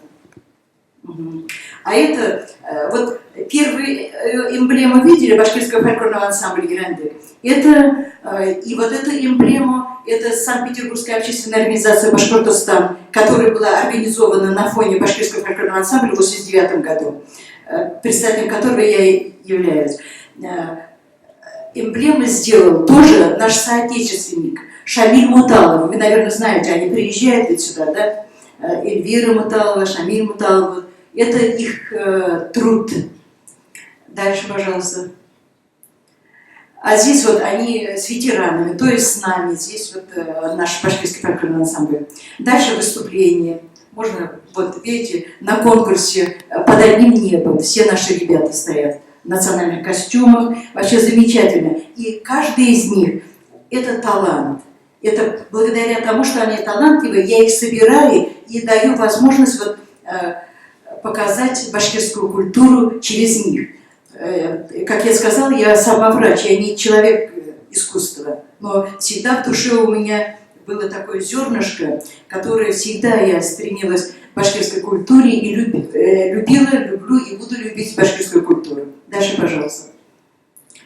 Это вот мы участвовали на фольклорном празднике в городе Стерлитамаке в 2011 году. Вот. Дальше, пожалуйста. Праздники фольклора тоже вот наши ребята выступают на сцене. А это ребята не только на сценах, на больших сценах города выступают, вот еще потом увидите, но мы участвуем и в мероприятиях Ленинградской области. В частности, наши ребята вот там стоят с флагами башкирскими, можно ниже чуть-чуть, ежегодно являются желанными гостями разных областных фестивалей. Дальше, пожалуйста. А это во дворце, вернее, в концертном зале Колизей, который недавно тоже открыт. Дальше, пожалуйста. Это на сцене самого большого концертного зала Октябрьский. Видите, наши ребята в зеленых костюмах стоят впереди. А внизу, в желтых костюмах, они танцуют на сцене большого концертного зала Октябрьский. И буквально еще хочу сказать, вот, я, по-моему, интервью давала уже, несколько слов о том, что буквально вот в эти дни на концертах, посвященных Дню Единства в городе, слышали, наверное, Ледовый дворец, где постоянно наши хоккеисты играют. Так ведь? Вот в этом Ледовом дворце ставится сцена, и на этой сцене выступали наши ребята в День Единства. Ребята башкирского фольклорного ансамбля. В частности, солистка этого ансамбля. Ильнарочка, встаньте, пожалуйста, где вы? Ильнара вышла? А, вот, солистка этого ансамбля. С башкирским танцем очень красиво выступили. А 5 числа, буквально позавчера, наши кураисты выступали на сцене большого концертного зала «Октябрьский» вместе с оркестром народных инструментов «Терема». Они были солистами-кураистами. А перед ними вот также танцевали наши девушки-красавицы и молодой человек по имени Рафиль Зайнуллин, танцор. Так, дальше посмотрим, что там у нас. Это тоже вот на сцене большого концертного зала Октябрьского, вот в середине в красном, это Айнас Низаметдинов, который играл на Курае позавчера, замечательно, вместе с оркестром. Это тоже вот разные возраста, видите, разновозрастной состав ансамбля, там и пожилые, и молодые, и это тоже вот, дальше, пожалуйста. Это вот так вот, общий вид, вот наши тоже стоят там. Дальше, пожалуйста. Это тоже на сцене большой, это от афиши. На афишу вот такую вот фотографию брали. Вот. Хариса Идрисова тоже, знаете, наверное, вот в середине стоит, солист нашего ансамбля. Замечательный певец, победитель многих-многих конкурсов тоже. Дальше, пожалуйста. Вот сидят кураисты вместе с военными, тоже на одном из мероприятий в Доме национальностей. Вот так выглядит у нас зал в Доме национальностей. Там, видите, ребята, кураисты сидят. Дальше, а это музей хлеба. Мы показываем наш Зурбелиш. Видно, да? Вместе с другими национальностями. Дальше. Это в юрте. У нас до сих пор стояла юрта в Доме национальности. Может, снова поставить, но пока убрали, так как там аварийная ситуация была. Вот ребята наши солисты сидят в юрте. Лиля Буканова, Дим Байназаров, Ляйсян Байсакова. Дальше, пожалуйста. Это наши юные танцоры и солисты ансамбля. В частности, вот этот солист, который справа от меня. Здесь находится Арсан, встаньте, пожалуйста. Вот. Так, тоже победители многих конкурсов.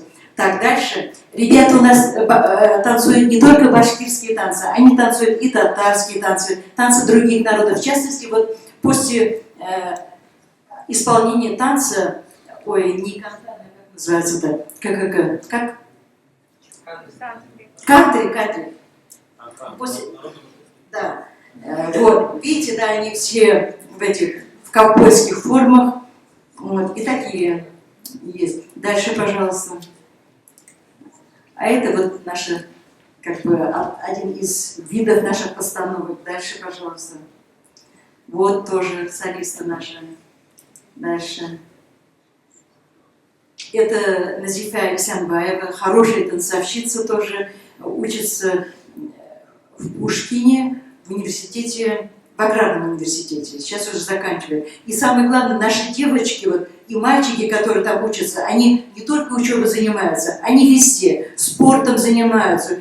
Фанура, может быть, знаете, да? Фанур, он и гири поднимал, на соревнованиях участвовал, занимал призовые места. Вот Назифа тоже у нас на всех олимпиадах, интеллектуальных олимпиадах тоже участвует. Дальше, пожалуйста. А это тоже вот на сцене Большого концертного зала Октябрьский, видите, постановочный танец. Дальше. Это в Большом концертном зале Октябрьском, в пресс-центре сняли Ляйсят Байзакову. Дальше. А это вот наши, так как у нас башкирский фольклорный ансамбль, у нас не только танцуют, и поют, а в частности, и, как я говорила уже, не только башкирские танцы, но и классические. В частности, вот после исполнения вальсы счастливые перед людьми под громкие аплодисменты стоят, значит, Луиза Юсупова и Харис Идрисов. Все. Здесь вот тоже вместе дальше. Все, сейчас заканчивается. А здесь, ребята, внизу, вот в середине стоит наш сторожил, который в то время, я говорю, когда мы только начинали, они нас ввели в петербургскую семью. В частности, вот Махира Нигаманова, ей сейчас 92 года. Мы ее ежегодно, каждый ее день рождения очень хорошо отмечаем. Но здесь мы на празднике, на одном из праздников этих ветеранов. Вот в середине она стоит.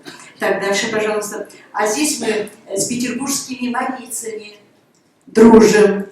С петербургскими, с башкирскими марийцами, живущими в Петербурге. Вот тоже. Так, дальше, пожалуйста.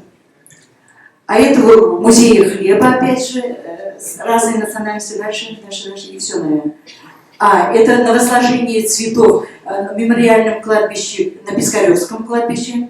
Так, дальше, вот, видите, на Пискаревском кладбище имеется памятная доска воинам, защитникам города, воинам из Республики Башкортостан, защитникам Ленинграда. Так что, если будете, обязательно сходите, положите цветы. Вот. Дальше, пожалуйста.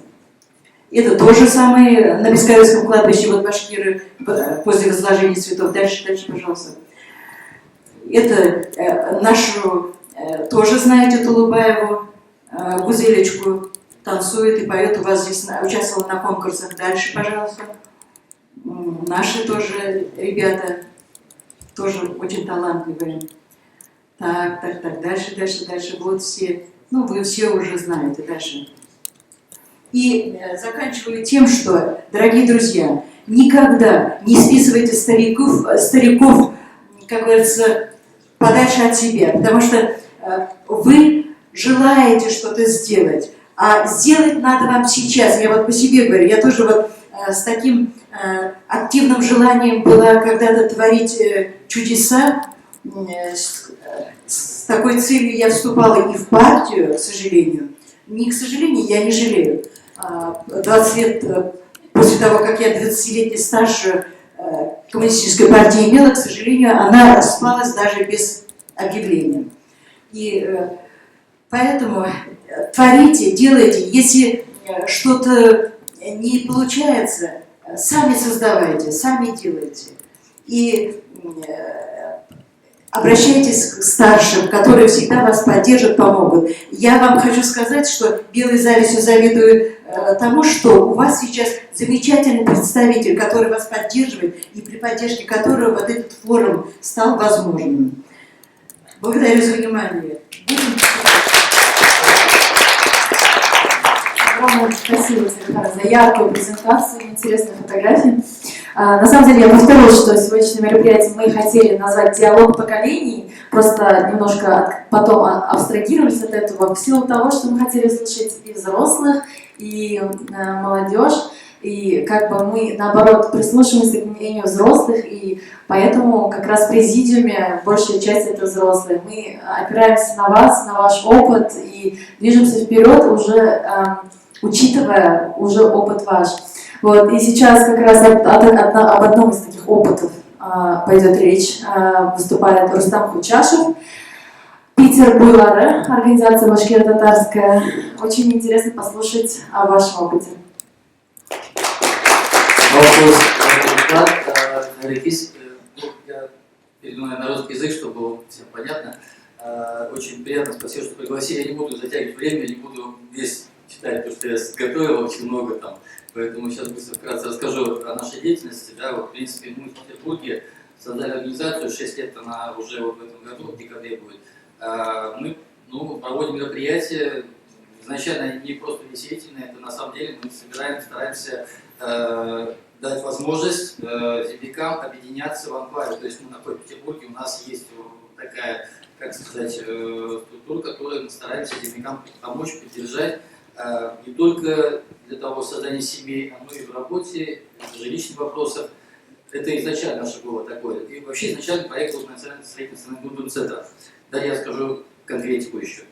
Значит, спасибо всем выступавшим здесь. Азат Бутанов, это очень спасибо за приглашение.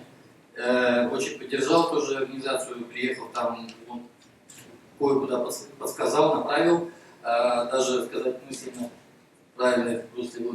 Но тоже это наш очень близкий товарищ, я знаю очень давно ее и уважаю, и знаю, что она знает моих родителей. У меня отец первая организация Самантуй в Ленинграде, поэтому я стараюсь всегда поддерживать его сейчас, и в принципе, в частности, всех его начинаний, продолжения. Мы союзники, также Аманат, это тоже в Петербурге у нас башкирская организация. Сами татарин, у меня корни есть, мама из Башкортостана, я уважаю очень Башкортостан, всех башкортостанцев, башкир, и стараюсь всегда поддерживать общие идеи. Всегда я стараюсь дать все, что у нас есть. Это открытость, это возможности, это направление. Далее, центр у нас, по поводу центра сначала скажу, всем сказал слово благодарности, потом далее еще скажу полпредот уже обязательно, Джарахмат. Вот. Центр у нас в декабре, открытие центра национально-культурного. Официальное открытие это будет в декабре. Частные деньги, то есть наши свои, мы там собрали огромное здание. Будем рады всех видеть в гостях, поэтому Азат Бутанов уже попросил насчет кабинета ему там, это будет обязательно, так что у нас в Питере будет отдел. Не управление дали, поэтому я уже не первый год служил доверие. У нас есть организация, я создал между ними некую такую вакуум, чтобы они смогли туда втянуться, потому что у нас тоже немножко розненно бывают все эти разные намолвки, из-за того, что организации каждый пытается провести по-своему, свое, и забивают датами, и получается, что другие не могут ничего сделать. То есть это ошибочное, неправильное дело, структуру мы решили объединить. То есть у нас самая большая организация, у нас 15 тысяч человек в группе, это Татар-Башкирия, это все действующие на самом деле люди, известные они не только у нас, правда, Петербург, там где-то процентов 80-90 петербургских, а остальные из этих регионов, они просто к нам из доброжелательности входят в наш коллектив. Далее, значит, создали мы Файду, Файда – это общество некоммерческого партнерства при поддержке Республики Татарстан. Это вот уже непосредственно при Госпрессе, который у нас сейчас недавно поменялся. Жалко, что нет представительства Башкортостана, потому что это конкретно, конечно, какие-то вопросы было бы приятно регулировать как раз на месте, на законном основании. То, что нас поддерживает правительство и другие структуры, это потому что мы, естественно, мы стараемся делать лучше. Они видят, что мы не радикальная организация, мы против каких-то движений, светская, в первую очередь, но также религия наша это не посторонняя, мы стараемся помогать. Мы проводим ифтары, проводим Курбан, проводим другие праздники, но основное наше направление, конечно, это сохранение национальных достоинств и продолжение его продвижения культуры и также языка.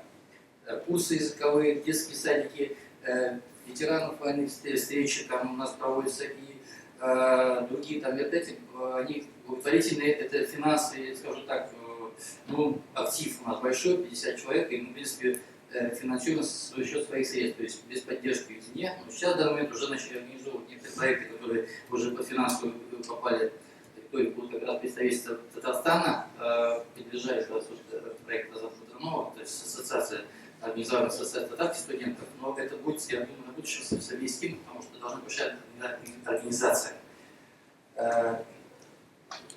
Ну, больше, я не знаю, там информация не вся открытая и доступна, поэтому я вам скажу так, что готовы всегда вас приветствовать, если Файда – это общество, некоммерческое партнерство, которое создано на основе бизнес-встреч. Мы проводили, более года проводили разные встречи, там, то есть бесплатные семинары, обучения. Туда втянулись уже бизнесмены солидные, банки, крупные предприниматели, и татары, и башкиры. И у нас, мы среди них создали общий совет. Они могут сейчас взаимодействовать, мы принесли пользу, они между собой провели уже какие-то сделки, бизнес, и они уже говорят, что это вы принесли большую пользу. Мы назвали Файда, поэтому по этому нашему направлению действуют другие города. И Москва, ваши ребята здесь тоже есть, и есть Уфа, Казань, Тюмень, Омск, ну, много городов, Пенза. Они, кстати, у нас послушали презентацию Файды, приехали из Пензы, из Хельсинки приехали, из Казани, из Уфы, из Москвы приехали бизнесмены, приезжали. И приезжал с Татарстана, приехал председатель Союза Всемирной ассоциации содействия предпринимателей. Но как бы мы объяснили, что у нас татаро-башкирское общество и Файда будет это общее. Поэтому, в принципе, все, думаю, презентацию тоже обязательно здесь состоится. Да, ну сейчас покажу вам карточки, которые, вот, это дисконтные карты, которые, в принципе, в Петербурге, они раздаются бесплатно. Мы поддерживаем всех земляков, чтобы они знакомились, общались, и они получают скидки в парикмахерские, кафе, другие различные заведения, которые конкретно касаются наших земляков. То есть там получается даже фитнес-центр и бассейн. То есть вот насчет центра пригласим обязательно представителей ваших, поэтому все это официально будет задействовано, ну не только там, многих пригласили, там и губернаторы будут, из религиозных, духовных управлений, поэтому все. Спасибо, мы очень рады, что вы нам выделяете кабинет. Это очень классная новость. Продолжит сегодня свои яркие презентации более молодое поколение. Молодежное движение в Санкт-Петербурге представлено яркой организацией «Аманат». Ребята подготовили презентацию и расскажут, покажут ее целой своей командой. Я права? Ты будешь рассказывать. Здравствуйте, дорогие! Мы рады представить вашему вниманию презентацию о деятельности Башкирской молодежной ассоциации «Аманат» в Санкт-Петербурге.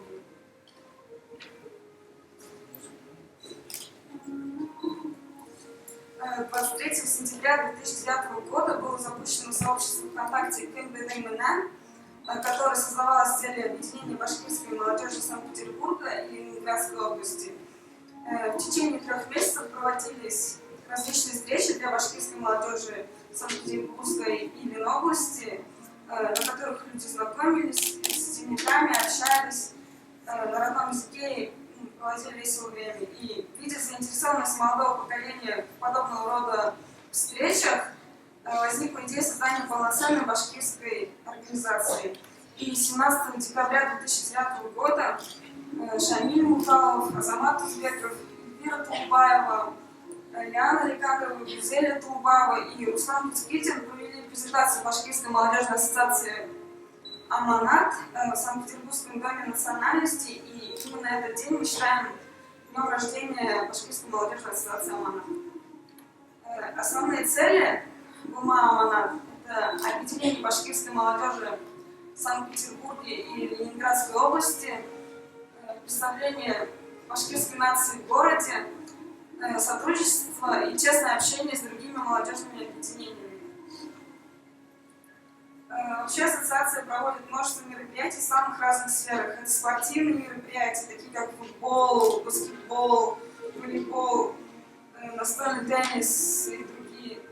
Культурные мероприятия, вечера песен, танцевальные, музыкальные номера, театральный кружок у нас есть, кстати, недавно созданный, досуговые мероприятия, экскурсии по Санкт-Петербургу и Ленобласти, велопрогулки, пейнтбол, катание на коньках и роликах, покатушки на сноубордах, походы на футбольные и хоккейные матчи. Наша ассоциация активно сотрудничает с другими национальными объединениями. И ежегодно мы представляем Башкир на молодежном форуме «Многонациональный Петербург». Участвуем в межнациональных турнирах, таких как Северная Лига наций, Футбольное братство, Кубок губернатора, Кубок Ингрии, и соревновались в межнациональном турнире по брейнрингу.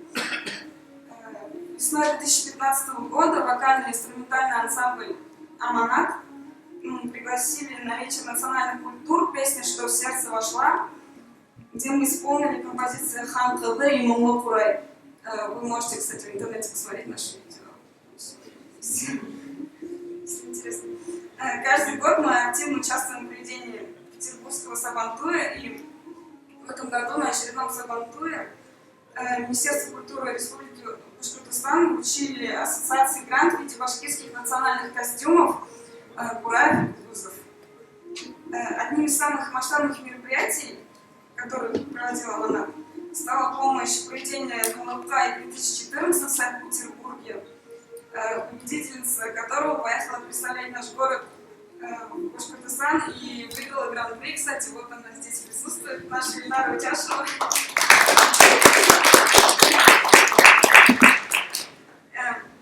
Также самым значимым мероприятием для нас стало проведение 5-летнего юбилея нашей ассоциации, где мы провели большой концерт, на котором пели песни, танцевали, читали стихи, и также был проведен показ платьев нашего молодого дизайнера Гюзели Ибай.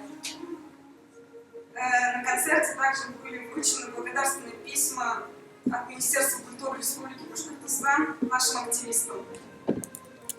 Также одним из важных толчков к развитию является вдохновение и примерами успеха молодых башкирских парней и девушек.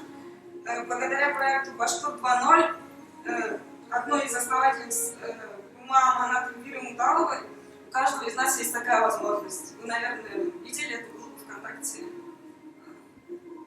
Если не видели, то посмотрите. И также благодаря нашей ассоциации соединилось множество сердец, а в дальнейшем создались и семьи, чем мы очень гордимся. Мы постоянно растем, развиваем новые разные направления. В Аманате очень дружные ребята, готовы всегда помочь друг другу, землякам. А сейчас мы хотим показать вам видео, что такое Аманат для нас. Немало Аманат Бедемису.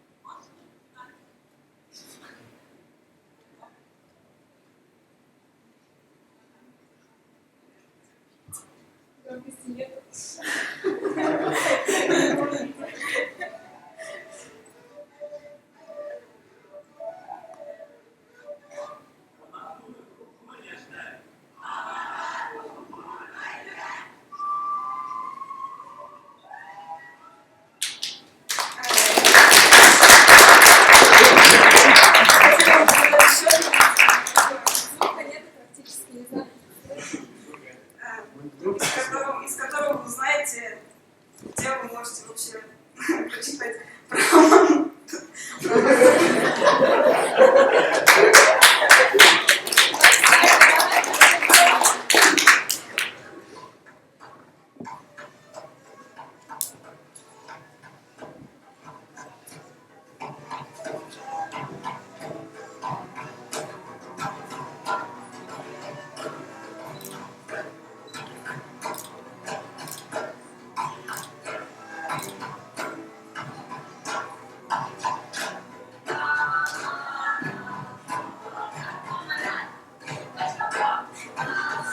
Это наш сайт.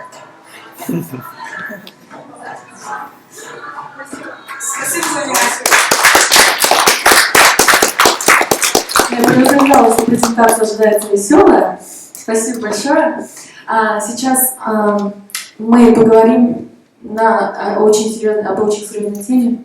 Да, я еще хотела сказать, что внесу поправку. Делегация из Питера представлена не 3 организациями, а 4, потому что сегодня из Питера представительница ассоциации нашей приехала, Ильнара Утяшева, о которой сегодня уже говорилось.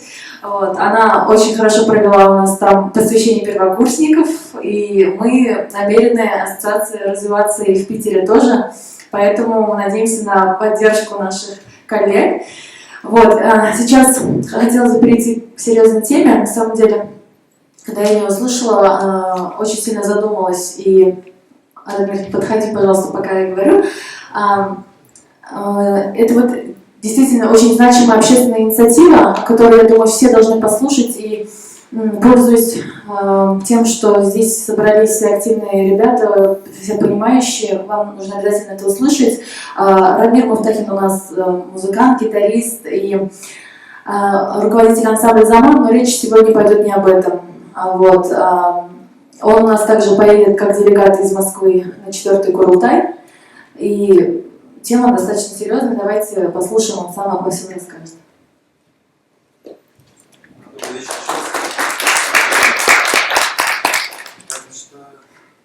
Я постараюсь коротко все изложить.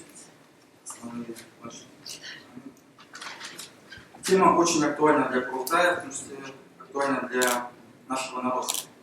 Так, небольшая справка. По статистике Управления Федеральной службы по надзору в сфере защиты прав потребителей и благополучия человека в Республике Башкортостан, наша республика, к сожалению, занимает лидирующую позицию по заболеваемости крови. То есть это гематологические заболевания, то есть лимфома, лейкоз, лейкемия, тромбоцитопения. Высокий процент заболеваемости у детей. Это 3,7 человека на 100 тысяч. То есть высокая смертность. Данное заболевание лечится несколько терапий есть. Химиотерапия и радиотерапия имеют заглушающий эффект, врач действительно должен подтвердить. То есть очень частые рецидивы, то есть это повторение болезни через несколько лет. Единственным таким методом, который полностью может излечить данное заболевание, является так называемая АТКМ, то есть аплогенная трансплантация костного мозга. Тут и как раз зарыта проблема. Значит, сложность поиска доноров. Ввиду генетических особенностей башкир, поиск донора очень осложнен, потому что поиск ведется в международном реестре имени Стефана Марша, так как у нас нет централизованного реестра доноров в России. И по многим научным публикациям, в том числе заведующего кафедрой гематологии и трансплантологии имени Горбачевой, который находится в Санкт-Петербурге, национальный фактор имеет колоссальное значение при поиске доноров.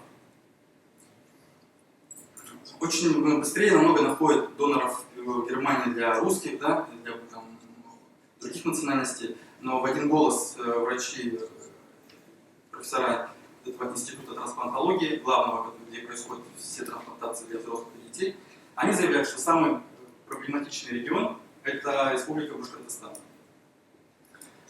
Значит, как осуществляется, чтобы вы понимали, как это все осуществляется, да, что здесь ничего страшного нет в пересадке, это только звучит страшно. То есть, у донора берется биологический материал. Он берется двумя способами. Либо через пункцию, то есть ставится укол в тазобедренную кость и вытаскивается кусочек костного мозга. То есть это делается при местном наркозе. Либо берется кровь из вены и уже через специальный препарат идет, скажем, отцеживание стволовых клеток. Далее донору проводится так называемая вентиляция. То есть под действием высокодозной химиотерапии убивается его собственный мозг костный и вливается новый костный мозг. Так вот, эффект от этой терапии зависит от того, насколько, так скажем, близки будут доноры. То есть идеальный эффект, когда более 95%. Совместимость, да. Получается, когда человек заболевает, в первую очередь берут у брата или у сестры родного человека. Это самая большая вероятность, что донор подойдет. Но это опять же 30% всего, что подойдет брат или сестра. Далее начинается поиск по международной базе. Так и вот. Получается у нас...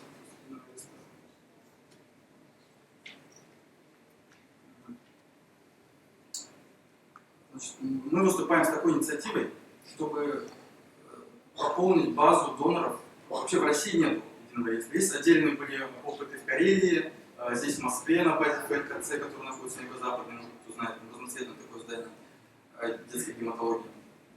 Вот. Но в Питере сейчас у них база порядка 2000 доноров. То есть если человек заболевает, положим, в Башкирии, и ему находят донора где-нибудь в Германии, то это обходится, сейчас коммерческий средний будет, да, там 20 тысяч евро или сколько-то. Государственная квота 800 тысяч рублей. То есть все остальные деньги нужно искать своими силами через благотворительные фонды.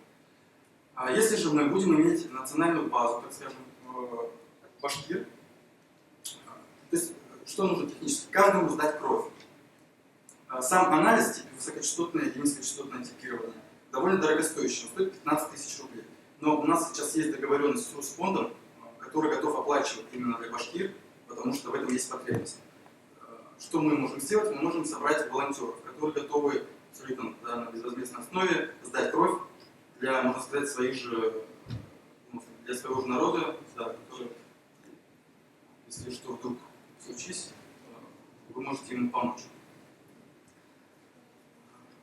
Так, что я почему хотел сказать? Вот. В принципе, вот это основная задача была сегодня сказать, что если наши земляки из Санкт-Петербурга подключатся к этой теме, то тоже будет хорошо. Чем больше мы сдадим, да, сейчас секундочку, чем больше мы сдадим и наберем эту базу, тем больше вероятность того, что заболевшему ребенку или взрослому в Башкирии мы сможем помочь. Процедура безболезненная для донора абсолютно. Это беда, мы его пригласил, это самая крупная группа в мире, вообще это Тарачки. Это руководитель группы, основатель этой группы. Если слышали, вот перед вами сидит, он хотел, наверное, что-то предложить свое. Да, я хотел спросить, на самом деле, почему есть понимание о корневой причине, почему... Болезнь? Да, именно... Я вам скажу, гематология изучается чуть более 100 лет. То есть наука довольно молодая получается. Есть только предположение. Никто не может понять до конца процесс кроветворения. То есть клетка в организме себя ведет немножко по-другому, чем в пробирке. Поэтому непонятно, от чего происходит заболевание. Этим могут заболеть любой возраст, любая профессия, вне зависимости от статуса. Поэтому, не дай бог, но это касается нас всех. То есть никто не застрахован. Это, здесь, это, как сказать, это не является сейчас предметом обсуждения, может, да.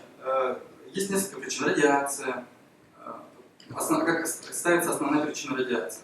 То есть, мы можем предполагать, конечно, что у нас Урал фонит, и поэтому мы там больше всех болеем. Но это, опять же, не доказано. Нет, просто у нас, оттуда родом мои родители, да, там тоже был один инцидент, хотели внести радиоактивное хранилище. Вот. Я хотел узнать, может быть, что Татарстан, там тоже есть какие-то резервуары, где хранится там за большие... Я вам на это точно не отвечу. Есть. Есть? Нет, Да ладно. План есть. Хранилище есть. Природный. Для донора это абсолютно безопасная процедура, то есть стволовые клетки у нас они постоянно в костном мозге обновляются, растут. Человек сдает просто кровь, из них содержатся стволовые клетки. Либо берется пункция, как я сказал, да, и берется маленький кусочек костного мозга. У нас его достаточно в здоровом организме, и мы ничем не рискуем. То есть потом это все как-то там в лаборатории делается, и через переливание уже человеку вливается. Еще один момент. Побочка, да? Я хотел о ней сказать. То есть побочные следствия после пересадки костного мозга. Если поделить примерно совместимость вот по пятибалльной шкале, то вот если мы находим донора на 5 баллов, это примерно 95%, то при пересадке человек полностью излечивается, и все, он через несколько месяцев уже ведет полноценный образ жизни. Если мы находим донора не совсем совместимого, там, на 4, да, такого, то уже идут ну, там, последствия, там, потеря зрения, может быть, там, отмирание кожи, ну, такие страшные. Синдром, когда иммунитет, собственно, начинает бороться со своим телом, то есть воспринимает тело как врага. А если мы находим на 3, то там, естественно, при самой пересадке уже идет отражение, 50% таких больных, к сожалению, погибает. Поэтому важно, чтобы базу пополняли именно башкиры, именно вот с этим геном. То есть я до этого сказал уже, да, что очень много научных статей по поводу того, что национальный фактор он имеет колоссальное значение. Ну, я считаю эту проблему актуальной и нам нужна. Размер два вопроса. Да. Во-первых, можно задавать в Москве и в Питере, так или в Уфе? Есть такая возможность? Да, есть возможность. Значит, мы будем заключать договор со станцией переливания крови. И если хорошо будет, конечно, следующего в Уфе мы сделаем, да. А здесь вот мы с Азатом Бадрановым будем в этом году делать такую кампанию по пропаганде этого и собиранию волонтеров для сдачи крови. В Уфе, да, это можно будет сделать. То есть я вот в ближайшие, может быть, месяц-два должен как раз поехать в Петербург, и мы там... Просто там башкиры больше... Нет, это понятно для материала. Это второй вопрос. Все, что ты сейчас изложил, можешь письменно написать для газеты как резонанс? Для правильной информации. Я могу опубликовать в любом формате, в любом издании. Да, конечно. Хорошо. Да, я понимаю. Хорошо. Давайте еще. Помнишь, мы с тобой говорили, сколько человек желательно, чтобы сдали? Что 500 это уже... Смотрите, значит, получается какая ситуация? Вот этот реестр в Петербурге, который действует уже несколько лет, они пытаются набрать доноров, ну, очень тяжело это идет, на самом деле, мало волонтеров. У них за несколько лет набралось 2500 доноров желающих. Когда реестр набирает доноров 2000, то он автоматически входит в международную базу доноров. И уже из других стран могут обращаться в эту базу с поиском подходящего донора. В Карелии был похожий опыт, но так получилось, что их немецкий, получается, фонд Стефана Марша их как бы перекупил, то есть он начал оплачивать их анализы, и они как бы в Карелии они стали филиалом этого немецкого фонда. Вот. Если мы наберем даже, да, как я сказал, хотя бы 500 человек, то есть это будет уже огромное количество. Представляете, 500 человек.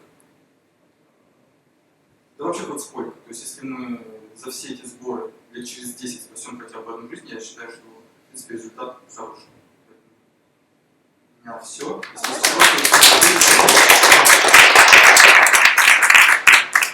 Станции уже организованы и будут организованы. И будет ли это освещаться, например, в разных группах, чтобы желающие могли как бы увидеть и идти? Конечно, да. Это будет, ну, мы будем работать, наверное, с ассоциацией. Да. Общественная акция будет большая, призовем все организации в республике, в Петербурге. Те, кто находится в Петербурге, им проще в этом смысле, потому что вот на улице Рентгента 11 находится как раз НИИ имени Горбачева. Вы прям там можете сдавать, там, да, Кулагин Александр Ильич, он в курсе, мы с ним знакомы, он вас ориентирует там на человека, кто занимается сбором. Фундаментальный вброс информации надо сделать, средства массовой информации. Если где-то в газетах где-то что-то выйдет, 100% гарантирую, что это быстро отхватывает, даже раскручивается. Да. Большой статьи. Да, у меня все. Если еще есть вопросы, могу ответить.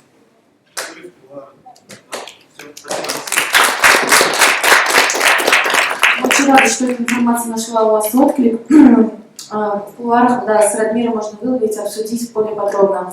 Сейчас у нас начинается образовательный блок, что подразумевает более живое общение, да, то есть не только в формате лекции, но и непосредственно вашего участия. И первый наш спикер, мы приглашаем Салавата Ибатуллина, предпринимателя, бизнесмена с огромным опытом. И он расскажет на тему предпринимательства с точки зрения традиционного ислама. Я думаю, очень актуальная тема для всех. Наша молодежь московской студенческой, вы с Салаватом все знакомы косвенно? То есть вот на молодежный сабантуй ежегодно приходите же, да? Видели, бывали? Вот этот человек, который организовывает там тут плов, то питание на почти 500 человек. Ну, вот, но и он всегда находится в тени. То есть наш такой старший брат, товарищ. Прошу любить и жаловать.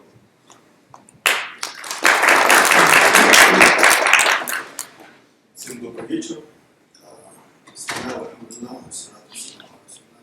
Меня зовут Салават.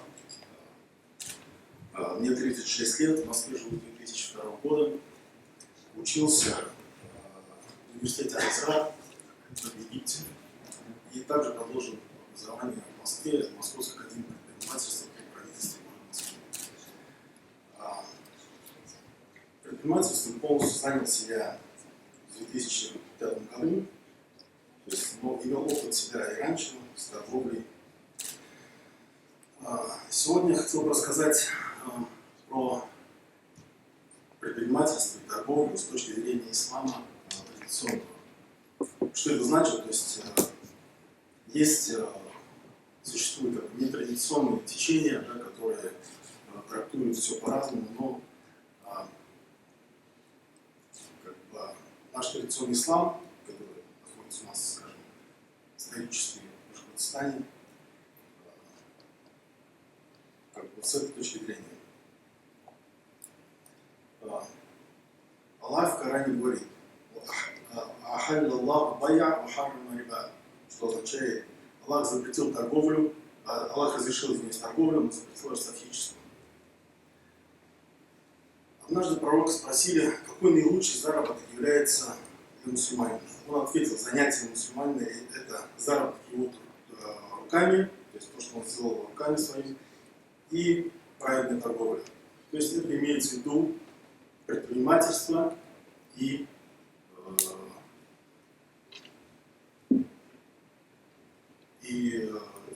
как бы торговля и ремесло. То есть ремесло имеется в виду производство. Также пророк Мухаммад сказал, что настанет такое время для людей, когда люди перестанут заботиться о том, дозволенным или запретным является богатство, которое они приобрели. В последнее время распространилось очень много информации по кредитам. Кредиты, которые, как известно, запрещены в исламе. Кредит имеется в виду те деньги, которые мы берем под процент. Скажем, деньги в банке, которые берутся под проценты, или же даются под проценты. В исламе есть исламский банкинг, то есть это такие банки, скажем, они уже начинают распространяться и в Москве, и в России, и в Башкортостане есть эти банки, которые дают деньги без процентов, то есть на других условиях. Но это долгая тема обычно. Вот. Конечно, вот использовать эти банки, то есть обычные банки это разрешено, то есть, да, но в том случае, если это просто оплата счетов и так далее, и так далее. Я как бы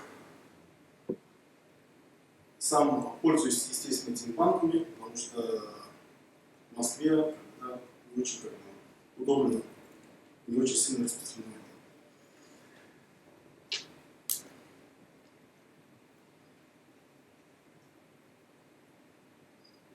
Вот, говоря о, как я сказал, нетрадиционных течениях ислама, они есть, которые разрешают брать деньги эти процент.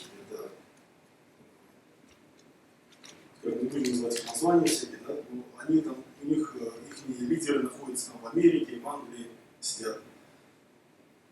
Но как бы хочу сказать, что кредит процент под процент это является одним из самых главных грехов, самых больших грехов, аль-кабаир, что означает самые большие грехи.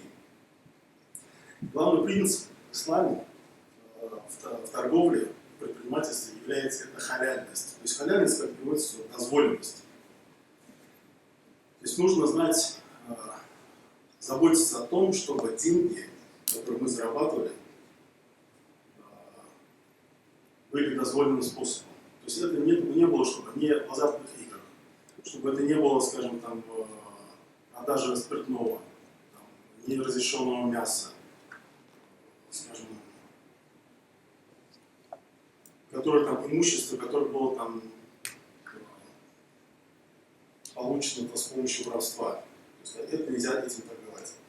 Но самый, как я говорю, самый большой грех это считается риба. Есть много принципов таких, которые в торговле запрещается, это, например, обвешивание. Аллах в Коране говорит: наполняйте мир полностью и не будьте в числе тех, кто недомеривает и взвешивается на точных весах. И также запрещается перебивать торговлю друг другу. То есть я сейчас как перечисляю самые такие основные принципы, да, которые не разрешены в торговле, которыми я стараюсь руководствоваться, ведя торговлю. Также есть запрет на то, что, скажем, на те вещи, продажу тех вещей, которых нет в наличии. Например, на посев, скажем, посеяли пшеницу и продается эта пшеница еще не, которая не взошла. Также не родившиеся телята, да, не построенные дома. Это все есть запреты торговли.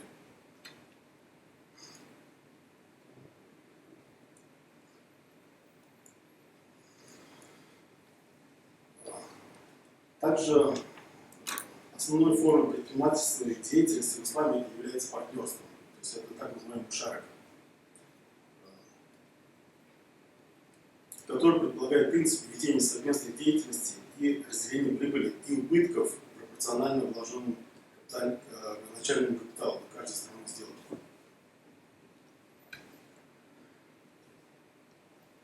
Как видно из упомянутого выше, то, что я вам сказал, принцип предпринимательства в исламе является честность и безгреховность. То есть любой вид деятельности, который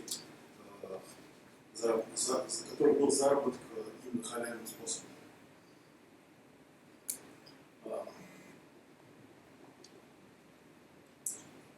Не знаю, как в конце могу сказать, что пророк Мухаммад также сказал: кто хочет, чтобы его удел был увеличен, чтобы люди хорошо вспомнили, о нем вспоминали, пусть поддерживает связи с родственниками. Это означает, то есть, да, что мы, как народ Башкирии, должны поддерживать родственные связи между собой. И это именно и будет увеличение заработка, увеличение достатка. И скажем, на это все надо.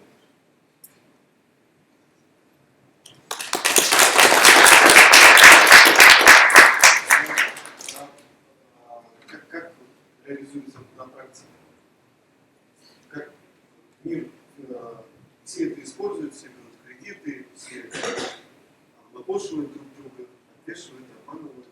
Вот. Как вести по канону?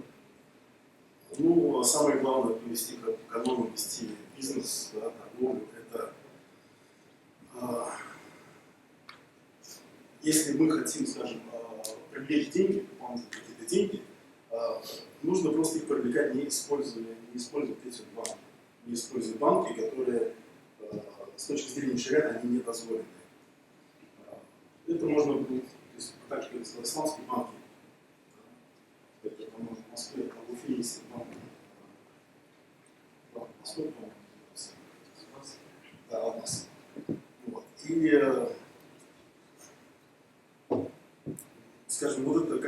шарика, да, то есть привлечение средств, это, например, скажем, человека находим как бы инвестора, да, который инвестирует в проект и получает прибыль с этого. Человек другой, как бы, который предложил свою идею бизнеса, он это все реализует и деньги там делятся тем способом, который они заранее оговаривали. То есть как бы,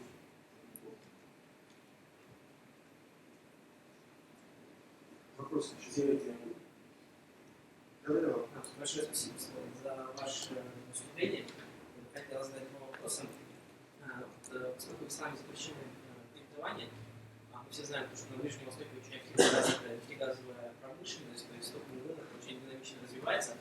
То есть, я так понимаю, там в принципе система финансирования, она корректно отличается. То есть, если все-таки в России это является обычным делом, да, то есть там совсем по-другому происходит. То есть банки совсем по-другому. да, там в арабских странах, в мусульманских странах, в частности, банки работают по другим совсем принципам. Там есть, конечно, западные банки, да, которые тоже навязывают свою модель, но также очень большая часть это исламских банков, которые существуют очень сильно развиты в Малайзии, Индонезии, в Саудовской Аравии, там, скажем, Египет и так далее. То есть арабские страны, которые финансируют, есть порядка больше 12 видов кредитования исламских банков. Да, то есть это получается не только там, давать деньги, а ждать, пока человек там, получит там, прибыль и так далее. Есть разные виды.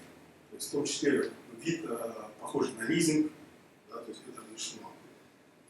Ну и так далее. То есть это существует очень сильно развито.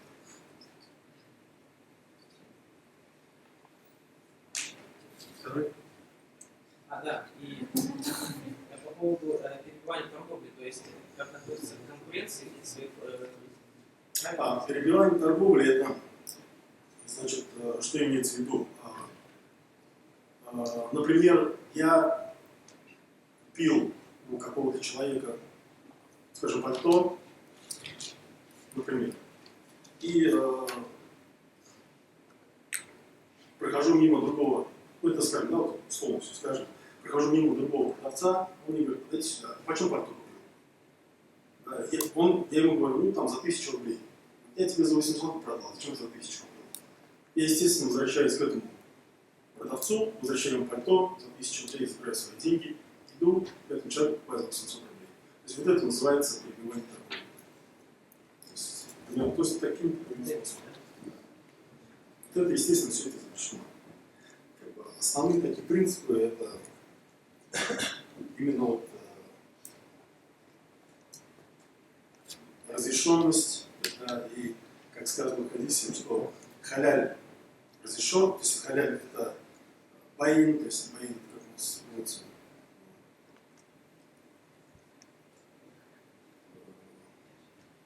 очевиден. То есть халяльность, она очевидна. И харам, он тоже очевиден. И между ними находится запрет, это находится сомнительное. Тот, кто будет страница этого сомнительного, то он будет в прибыли. Вот это вот сомнительное тоже надо страница. Ну а это... Я все. Я хотел вас спросить, вы в практике вашей работы случалось такое, что вам приходилось вот из двух зол, да, ну, там харам и тут харам, но вам нужно было принимать выбор. Вот, просто мне рассказывали другие товарищи, тоже мусульмане, да, что у них на практике бизнесмен случалось такое, что вот им нужно было, например, либо, ну, грубо говоря, там, кинуть партнера, да, там, другого, либо вот у него там 100 человек останется без зарплаты, и семьи будут там, его давать. Ну, я так грубо говорю. У вас на практике такое было, как вы выходили из этой ситуации? На практике, ну, примерно такой были ситуации, я всегда старался это делать в сторону, естественно, правильного выбора, что значит в сторону того, чтобы никого ни в коем случае не кидать, по крайней мере, стараться по максимуму, чтобы этот человек никто не пострадал, который был, скажем, со мной вместе, так скажем, в доле или же в совместной деятельности. В То есть были какие-то ситуации, когда стоял выбор между халялем и харамом. Да, было, естественно, я всегда отказывался от харама, потому что в халяле, в хараме, как говорится, нет бараката. То есть эти деньги, которые они придут, они все равно эти деньги уйдут и еще захватят те деньги, которые заработал честным трудом. Да, то есть поэтому, скажем, человек приобрел там 500 тысяч рублей и нечестным способом. Он потеряет эти 500 тысяч рублей и еще там 2 миллиона, скажем, те, которые заработал честным способом. Как бы это основной принцип, который, естественно, поддерживается. Еще один вопрос можно? Это уже не касающийся бизнеса, а вот, к исламу у вас семейные традиции, или же как вы пришли? Несознательно. У меня вся семья соблюдающая. Все молятся, все. Аллах привел. Как куда так сказать. Ну, если так скажем, да, Аллах, именно Аллах ведет все, как говорится, кого Аллах ведет прямым путем, того никто не собьет. Да? А кого Аллах собьет с прямого пути, того никто уже не наставит. То есть именно, да, это Всевышний, он именно наставляет человека на путь, на истинный путь, но это нужно только держаться, пытаться держаться. Это не одно и то же, вот вера в природу, силы природы, как в тангрианстве и исламе. Ну, тангрианство, это, скажем, это тоже одна из монотеистических религий, скорее всего, насколько я понимаю, это бог Тенгере, да, которого наши древние предки исповедовали, но это, то есть, Аллах, это, скажем, переводится Бог. Тенгере, я, насколько понимаю, это тоже, скорее всего, имя Бога. Аллах, это, то есть, у Аллаха 99 имен, и, соответственно, Тенгере, возможно, древнее, да, название Бога. Всего лишь.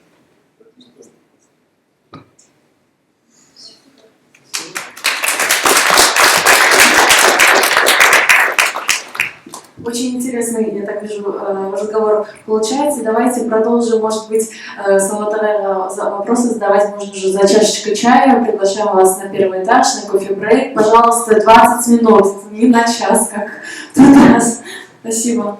И после кофе-брейка ожидается уже тренинг с Ильдаром Кинебулатовым и очень интересное выступление Ильины Хужахметовой, которая училась в Германии и сейчас приехала в Москву и работает в посольстве Германии. Правильно я понимаю?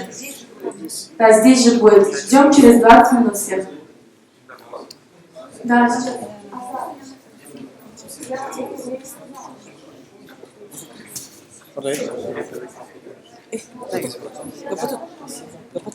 Азамат. Азамат. Телефон другой olarak mı? Gerek.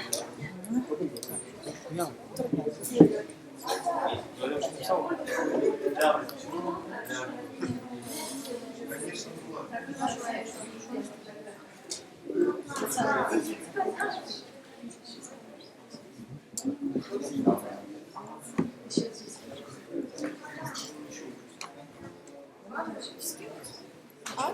Пробуй скинуть. Это флешка там.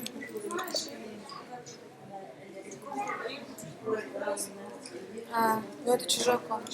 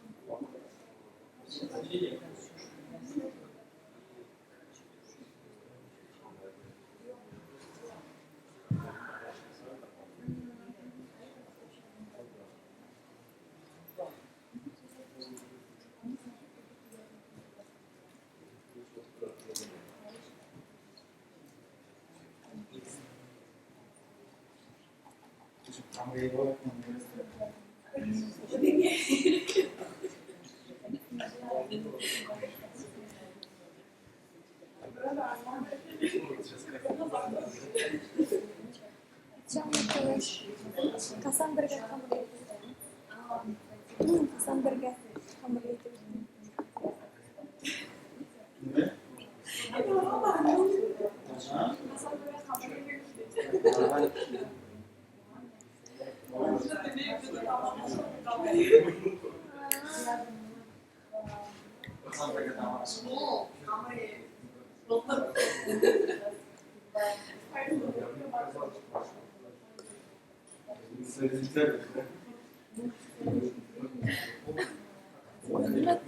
Что ты хочешь сделать? Микрофон фоткает, да?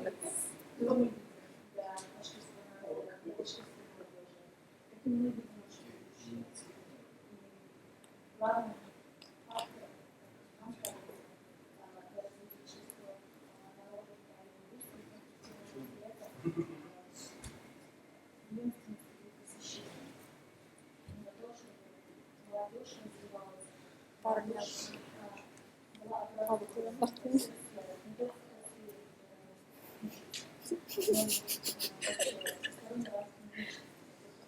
Не могла. Поговорить. Делает вид, что весело. Типа сам, типа серьезно. Фокус хочу создать. Никак не делать.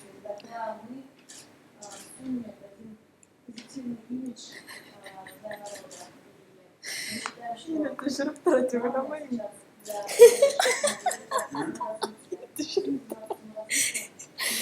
Близко шахарал. Башкортса мен инеп карамын. Автоп турганда караган трансляция бара. Хәзер вот карайм.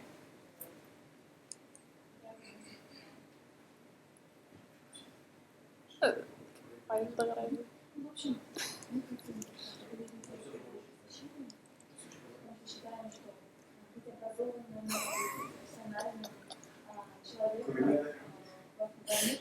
Привет, Тиган.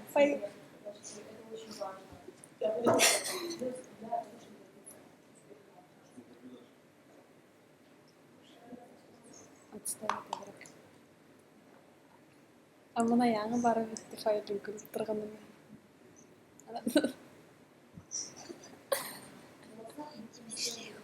Неме иштейм? Неме иштейм?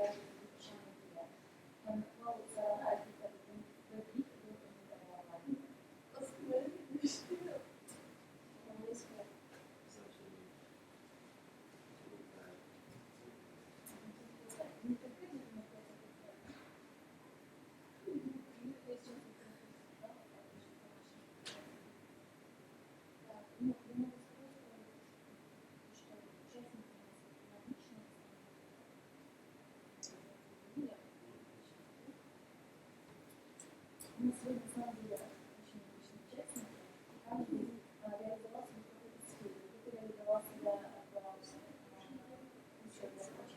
хорошо, кто-то знал, кто-то экономических профессиональных организаций, кто-то работал где-то. И у них такой огромный опыт, которым они могут действительно поделиться. А нам, обывателям, можно сказать, интересно послушать. И сегодняшний вообще наша беседа можно поскольку мы выслушали мнение взрослого поколения, безусловно, которым мы управляем. А мы выслушали мнение молодого поколения, у которого тоже есть примерно какой-то опыт. И вместе мы бы хотели прийти к какому-то единому мнению при истории нашего народа. И я считаю, что главное, что мы сегодня для себя подчеркнули в сегодняшнем мероприятии, что важно действительно реализовывать просвещение, развиваться, быть самодостаточными людьми, прежде всего, самим, реализовываться во внешних сферах, чтобы быть действительно, чтобы говорили вот, тех, кто станет, и мы готовы, чтобы не просто говорить, что мы это а вот действительно делать для этого развиваться, и быть успешным в своих личных сферах. Троллинг. Камера як вийде запис. Баллан, баллан уже было. Я лавай. То есть здесь.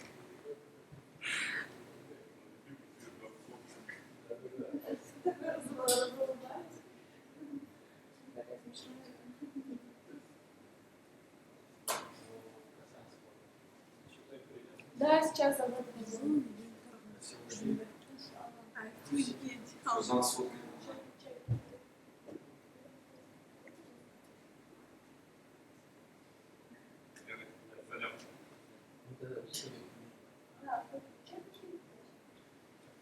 Не, пусть стоит видно, все равно. Ты расскажи, видео, которое собираешься провести, как будто ты его уже провел. Было круто, скажи, очень молодцы, все там. Чего вы там пьете? Кофе не купили. Хотя мы найдем селфи. А? Найдем селфи. Отличная идея.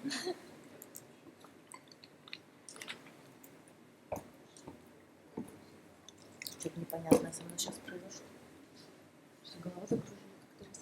Так, как садимся? Стулья тут не очень. Давайте, я вот так вот сяду.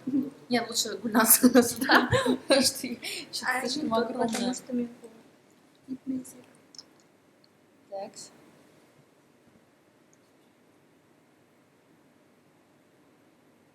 мои прыщи.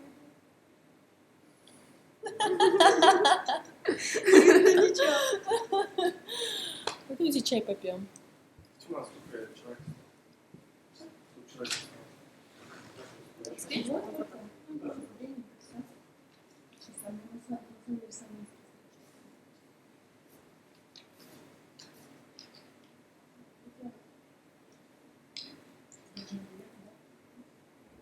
не знаю, сейчас просто было Багранов послушал. Я хотел бы, нужно Багранов, Шамуров и там. Ну, сказал, я сама открывала, потом звонил.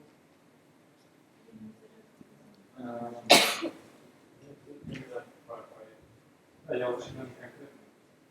Вообще, я считаю, что очень полезно проводить различные мероприятия, собрать людей, мысли, идеи, опыт.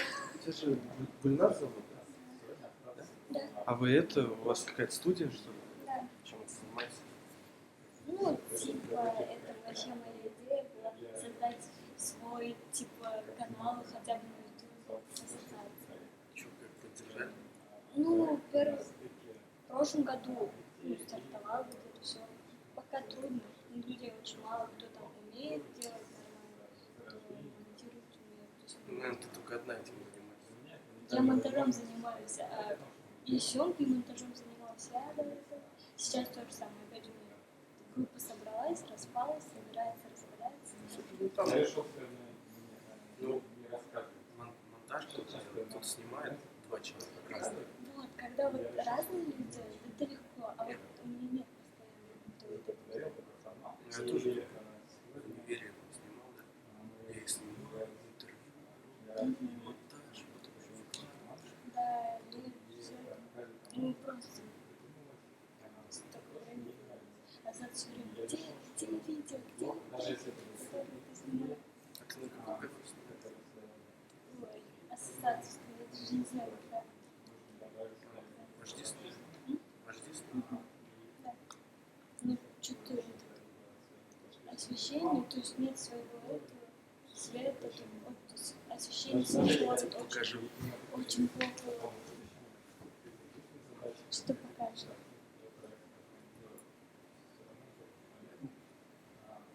Обычно операция верит. Это самое-самое начало, потому что это покажу. И от того, насколько удачно зависит от того, как все потом. Ну, он просто, На мой взгляд, это самое главное, ярко, суметь оценить, насколько твоя идея. у меня прожектор. Насколько специальная камера, но я бы понимал, что в клубе реализации выполнимы. Еще один момент, это правильное формирование ролей, то есть вход, я работаю, как все. То есть это от этого очень работает, потому что эти люди не обладают ну, просто у меня вообще как идея какая-то снять. Хочется очередное что-то, то, что просто команда априори, мне больше возможностей придумать что-то мощное, чем просто одного человека. Потому что у меня нет профессиональной аппаратуры, то есть и сначала снимала без штатива, у меня там кадры трясет. Это сама. Нет,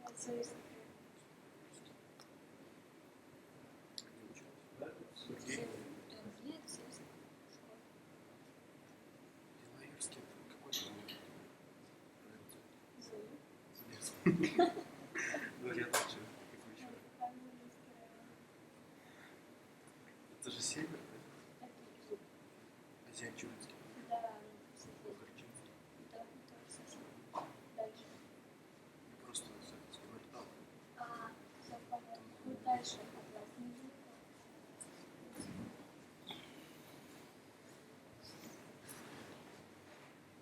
Нет, тут как бы, если снимаешь, то, допустим, все нужно, да? Ну, это как минимум, ну, чтобы хорошо я думаю, снять, что здесь вообще не будет уже вести. Две-три камеры, петельки там, все. И тоже репортер. Потому что я первый раз вообще интервью, никогда не снимал интервью. Ну, я такой, скажем, который ходит и компромат снимает. Ну, потом прикольно представить. Интервью снимать, вопросы сделать. Ну, нет, интервью, там еще что-то снять. Многие, я думаю, посмотрят потом. Потому что на каждый день, каждое действие расписано. Не знаю, нашарила, что как просто. Ну, нашла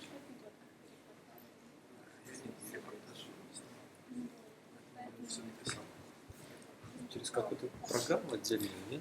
Или- Да. Вот есть такая программа Wirecast.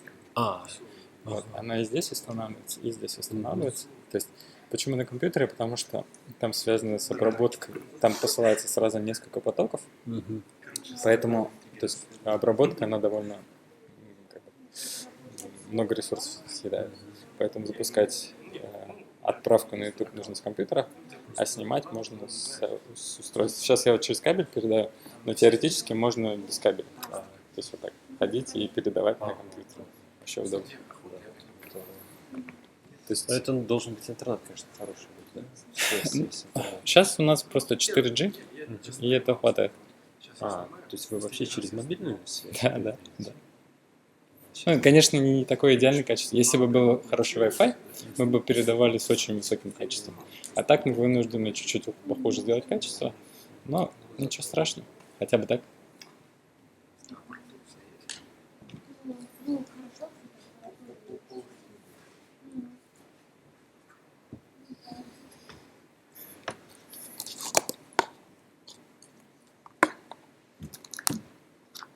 Сейчас попробуем написать на грамм.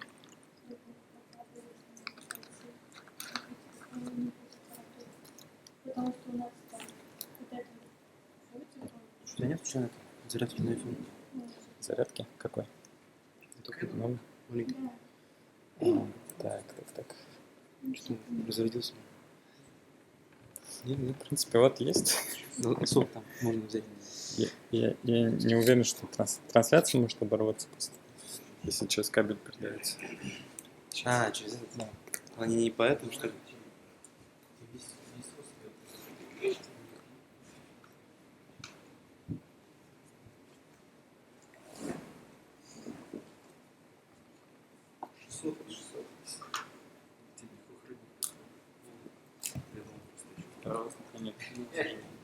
Ну, если что, я спрошу, может, у кого-то есть.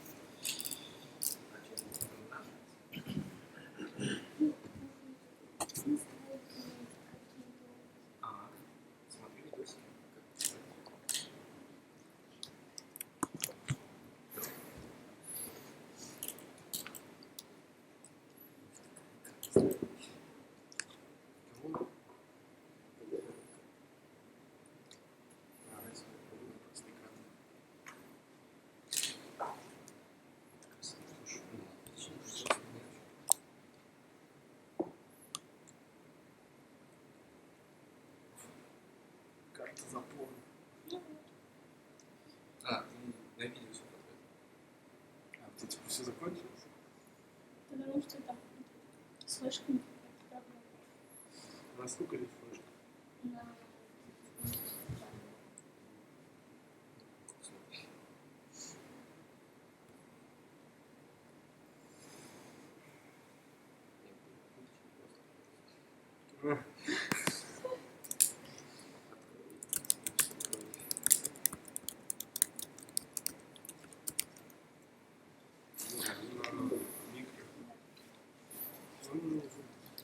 Не, ну просто если размывать маленькую, наверное, максимально на чем лежит?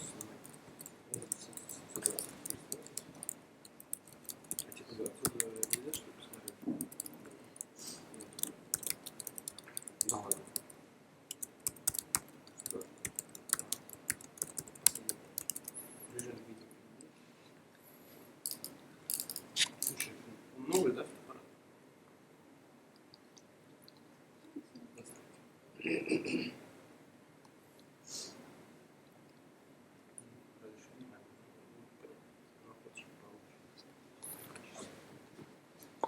Проще флешку купить.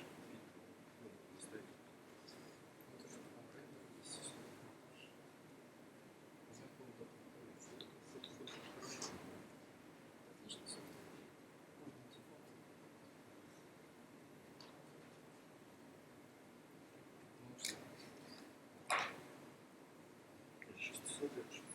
Него уже можно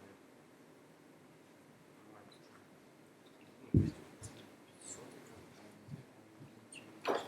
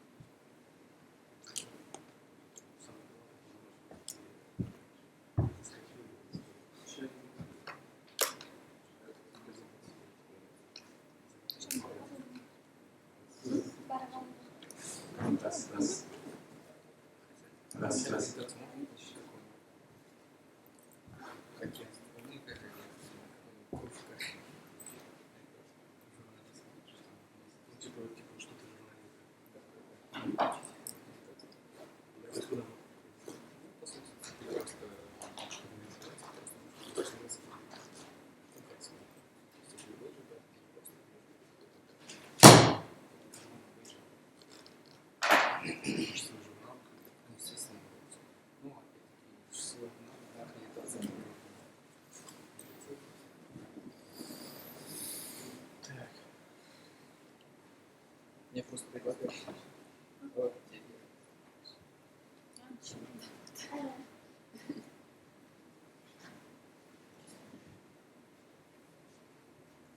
Кажется, Мак нужен,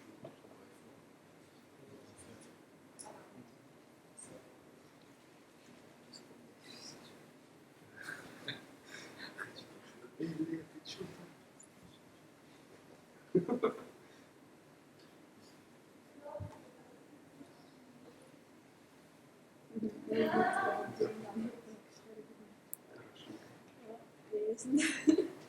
Чего не хотите ребят? А?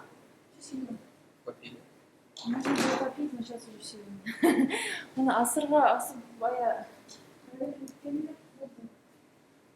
ол нақ асылмағайны бір қатты ғана асылған. Екісі асылмай асылған. Да? Онда просто қатты асылған.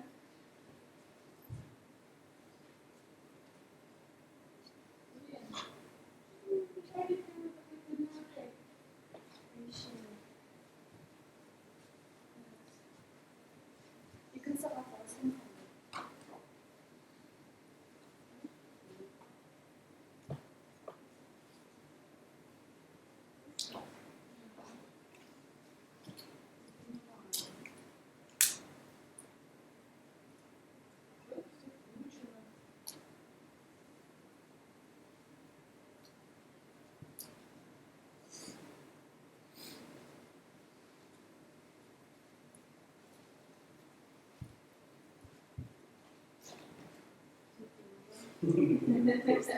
Просто улыбаюсь. Хорошо? Хорошее качество. 20%. Так, теперь дадим сам изъявие книг. Вот.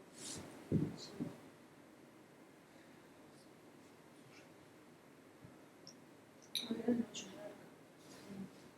В следующий раз Чего? ради передачи. На iPhone записывать. Второй микрофон поставить.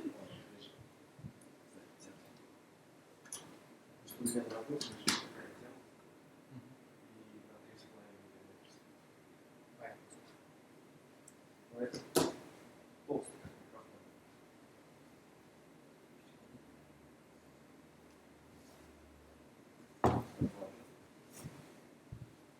Идет, да.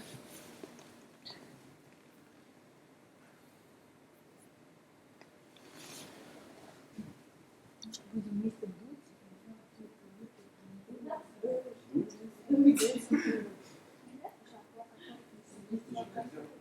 Конечно, потому что вы не пришли. Чего вы сидите? Потому что это, ну как греет еще. А он не греет. Да-да, я что? Не знаю, по мне. Реально там. Нормально, да? Да. Не жарко, как переживаешь. Да.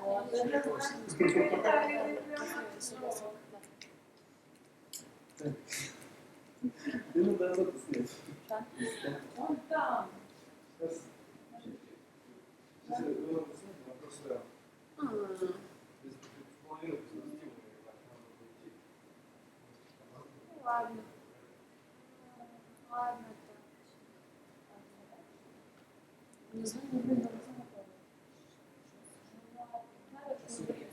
и конечно, на что да?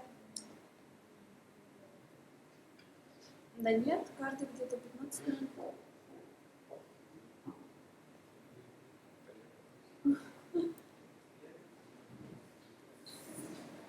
Ладно, давай. Приятного. Привет.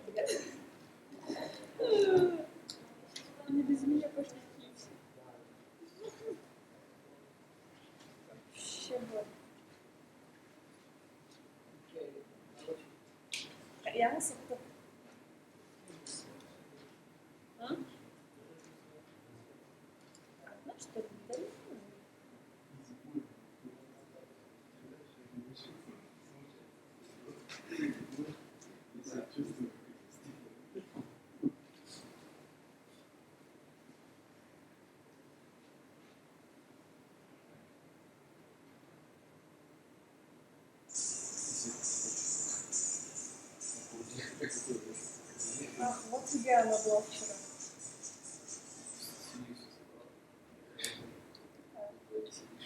Сегодня на поездке.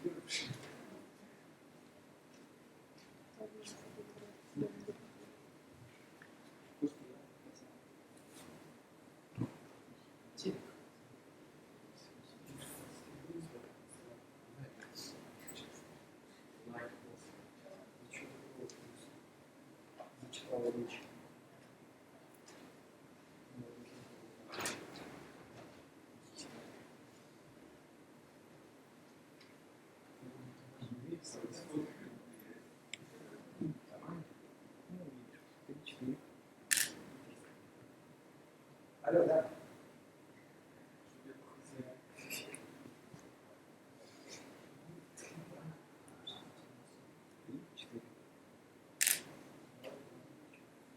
Еще раз. Не, 3-4.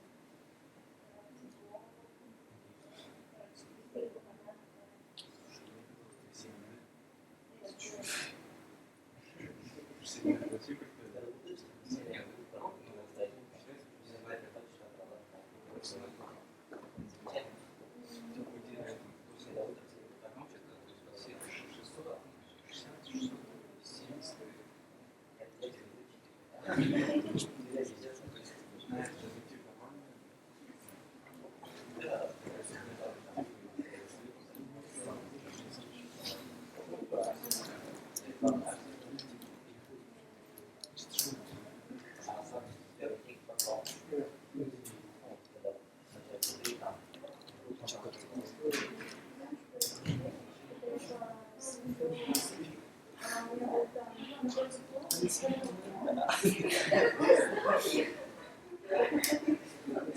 Нет. Не, я буду такой покупать. Такой красный я буду. Я уже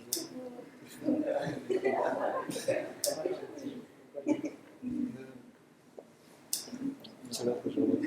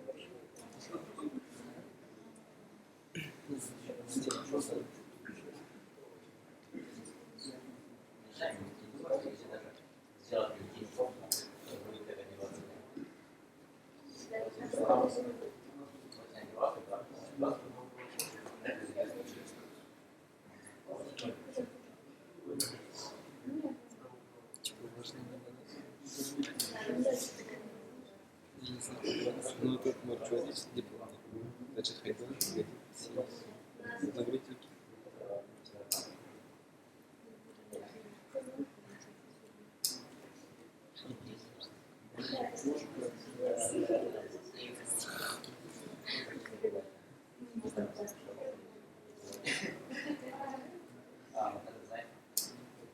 Это же задача.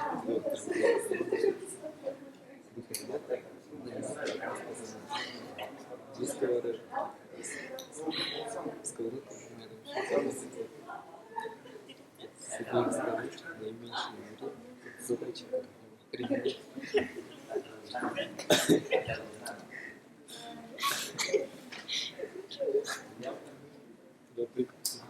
Задача 2 веревки за 1 час сгорает одна. Гореть не равно спичек. Мне нужно решить 15 минут. Я примерно решился. У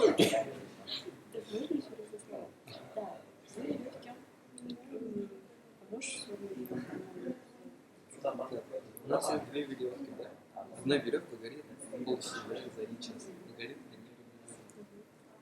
Нужно определиться время 15 минут. Все понятно.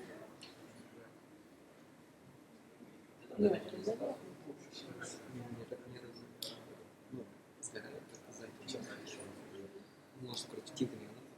Последние 5 сантиметров.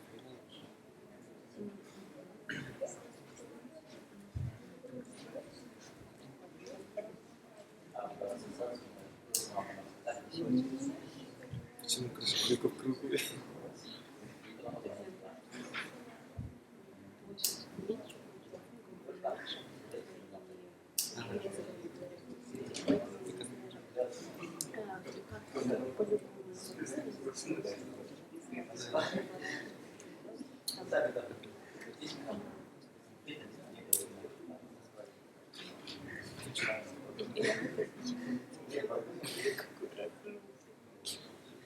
На 7 дней каждый день был спор 7 равных частей условно. На 7 частей ломаться нельзя, можно на 2 части. Как буду расплачиваться?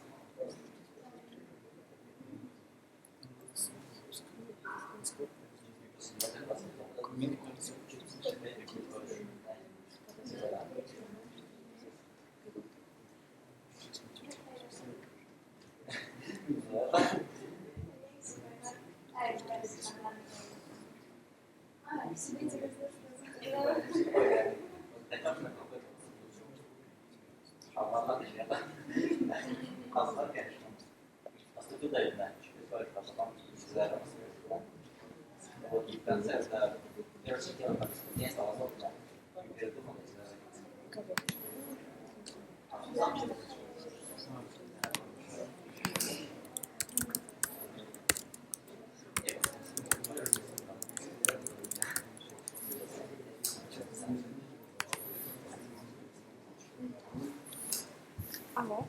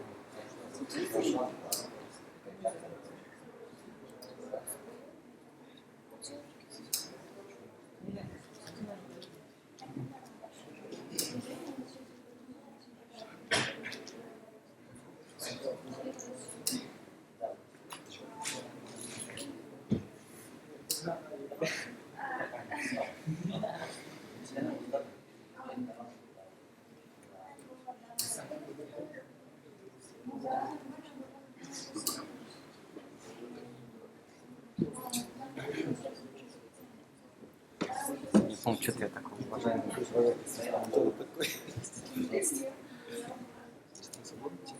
Да, в передней ряды свободны, он там все будет рассказывать. Про бизнес-идеи, как бы, рассказывать, что достаточно интересно. написано, там, не знаю. То есть вот эти вот нет.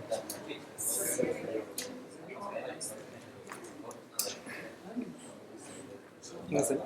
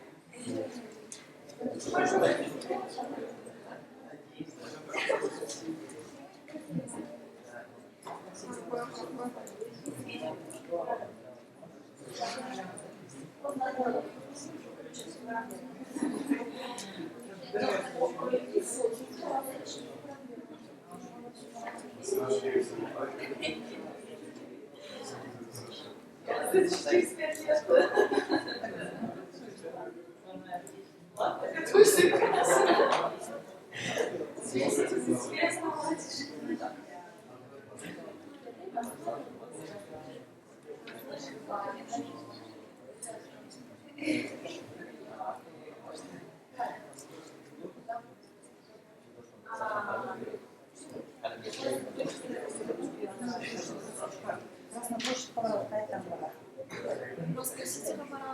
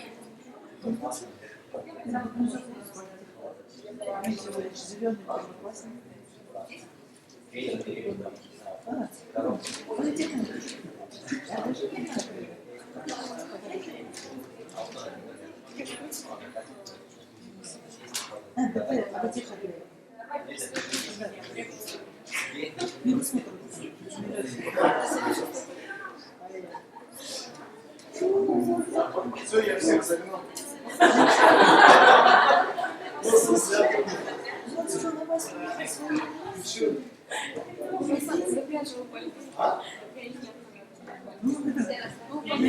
Все, зарядил. Ох, Рахмат, брат. Я рад. Я рад.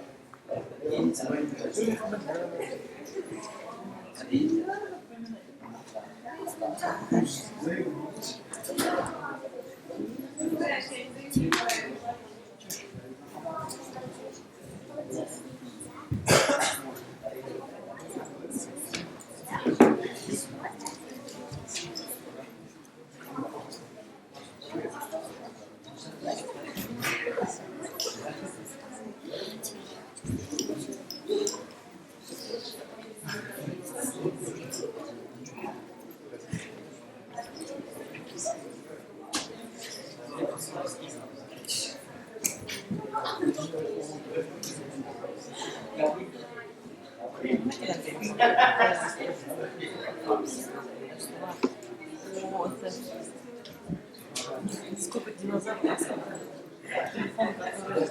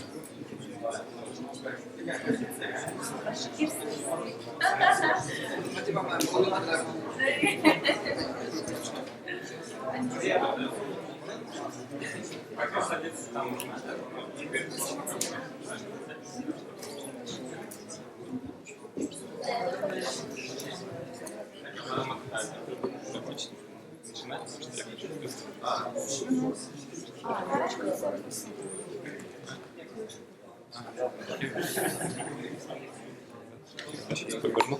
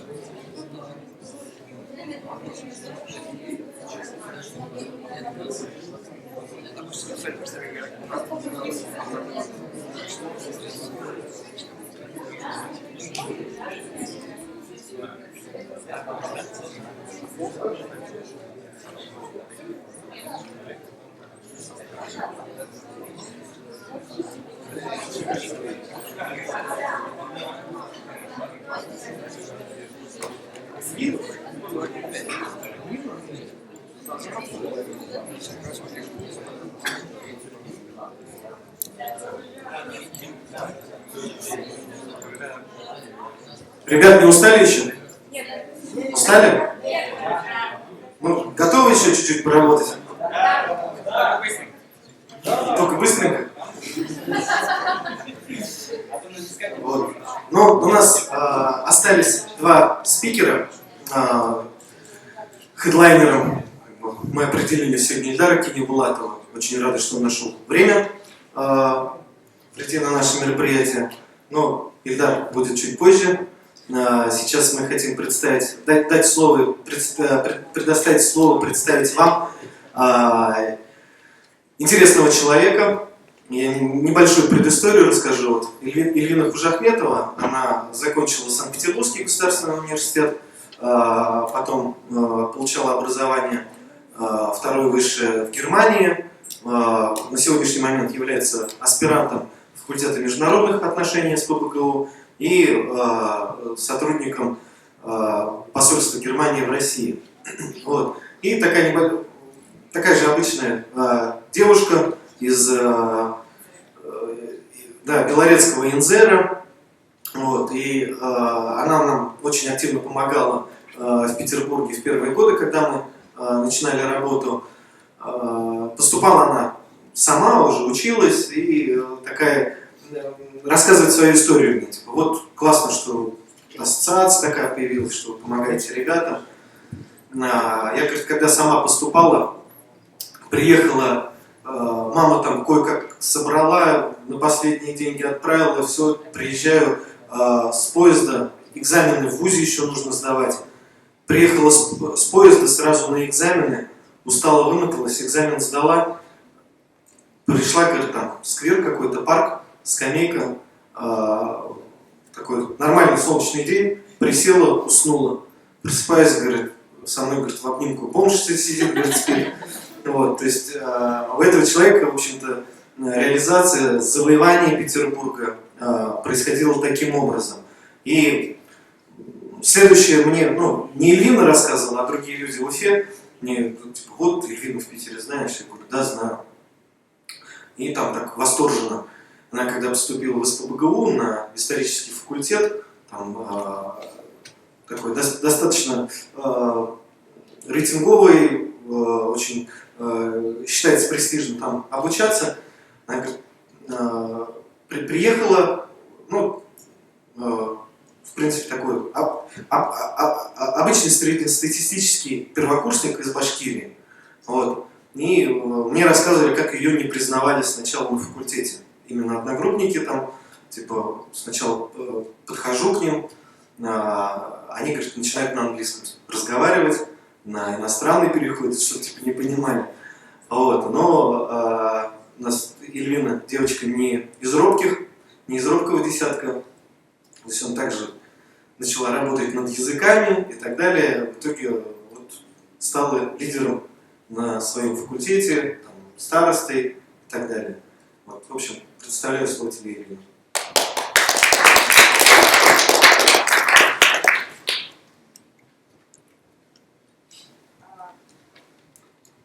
На самом деле очень странная история, первый раз я слышу. Ладно. Добрый вечер, дорогие друзья. Старшее поколение, которых я очень уважаю, потому что вы наша гордость, и мы должны учиться у вас. На самом деле в программе заявлено, что я должна рассказывать вам про образование, культуру, память в Германии и России, но мы все очень сильно устали, и такая сложная информация будет немножко тяжело восприниматься, и я решила рассказать вам о другом. Я вот сейчас смотрю на вас, и вы все красивые, вы все молодые, вы хорошенькие. Если вам попадется сейчас на вашем пути правильный наставник, то вы добьетесь многого, потому что у меня есть братик, ему 20 лет, родной, и я всегда его учу на тем примером, какие ошибки я допускала, чтобы он не допускал. И поэтому хочу также с вами поделиться. Сейчас я понимаю, что многие из вас и мы являемся обществом потребителей, да? И сейчас вам кажется, что вы хотите, например, сейчас у вас другие немножко приоритеты, вы думаете, я студент, но мне хочется подработать, потому что я хочу купить себе iPhone, я хочу себе купить красивое платье и так далее. Но это неправильно так думать. Я всегда говорю, вот мой брат говорит, я пойду устроюсь на работу. Я спрашиваю, куда ты пойдешь, ты студент? Я пойду продавцом-консультантом в спортмастер. И я спрашиваю, а цель какая? Он говорит, я заработаю денег, куплю себе что-нибудь. Это неправильный подход. Сейчас, когда у вас есть очень много времени, и вы должны направлять себя в другое русло. Дело в том, что вы должны развиваться целенаправленно. Сейчас вы, наверное, многие из вас, это первый, второй, третий курс. Но представьте себе, вы выпуститесь из университета и окажетесь в пустом поле. У вас не будет ни общежития, то есть профессия будет, конечно, высшее образование, но у вас не будет ни работы, ничего не будет. И вы уже сейчас должны определиться, что вы хотите в будущем. Например, кто-то из вас хочет стать журналистом. Вы уже сейчас должны подойти и повернуться в Уфу и работать репортером в газете «Башкортостан». Да? Вы уже сейчас должны использовать этот шанс, подойти к Азамату Рамилевичу и сказать: Азамат Рамилевич, я тут статьи пишу, проверьте. И даже если он 10-й раз проверит ваши статьи и скажет, никак, но в 11-й раз он согласится с вами работать, и вы своим упорным трудом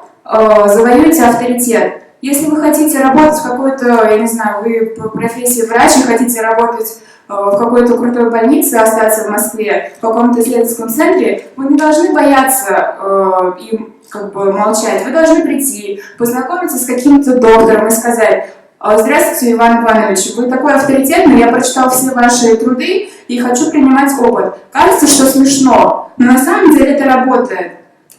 И все люди, которые добиваются какого-то успеха, они прошли через это. И просто сейчас, если вы не воспользуетесь этим шансом, время уйдет впустую. Время уйдет впустую, и потом окажется, что уже не то чтобы поздно, но то, что можно сейчас сделать, потом будет уже труднее сделать. Это во-первых. Во-вторых, я считаю, что человек должен развиваться целенаправленно в плане того, что он должен быть органичной личностью. Органичной, правильно? Да. Нельзя, например, учебу ставить в приоритете и больше ни о чем не думать, быть ботаником. Так нельзя. Вы сейчас молодые, и это то самое время, когда вы должны дружить, встречаться. То есть именно сейчас у вас то время, когда вы сможете встретить настоящую любовь. Не ту, которая потом будет вас оценивать по каким-то качествам, да, либо по какому-то кошельку, а именно настоящую. И вы должны успевать умудряться делать все. То есть у вас должна быть дружба, друзья, учеба, спорт и так далее. То есть еще я хочу сказать, вот, как я замечаю, дети приезжают из Башкирии, из наших родных районов, в Москву или в Питер, и начинают вместе как бы такое слово плохое кучковаться, да? Это немножко, я считаю, неправильно. Вы приехали, вы ходите, танцуете, играете, это все прекрасно, потому что это вас развивает. Девушки приобретают красивую фигуру, мальчики играют на курае, это все должны, башкиры, я считаю, уметь играть на курае. Но это немножко неправильный подход. Вы должны еще сливаться в другие организации. То есть вы должны немножко увеличить общение. Потому что именно сейчас в университете, вы же учитесь в университете, и у вас столько возможностей познакомиться с другими людьми. Имеется в виду не в том плане, что какие-то контакты вести, да, то есть именно познакомиться и обрести верных друзей. И третье, я считаю, что вот люди, например, учатся, как, ну вот мой брат говорит, я климатолог.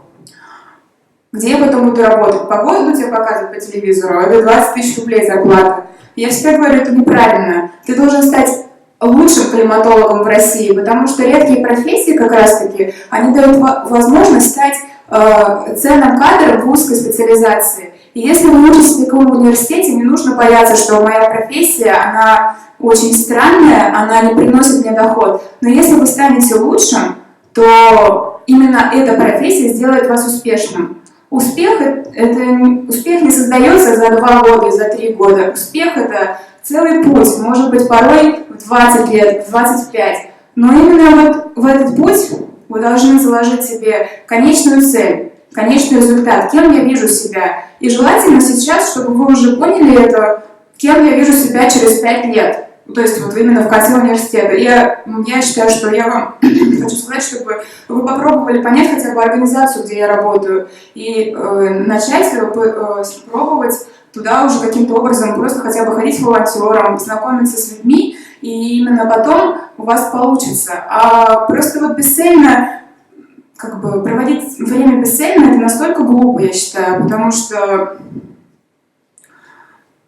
ну, это не приведет к успеху. Еще маленькая ремарка. Я училась в Германии, да, так, и хочу сказать, как бы отличие наших студентов, да, и немецких.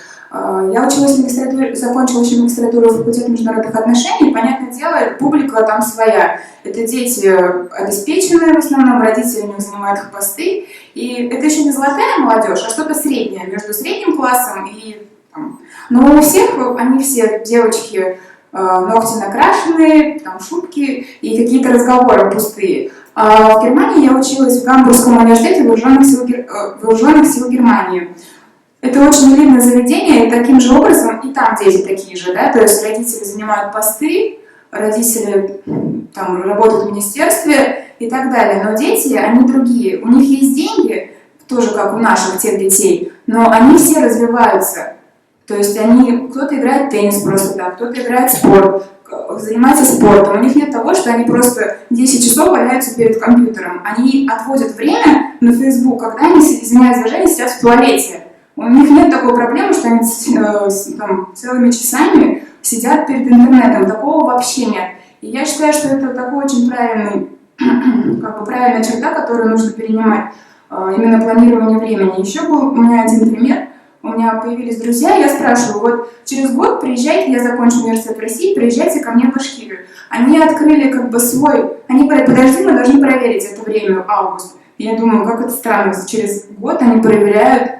Они открыли свой календарь еженедельный и сказали, в августе мы не можем, у нас запланировано. То есть у людей запланировано 2 года вперед, что они делают. И это очень правильно. И я сейчас понимаю, что у кому-то в одно ухо залетает и в другое вылетает. Но я надеюсь, что вы немножко поймете, что нужно как бы образовываться, нужно выходить за рамки. Вот вообще за рамки нужно выходить. Вы уже выехали за рамки, вы вообще как бы выехали из одного региона, приехали в Москву или в Санкт-Петербург. Это уже хорошо, но как бы мир большой, нужно все время выгонять себя за рамки. И если вы выгоните сами себя за рамки, даже с какие-то свои, то тогда все получится. Вы не будете скованными, вы не будете ничего бояться, и успех сам придет. Но это нужно работать. И нужно быть просто, наверное, честным, именно честным, с честными друзьями и честным перед собой. Каждый день спрашивать, а что я сделал полезного для завтра и что я сделал полезного для своей семьи. Вот и все. Спасибо.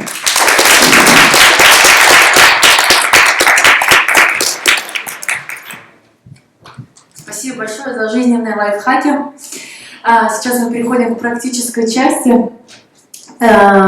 И сейчас выступит человек, на самом деле, встреча с которым в Башкортостане все время ищут, всегда его приезд ждут, но вот он в Москве, и нам очень повезло, что он сегодня здесь с нами.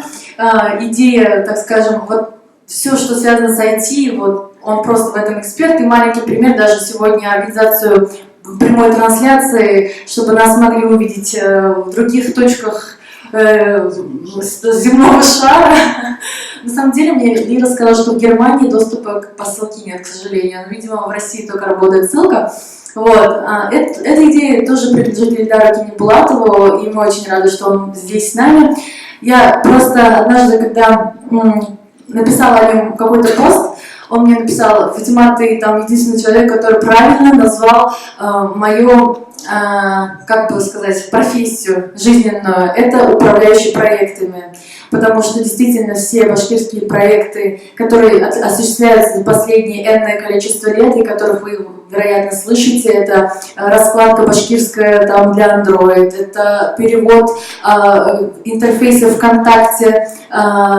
Вы, может быть, кто-то не знает, но ровно так же, как вы можете на сайт ВКонтакте зайти и перевести с русского на английский, также вы с той же легкостью можете перевести на английский интерфейс. И это вот тоже мы этим обязаны команде под руководством Ильдара Кинебулатова. Я знаю, что у них еще много проектов. Это Skype, это словарь электронный, это база электронных книг, и это все как бы под его руководством. И это я как бы его не восхваляю, это реально его работа. И вот поэтому, я думаю, вы уже поняли, почему встречи с ним действительно ищут. И сейчас он как раз своим вот этим вот опытом жизненным в сфере управления проектами, так скажем, как термин придумали, башкортность, башкирские именно проекты, он сегодня не только расскажет, но вы сами на себе почувствуете, потому что будет очень интересный тренинг. Ильдар, тебе слово.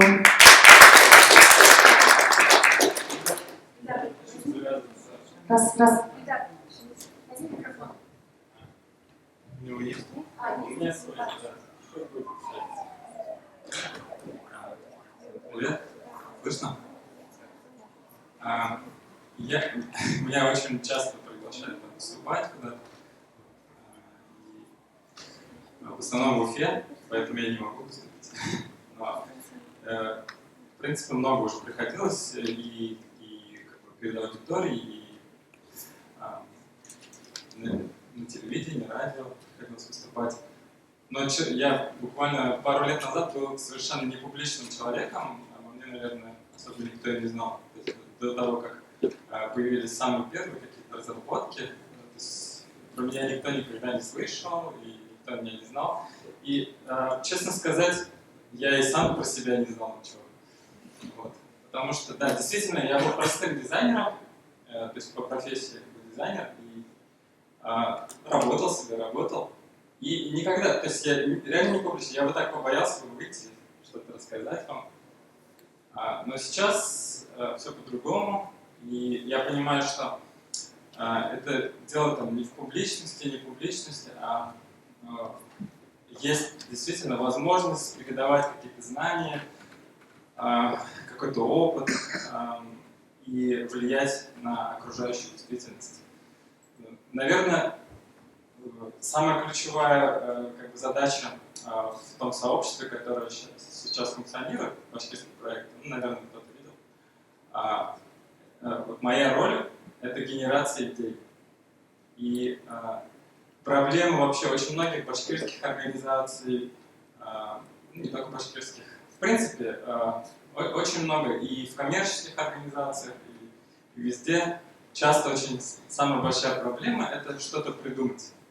То есть, действительно, у многих есть деньги, у многих есть время, у многих есть вообще куча ресурсов там и всего. Есть куча людей в подчинении, но они этим всем не пользуются. Они или пользуются этим не по назначению. То есть я знаю десятки и сотни разных проектов, которые ни к чему не приведут. Только потому, что люди, которые начинали это, плохо оценивали свои идеи, точнее даже это могла быть не идея, это могла быть какая-то мысль, которую они приняли за идею хорошую и начали реализовывать. И в итоге это просто пустая потеря денег, ресурсов и времени. Вот. То есть вот, генерация идей — это самое-самое начало любого дела, любого проекта, любого бизнеса. И к этому как-то нужно серьезно подходить. Потому что от этого зависит потом все. Есть генерация идей, которую может делать один человек. То есть каждый ходит и там что-то придумывает. Я хожу все время что-то придумываю. Но есть генерация другого типа. Это когда что-то создается в процессе коммуникации. И могу четко сказать, что вот эти идеи, они намного ценнее и важнее. Потому что когда несколько человек в каком-то потоке сознания что-то придумывают, они проходят гораздо большую дистанцию, чем один. Второй, третий человек, который... Слышно? Так, круто. То есть, если вы в команде, то ваши коллеги, они помогают вам видеть какие-то вещи, которые не видите вы, тут же это развивать. Но это тоже нужно сделать как правильно. И я предлагаю сегодня, наверное, поиграть в такую игру, попробовать сформулировать какие-то бизнес-идеи в течение короткого промежутка времени. Кто-нибудь слышал такую вещь, как питчинг? Питчинг вообще это понятие, которое пришло из киноиндустрии, но сейчас чаще используется в стартапах и в инвестициях, всяких разных инкубаторах. То есть это понятие связано с инвесторами, с IT-стартапами в первую очередь. Питчинг — это возможность показать инвесторам или людям, на которых ориентировано то, что вы придумываете, и они помогут вам найти идеи, найти деньги, найти ресурсы. Или питчинг — это в каком-то смысле это возможность привлечь других людей, чтобы ваш проект состоялся. Вот, то есть еще питчинг — это с английского буквально это как бы ловить рыбу на наживку. То есть питчинг это когда вы общаетесь с какой-то аудиторией и предлагаете им свою идею и ждете, что они поймут и как-то поддержат вас. То есть вы должны доказать на питчинге, что ваша идея жизнеспособна и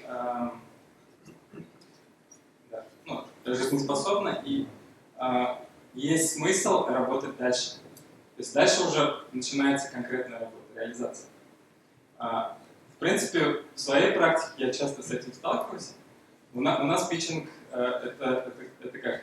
То есть кто-то что-то придумал, потом мы вместе это продумываем, чаще всего координатор нашего сообщества, вместе мы продумываем это.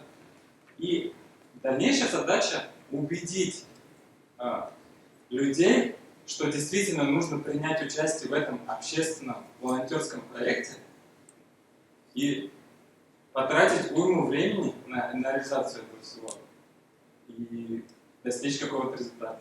Если, например, говорить про ВКонтакте, у нас было где-то 17 тысяч фраз, которые нужно перевести. Многие из этих фраз вовсе не фразы, а целые страницы текста. То есть там огромный объем текста и терминологии, которая в башкирском языке не встречается. Нужно было выйти там, к людям и сказать, типа, ребята, давайте, надо переводить бесплатно. Вот. И мы все время с этим сталкиваемся, и, надо сказать, мы достигли определенного успеха. Мы научились писать тексты, мы научились достигать внимания аудитории. Мы знаем вот эти струнки, которые позволяют достучаться до людей. Вот. Но в жизни, вот, например, вам, скорее всего, пригодится не то, что достучаться там, до большой массы людей, а достучаться до хотя бы нескольких людей. Это могут быть какие-нибудь инвесторы, вы предлагаете свой проект. Или это может быть начальство, например. Вы предлагаете что-то там изменить, что-то улучшить на обычной работе. Ну, то есть кейсов может быть очень много для применения, и знания очень полезны. И давайте так, то есть болтать больше много не буду, и как бы, молча перейдем. Как процесс будет построен? Сейчас мы разделимся на команды. Где-то, наверное, максимум по 5-6 человек. Больше, то есть лучше пусть будет больше команд. Больше команд, больше идей. Максимум 5-6 человек. Не-не, сейчас, подождите. Окей. Значит, я просто принцип. То есть сейчас мы разделимся на команды. И ваша задача придумать что-то работающее. Изначально был заявлен бизнес-тренинг, но это, конечно, верно лишь отчасти. Давайте так. Бизнес понятно. Все, что вы будете делать в будущем, это в какой-то мере это бизнес. Согласитесь вы или нет, но мое мнение такое. Где-то через несколько лет не будет вообще никаких проектов, которые не связаны с IT. Потому что IT перестало быть отдельной отраслью и практически проникает во все, во все остальные отрасли, которые есть. И если вы не будете специалистом, который в большой степени понимает, как все это работает, как все это делается, то вы никому не будете нужны. Поэтому предлагаю, сейчас, наверное, перейду, чтобы нарисовать вам, понять.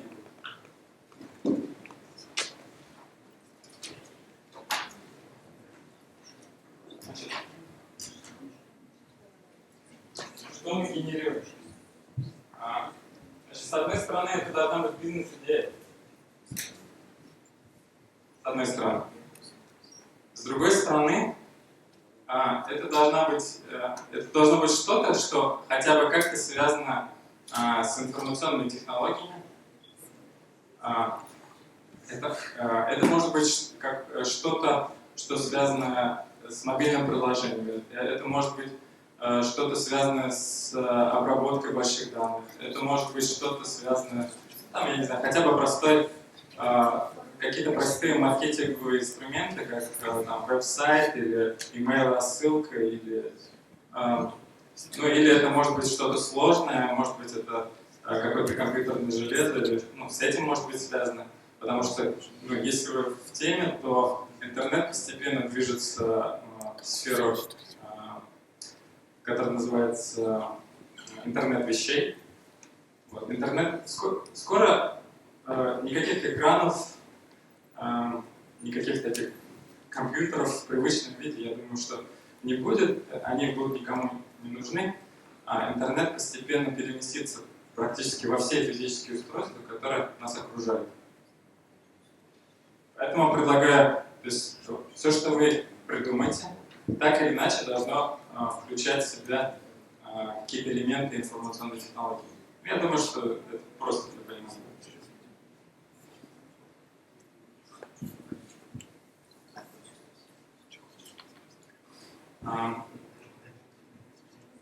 И предлагаю третью вещь, которая отобразить в том, что вы будете придумывать, это что-то связанное с башкирским языком, с башкирской культурой, с башкирами. То есть, в принципе, что-то, что могло бы помочь обществу или каким-то отдельным людям, каким-то группам людей. Все, что вы не делаете, в любом случае ориентировано на людей. Иначе кому это нужно? Значит, зачем сейчас нужно придумать что-то, что касается там, национальной тематики? В любом случае, кем бы вы ни работали в будущем, госслужащий, вы будете работать в коммерческой компании или вы будете работать в технологической компании, умение создавать, умение работать с какими-то общественно важными проектами, взаимодействовать с обществом будет для вас крайне полезно. То есть, я думаю, что в принципе у компании будущего какой-то уровень социальной ответственности, она будет повышаться. На примере современных IT-компаний, которые, естественно, в авангарде всего этого идут, это хорошо заметно. То есть все, что они не делают, связано с реализацией каких-то общественных задач. Коммуникация, чаще всего, конечно, коммуникация, но не только. То есть сейчас они начинают задачи по улучшению качества жизни людей, улучшению здоровья, очень много всего. То есть технологическая сфера, она вот плотно уже в это пошла. И поэтому, давайте так, значит, общественная составляющая, в нашем случае национальная тематика какая-то.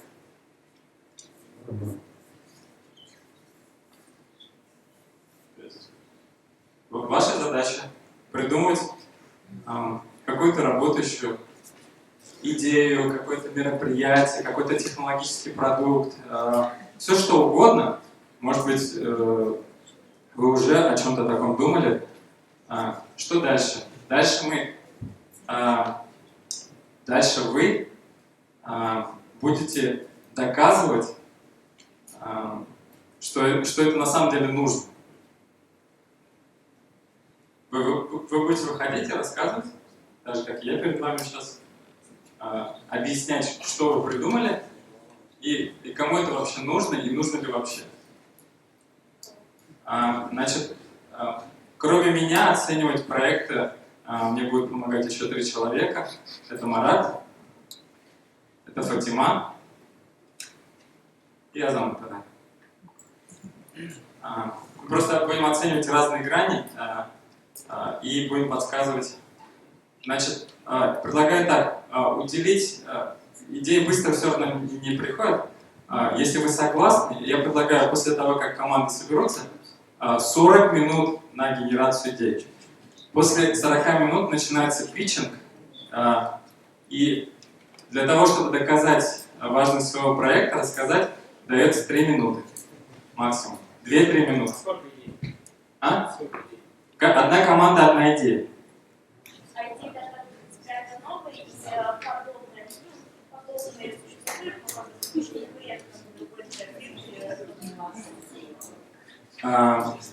Ну, я предлагаю так, то есть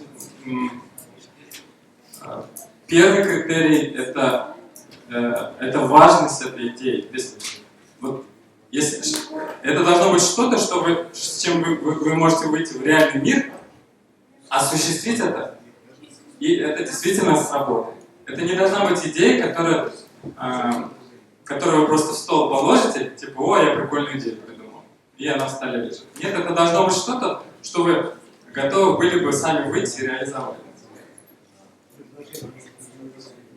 Поменьше? 20 минут они уложат спокойно. 15. Согласны? За 20 минут успеть? Ну окей, 20 минут, значит, 20 минут генерации, счетчик поставим, значит, а потом питчинг по 2-3 минуты.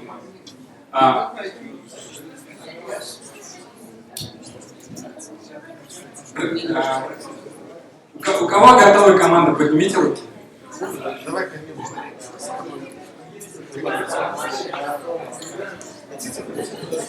У вас уже есть? Поднимите руки, у кого команды нет. Не стесняйтесь, пожалуйста. У кого там?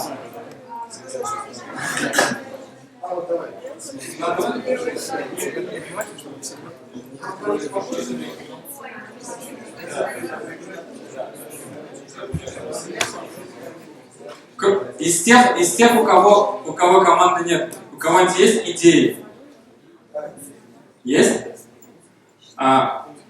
Предлагаю тем, у кого нет команды, идти к человеку, у которого есть идея. У нас есть 20 минут. Вот, за это время еще напиться можно. Там все слышно. Вы будете командой? Да, потому что мы в отдельный кабинет закрывали. Можно сначала отправить кого-нибудь. Да нет, вот здесь. Кто остался без команды? Есть такие? Азат остался.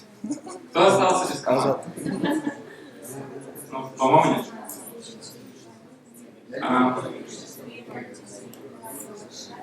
Если у кого-то будут какие-то вопросы, вы можете спокойно подзывать меня, либо Фатиму, либо Марат, либо Азамата. И мы вам будем помогать.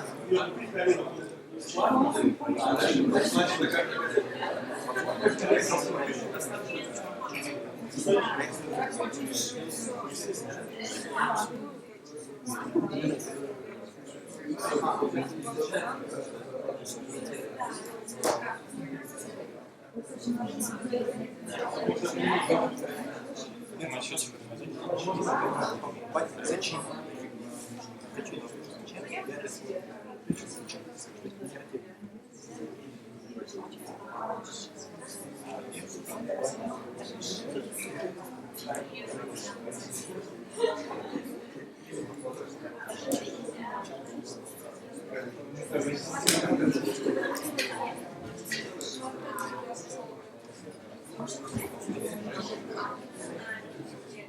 Ребята, если кому-то нужны бумага, пишущие какие-то предметы, маркеры, вот, можете здесь это брать.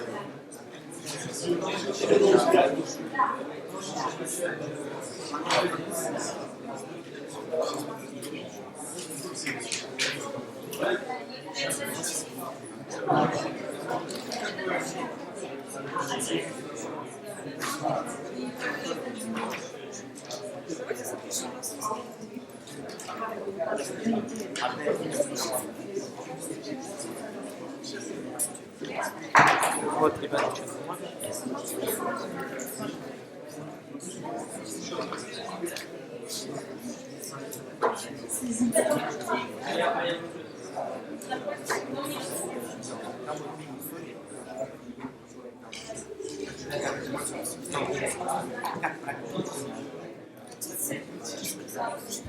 Нужно что-то? А, все, я уже продал, А, ты продал? Поэтому вам уже не интересно.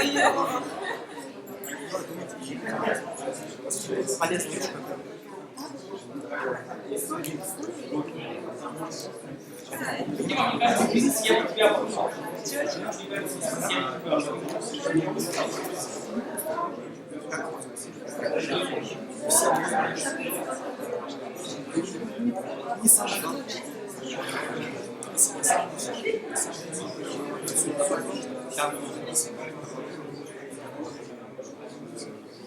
Я не буду мешать, если позволите.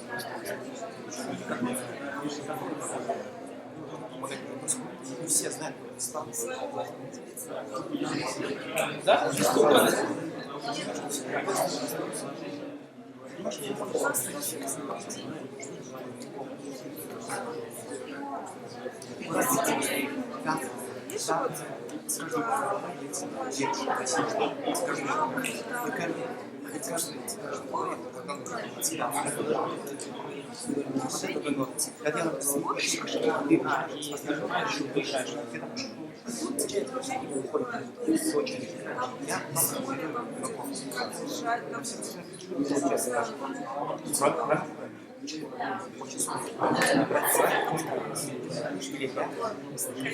Есть еще идея, какие-то традиции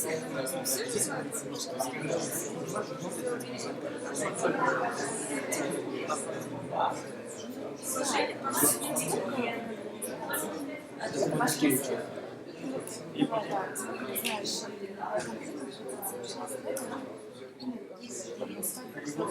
Ну, некоторые просто межнациональные и религиозные многие переплетаются. Это же не какой-то справочник. А как человек будет использовать просто не хочу?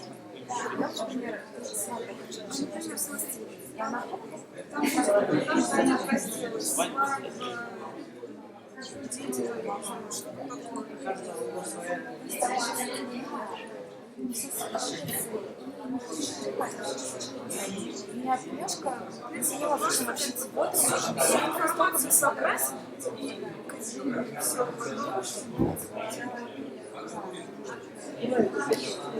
Еще была идея очень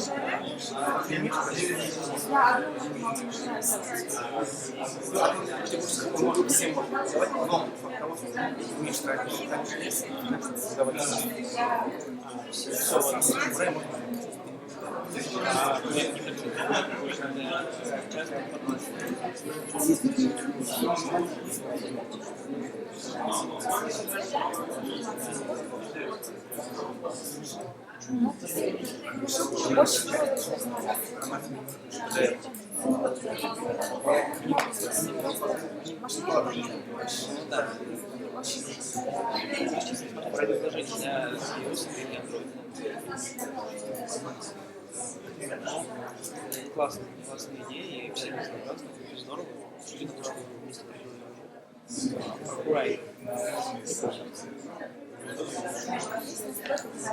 Да. Потому что Курай такой инструмент, который действительно стоит владеть.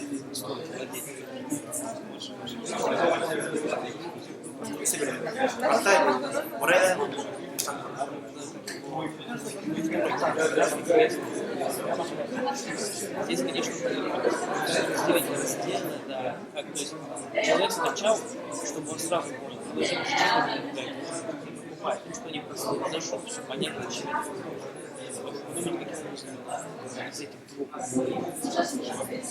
Ребята, не бойтесь визуализировать свои идеи, потому что очень часто какие-то вещи можно не увидеть внутри головы своей, но когда вы начертите это на бумаге, становится очевидным, что, например, это невозможно или что-то проще сделать.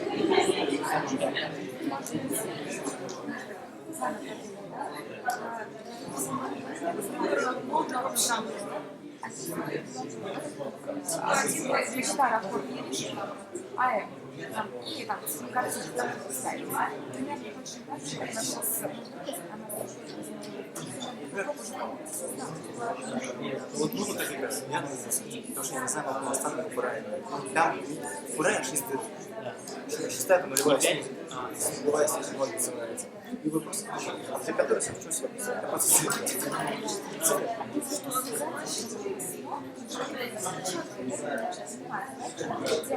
то есть будет поэтапно обучаться.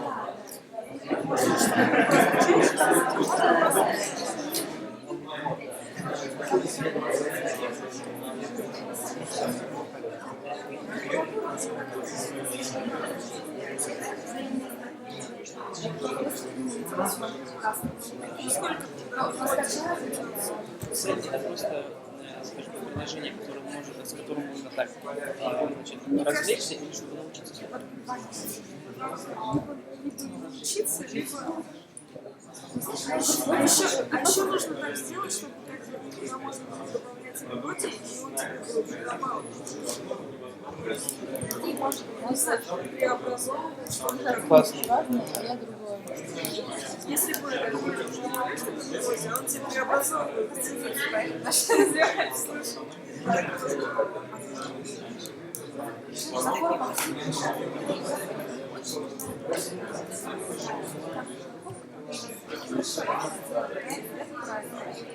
Айнас написался. Наверное, запросы кидают, те, кто не пользуется, кидают запросы.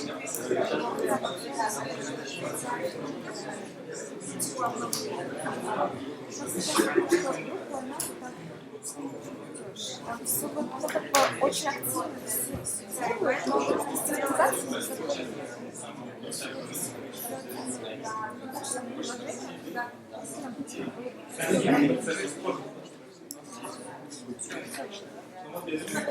Я уже скачала.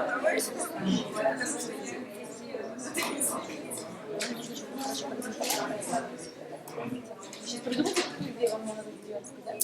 Какую проблему? Да, это проблема решать. Да,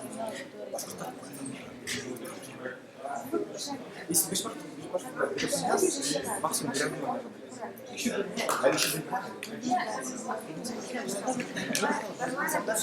Как вы это собираетесь монетизировать? Что это на вопрос?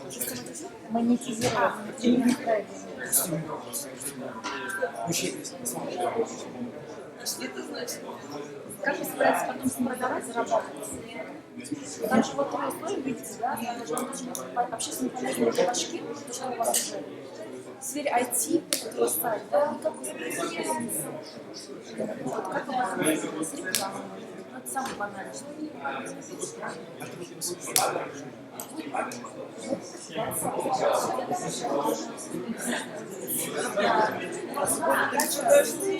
Если его качали,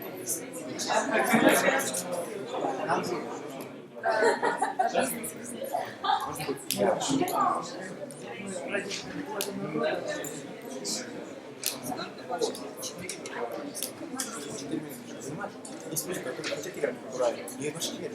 Просто люди, которые хотят играть в Урале. Метро. Я встречал, я научил русского играть в Урале. Вот теперь нормально играть в Урале. У меня был второй Урале, я научил. Который дальше у меня был второй Урале, который я сказал. Подарил второй костюм, который я тоже научил играть в Урале. Суть Урале, у тебя есть история. Вот эта программа будет тебе поставить.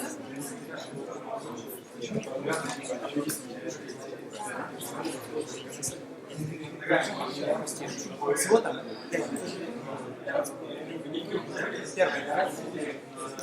Что такое? Второе.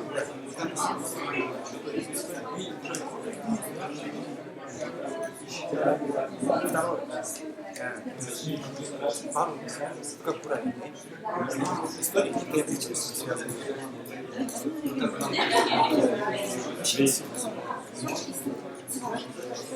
Третье. Второе. Как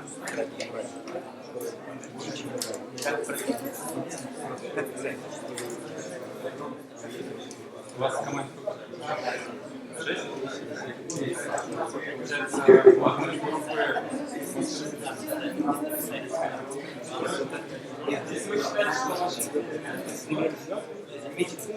аппликатура. Самый последний. Тебя научили правильно.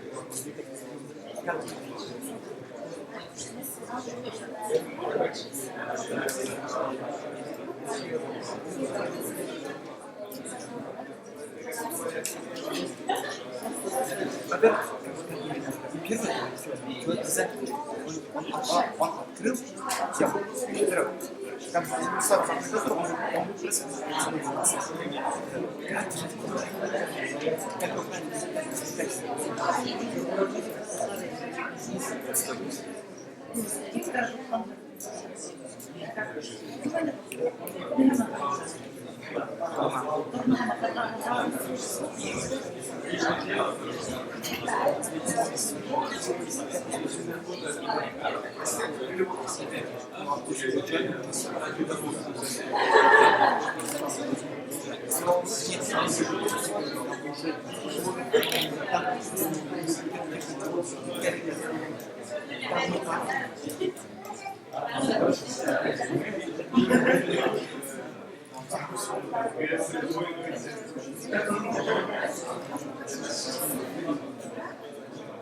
И когда мы начинаем мод, где будет описываться, как где уже на какую-то какая нота расхода, как то потом в дальнейшем он мог достичь промоцию, и даже начинать аранжировки,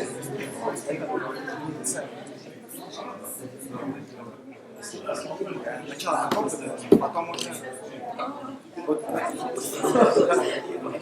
аккорды.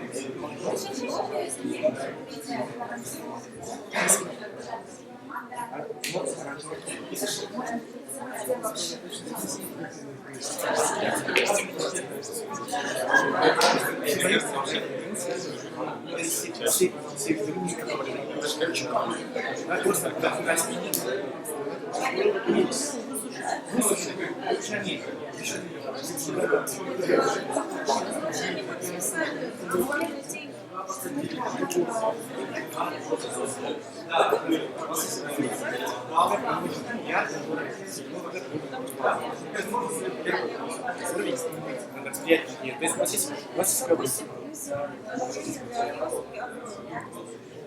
То есть оно записало.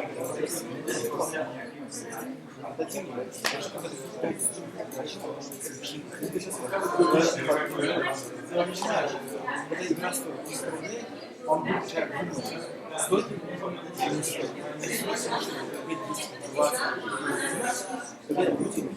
мелочи,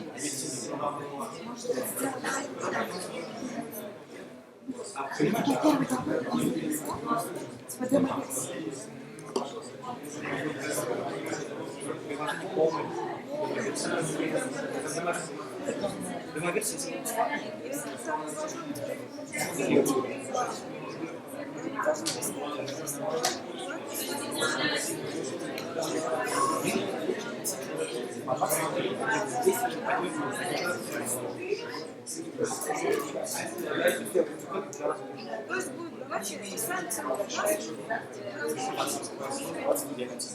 больше продавать, больше продавать.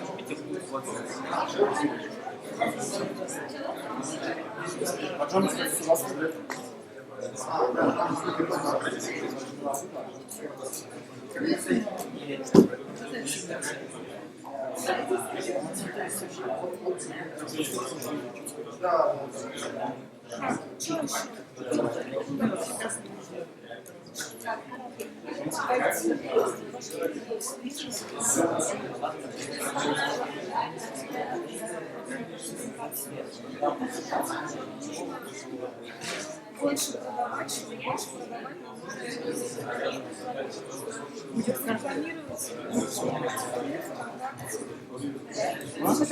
Во-первых, сделаем какую-то. Это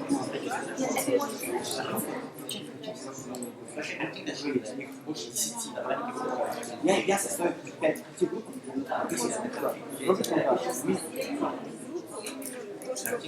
это может быть, знаешь, как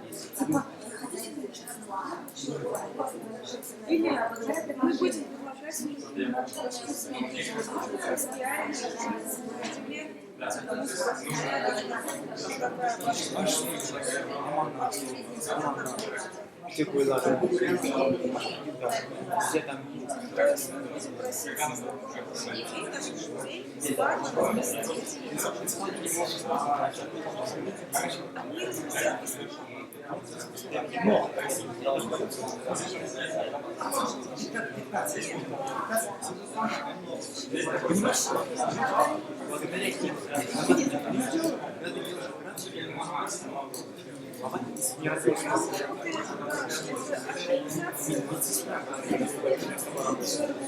вторая медсестра, медбрат.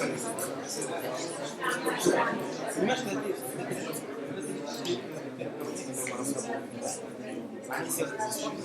что они второй раз.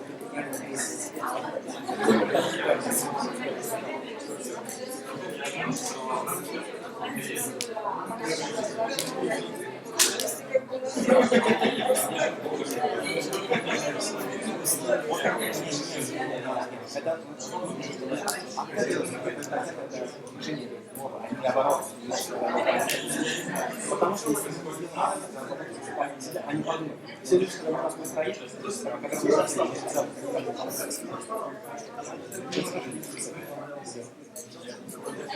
Мы вам помогли?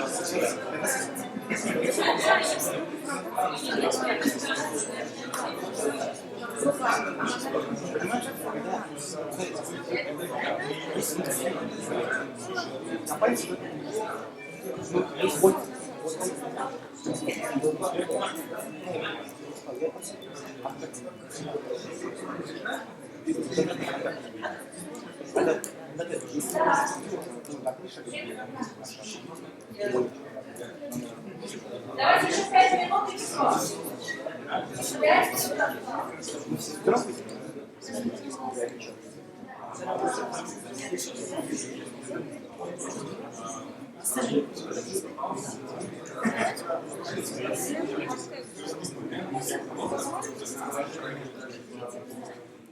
Я думаю, что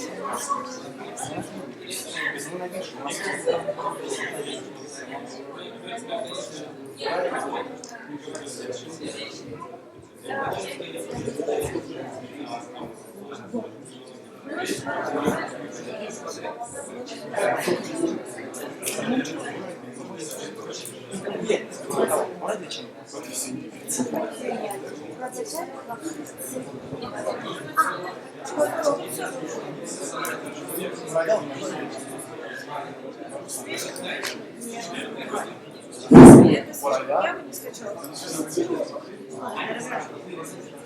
Скачал, Брать самому. Брать самому. 24 минуты. Сколько человек скачали? Ты выучил. Плеймарк. Когда есть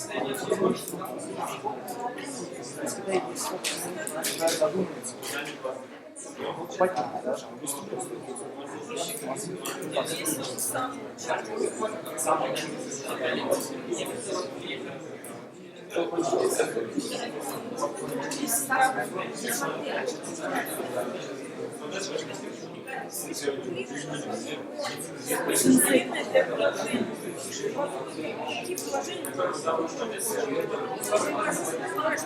Мучительно стало.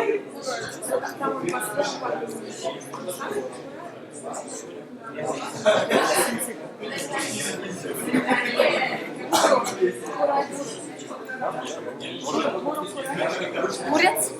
А? Молодой сам. Дайте мне хочешь, пожалуйста.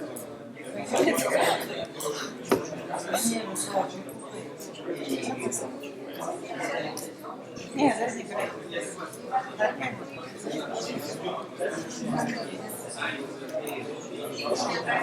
осталось 2 минуты.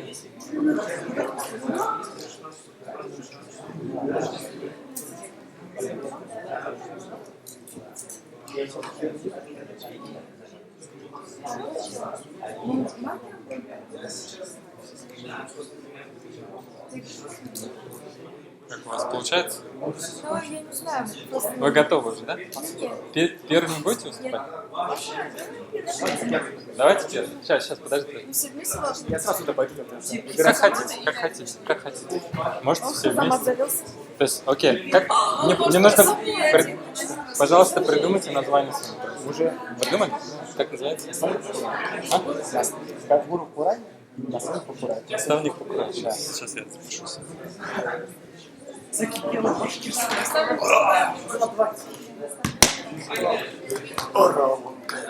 Так, С кем гуляем? ровно. Это здесь ровно. Нет, именно. Есть кто-нибудь, кто уже закончил?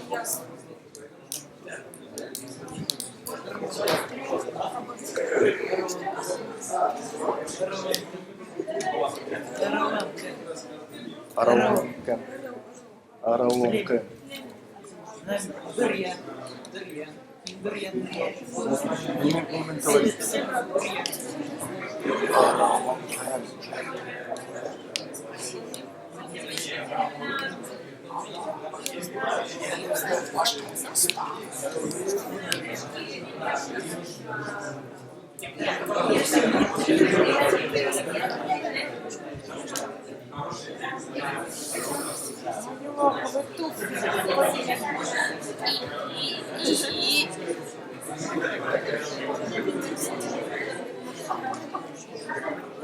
Я хочу свидеть.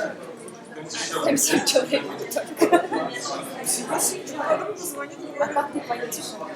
Просто ждешь. Так,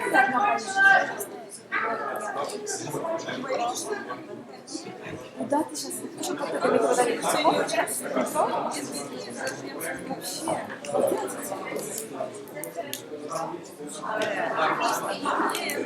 Просто поставь, за тобой приедет. Или такси вызывает. Все, время закончилось. Так, господа, время закончилось. Мы переходим к питчингу. Я знаю, что есть команды, которые еще как бы не закончили. Так уж и быть. Вы можете пока еще продолжать думать. Мы, наверное, будем выходить вот сюда, ко мне.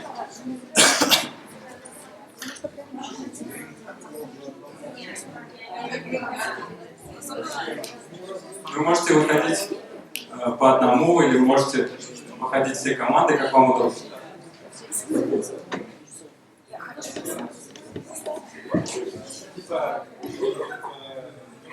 Так, пожалуйста, судьи.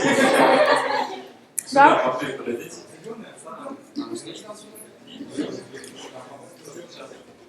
Поближе. Не. Сюда.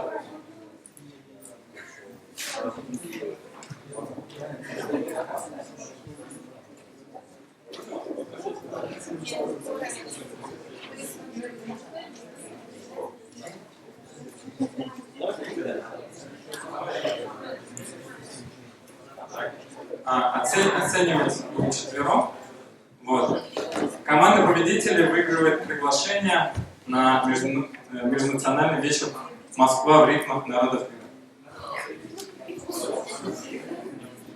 Клуб «Известия» говорят, что это какой-то крутой клуб, но я никогда там не был.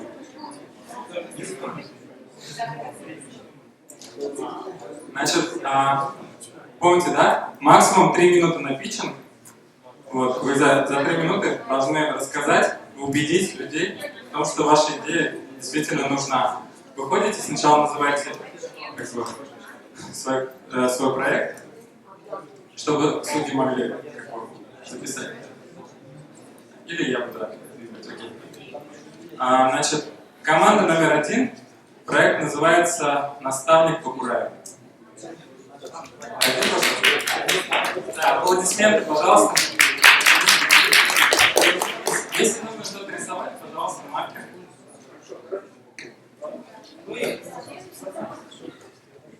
Мы с командой обсудили такую тему в наше время.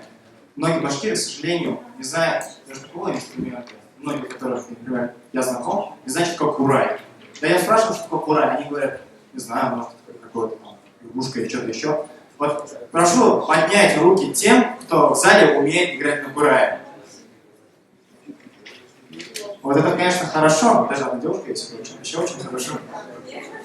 К сожалению, некоторая другая масса не умеет играть в курае. Мы с командой решили, что можно будет создать... Вот у нас осталось в том, что ВКонтакте, например, есть группы, и Google Play, и iOS, Play Market. Есть много приложений, которые помогают начинающим играть на гитаре или на других инструментах. Мы подумали, что можно будет создать аналогичную программу, вот то же самое, только про Kurai. Она будет включать в себе несколько пунктов. Во-первых, первый пункт, который откроет человек, скачавший ее, это будет что такое Kurai, вообще из себя представляет. Она будет включать в себя историю Kurai, несколько легенд о Kurai, и о тех людях, которые продвигали Kurai и которые сейчас продвигают Kurai. Кто меня назовет, кто вот сейчас является самым лучшим кураистом мира? Почти. Почему почти? Почти. Считается, что Роберт лучше. Ну, а заставляет Бог тоже очень круто. Так что второй, самый банальный пункт, наверное, я думаю, это как играть на Kurai. Во-первых, люди берут в руки Kurai и пытаются в него просто дуть как в флейту. Звуки не извлекаются вообще никак. И первый пункт, который там будет, как держать Kurai, то есть правильно, то есть не вверх, но и наоборот, а именно как правильно держать Kurai. И тут же человек посмотрит, как держать его в руках правильно. И второй пункт, это будет, как извлекать из него звук. По сути, научиться на Kurai можно научиться от 2 до 5 дней. Я сам научился за 3 дня играть на Kurai. Это очень просто, если у тебя есть хороший наставник. Но найти наставника очень сложно, особенно если ты живешь в Питере, например, или в Москве, ты только что приехал в город и не знаешь, ты хочешь играть, но не знаешь, куда обратиться. Ты можешь спокойно зайти в Google Play и скачать эту программу. И третье, это будет уже, когда ты научился извлекать звук, будет аппликатура, это для нубов, так называемый, это словно уже известно в интернете, это для новичков. Там будут просто цифры. В Kurai всего 6 дырок, скажем так. Нулевая, когда все закрыты, и получается звук выходит не снизу. То есть человек просто может смотреть на цифры и просто во время, нужное время открывать их и, получается, извлекать звук. И там будет простейшая мелодия, которая с каждым разом будет усложняться. А позже это, можно будет уже, будет следующая часть программы, которая будет изображать Kurai, то есть какая дырка, какой ноте соответствует. И это будет более профессиональное изучение Kurai. Будет предложена пару версий аранжировок, в котором человек сможет научиться играть на Kurai уже по нотному стану. То есть, например, он будет играть это какое-то время, возьмет Моцарта в руки и, получается, сможет спокойно извлечь из него звук. И третий, самый интересный момент, который... Дается максимум 3 минуты. Производство Kurai, конечно, мало. Давайте сейчас, после каждого выступления судьи могут задавать вопросы и давать свои комментарии одновременно. Потому что давать их потом будет непонятно. Лучше сразу.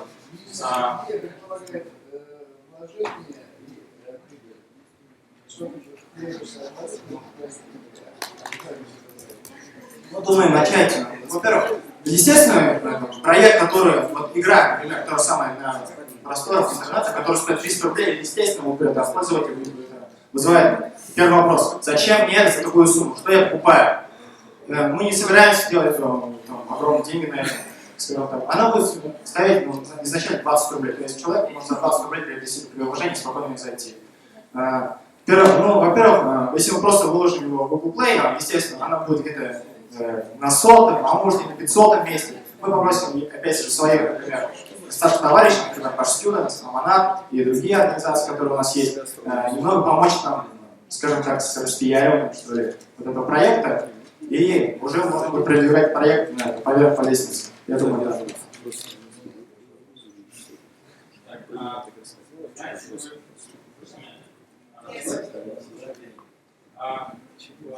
Какие есть примеры приложений, которые можно использовать с этим приложением, и которые нравятся вам с точки зрения реализации? Вот вы сами, например, учились такому инструменту, и приложение действительно удобно, и, может быть, ваше приложение будет похоже чем-то или чем-то? Я основывался, например, когда меня учили играть на гитаре в 9 классе. Это было очень сложно, во-первых, потому что ребята нет времени, у меня тоже. Мне просто предложили такую программу, называется Video. Она теперь уже, слава богу, появилась на русском языке. Там, во-первых, есть все аккорды, они очень простые, их очень легко взять. Там даже можно нажать на специальную кнопку, которая тебе скажет, какой палец куда поставить. Это очень легко. Тем более, там есть очень такая малюсенькая такая часть, называется тюнер, которая быстро позволяет настроить гитару на нужный тон. То есть очень полезная программа. Я, например, сейчас я очень активно пользуюсь, когда играю на гитаре. Когда мне надо изучить, например, тяжелую там, песню. Очень полезно. Я думаю, вот, наша будет программа похожа. Ну, у нас, вот, и, к сожалению, в завершили третью часть, конечно. Там будут еще Спасибо значит, свой комментарий. Мне кажется, идея вполне реализуема как приложение. С точки зрения затрат, это приложение средней сложности, реализуемая командой там, из 2-3 людей, на самом деле даже один разработчик за пару месяцев такое приложение может написать. И я думаю, что если интерфейс и удобство пользования интерфейсом будет на уровне, то действительно даже люди будут готовы за $1 покупать. Спасибо большое. Спасибо. Конечно. Спасибо большое за презентацию. Я вижу, что вам было больше всех людей, много обсуждали, и видно, что было с чего выбирать. У меня вопрос, скажи, как вы приняли то, что ты должен выступать, и почему вы решили больше процессов? Ну, во-первых, конечно, много это хорошо, много это ажиотаж, то есть больше одного человека. Если мы бы вышли, например, пятером, каждый начал бы, наступил вопрос, например, из зала. И каждый пытался бы ответить, например, я, мой брат, например, Альбина, Марьям и Айгиза, и начался бы хаос. Ну, мне одному легче рассказать, скажем так. И идея изначально была моей, поэтому я знал, о чем я рассказываю, и на что я направлю эту идею.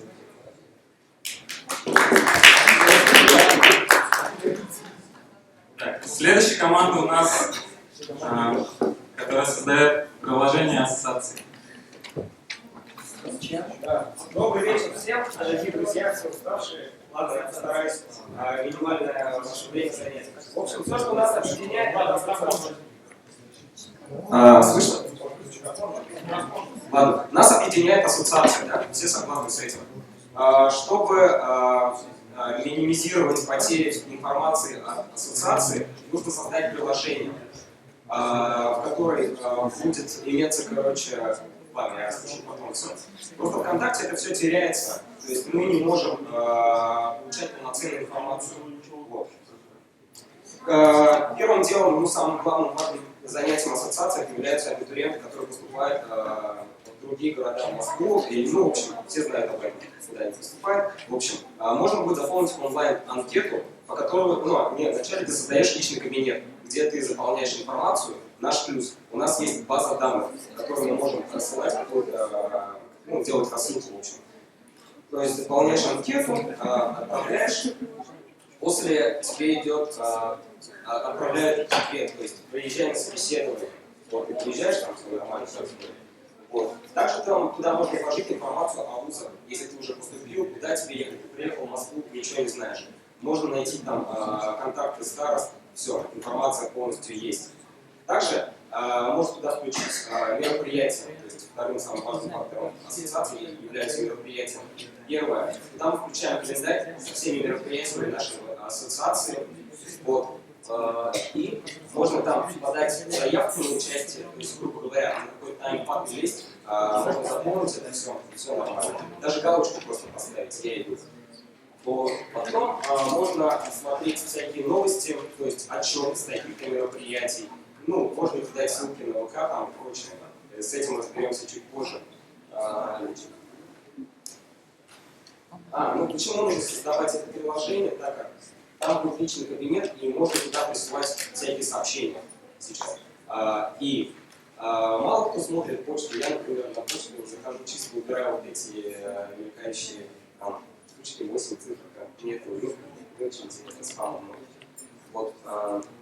Как мы будем получать прибыль? Очень много всяких дяденек, бизнесменов, которые ищут целевую аудиторию. Допустим, есть кафешка какая-нибудь башкирская. Вот, но его нет просто. А ребята ищут потребность, чтобы именно окунуться в какую-то башкирскую атмосферу, да, покупать в башкирском заведении, но никто об этом не знает.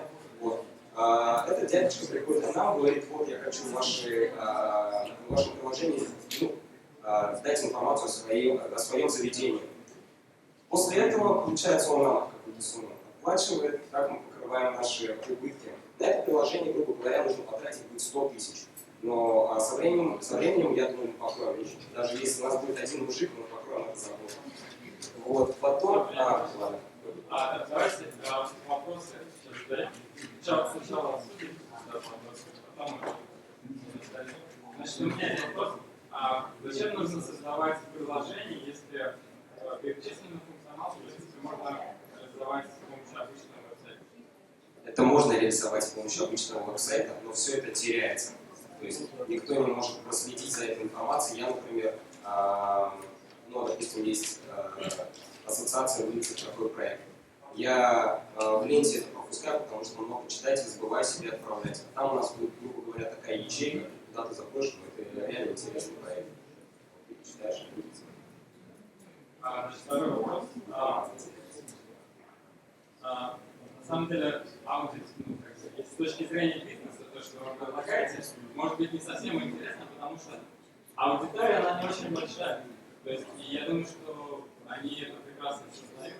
То есть, думаю, что в плане монетизации этот вариант сценарий не очень. Ну ладно, в плане монетизации мы будем в будущем, как раз, я знаю отличную тему, как делают мои очень знакомые приятели. Они обучают ребятишек, да, потом они отправляют в какие-то университеты, обучают их. После этого они членский взнос делают, когда они уже стали состоявшимися ребятами.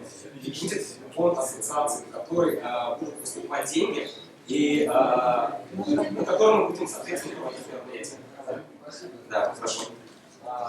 Так как у тебя маленькая целевая аудитория, ты это приложение можешь продать другим ассоциациям, сообществам, которые у них будет приложение, где они будут собираться вместе. Спасибо. Да. Ну да, кстати, такое предложение можно будет записать. Я промолчу. Что ты выделил? Извините, можно? Мы вас хотим привлечь, вам понравилась наша идея приложения ассоциации, хотели бы вы подать информацию о своем бизнесе, грубо говоря. Вот. Ну, грубо говоря, у вас будет продвижение типа кафе, да?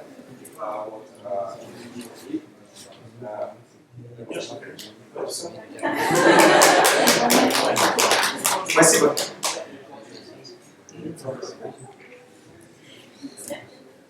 Так, следующая команда делает проект комикс на башкирском и русском языке.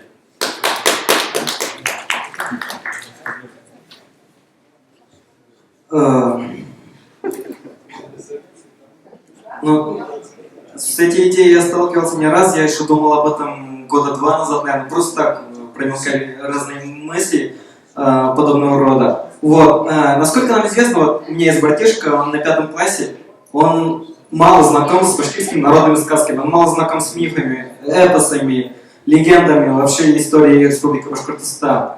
Почему? Потому что сказки сейчас мало интересуют детей. Скажем, в детстве никто не будет, ну, грубо говоря, никто не будет сидеть и читать эпос Урала-Батыра.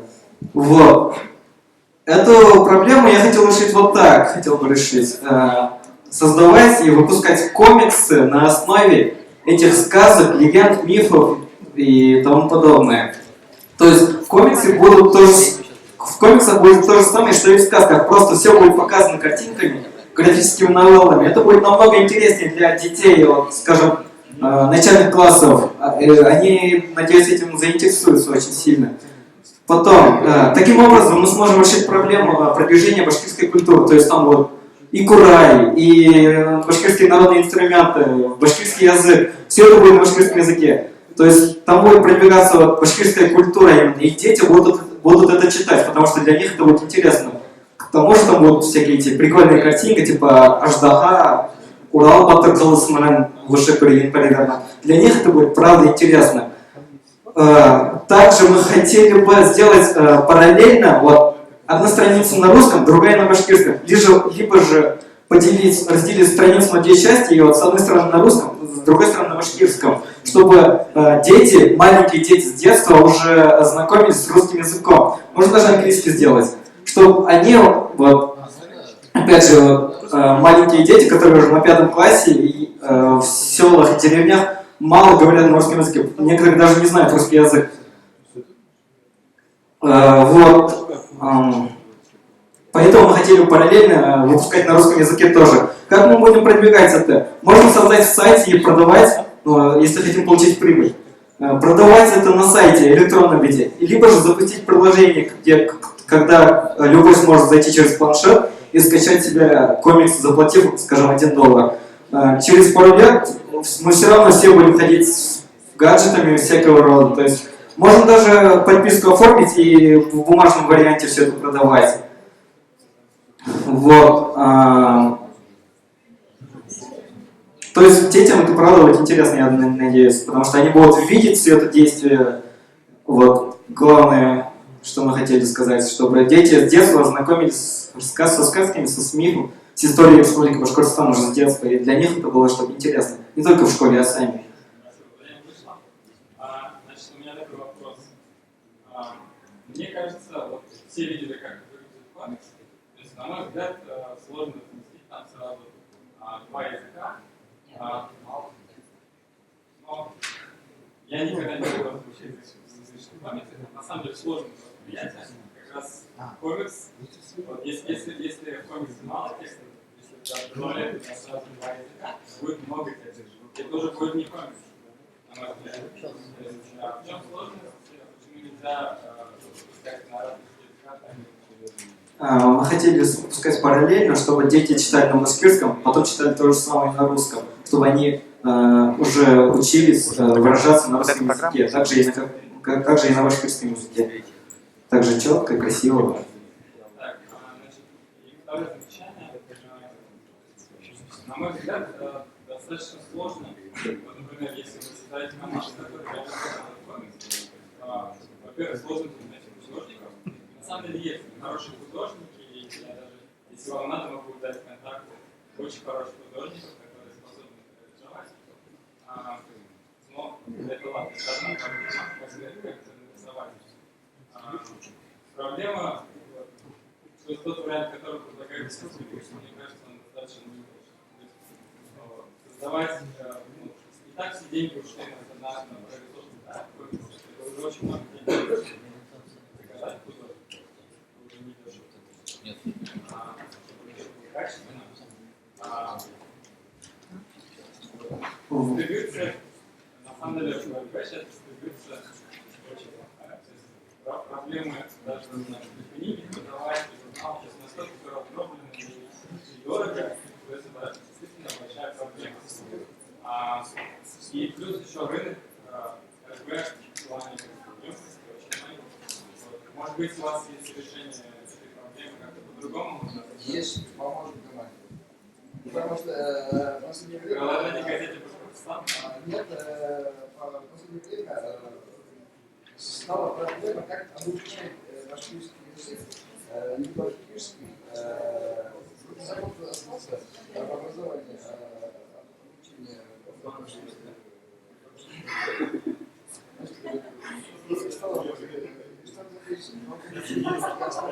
Как можно в игровой форме, если обучать детей в игровой форме. Поэтому здесь заказчик может выступить Министерство образования, они все заинтересованы. Вполне могут разработать. Спасибо.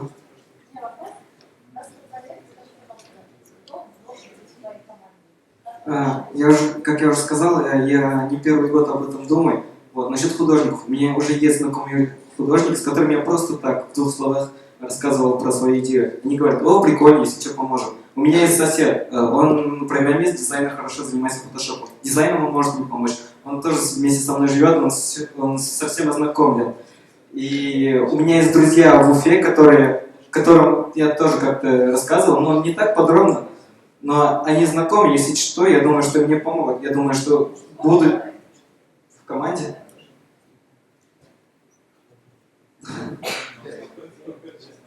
Вот, да, немного, ну, я думал 6-7 где-то. Потому что ну, 2 человека должно будет написать сказку в виде диалогов для комиксов, а не просто там же не будет повествований.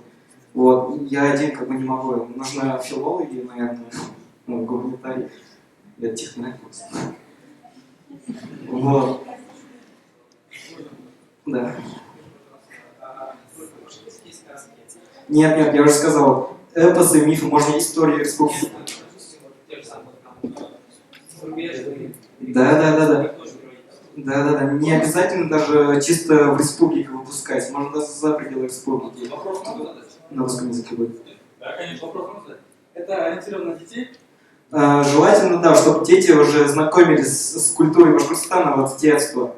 Просто, ну, если вот говорить о психологии детей и вообще в целом о комиксе. Комиксы это пришли к нам с Запада. Да. Они немножко принижают наш эпос, если так взять. Комиксы это вот Америка, пам, пуф, там, ой. То есть у них вот все на этом построено. Сейчас я скажу до конца. Значит, у детей очень развито воображение. В принципе, когда им рассказывают сказки, то есть у них развивается воображение. Вот в этом возрасте нужно именно этим заниматься. И каждое движение показывать в картинках, это, ну, не очень много пользы от этого. Наоборот, достаточно сделать 2 хорошие картинки, а все остальное ребенок додумает. Мы хотели просто вот ознакомиться со сказками. Они и так в школе будут проходить в каком 7 классе эпос Урал-Батыра. Они там подробно ознакомятся. Если им понравится, они могут здесь почитать. Вот. Мы хотим, вот, чтобы они хотя бы примерно знали все вот сказки на башкирском языке. Я вот в детстве мало сам читал сказки, вот, даже недавно скачал. Просто я говорю про то, что комиксы принижают эпос. Вот просто основная. Возможно. Ну, думаю, можно решить эту проблему в случае чего. Может, хотя бы напомните, как бы это сопровождать эти сказки, чем как бы, дети вообще не читают, чем дети вообще не будут читать. И совершенно это же не проблема детей. Да не только. Да, давайте. Я сам читал Урал-Батыр, он 900 страниц. Комиксы.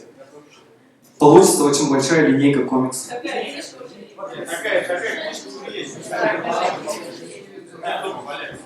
Понимаешь, есть люди, которые любят аниме, я не знаю, что это то же самое известное аниме, которое сейчас, наверное, все смотрели в детстве или что-нибудь. Как-то с этим сталкивались. Когда 700 слышали, вау. И понимаешь, это получится, во-первых, ты как ты собираешься вместе в одну программу, если какая-то программа, и во-вторых, сколько тебе денег обойдется. То есть ты подумал об этом, финансово? Конечно, думаю, я же говорю, не первый год об этом думаю. Мне просто было времени мало, и я не успел все рассказать. Что касается финансов, да, нам придется искать инвесторов, те, кто поддержит этот проект, вот сказать, что Самутай сказал, что Министерство образования готово поддержать, если что, данный проект. Ну, могут поддержать. Не вопрос, а просто защита. Русская литература, она тоже богатая. Но при этом народ плюнул на этот пиф-паф, поэтому очень много в России читается комиксов, и поэтому, я думаю, это интересно. Спасибо за выступление.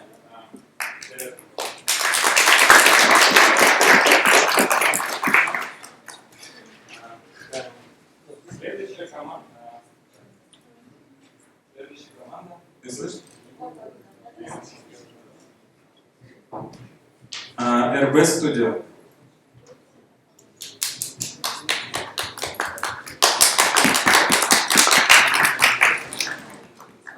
Основная концепция моей идеи заключается в том, чтобы популяризировать башкирский язык путем внедрения речевого распознавания башкирского языка. Это сперва это будет просто грамматика, ну то есть закрытая грамматика, то есть когда в колл-центре или куда-то по телефону звонишь, на башкирском говоришь, и то есть тебе задают вопрос, на который программа ожидает определенный ответ. То есть на башкирском. Потом, ну, сначала будут работы идти в этом ключе, то есть закрытой грамматикой. А потом уже, когда база данных увеличится, уже можно будет переходить на открытую грамматику, и можно будет предлагать умные дома строить. Вот, ну, уже есть много идей по умных домам. Мы вот с другом разговаривали. Это очень простая технология, на самом деле. Просто стоит компьютер, стоят в комнате микрофоны, и когда человек заходит, говорит «включить свет», запись отправляется в Google, оттуда делается в текстовый вид, и по ключу уже находится программа, ну, то есть действие, которое должна сделать программа. То есть то же самое можно сделать на башкирском языке. Можно будет Картану и Сири научить разговаривать на башкирском языке. Вот. Как с этого получить деньги? Ну, это потребует очень много времени, я говорил уже. И эту базу данных можно продать или вот, в этом ключе выйдется. Вопросы?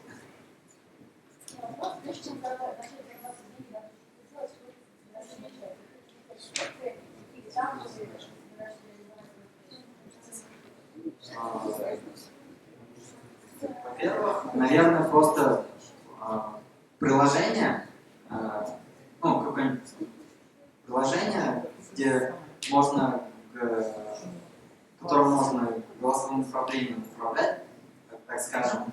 И вот там как раз закрытая грамматика, когда приложение ожидает конкретный ответ. Вот.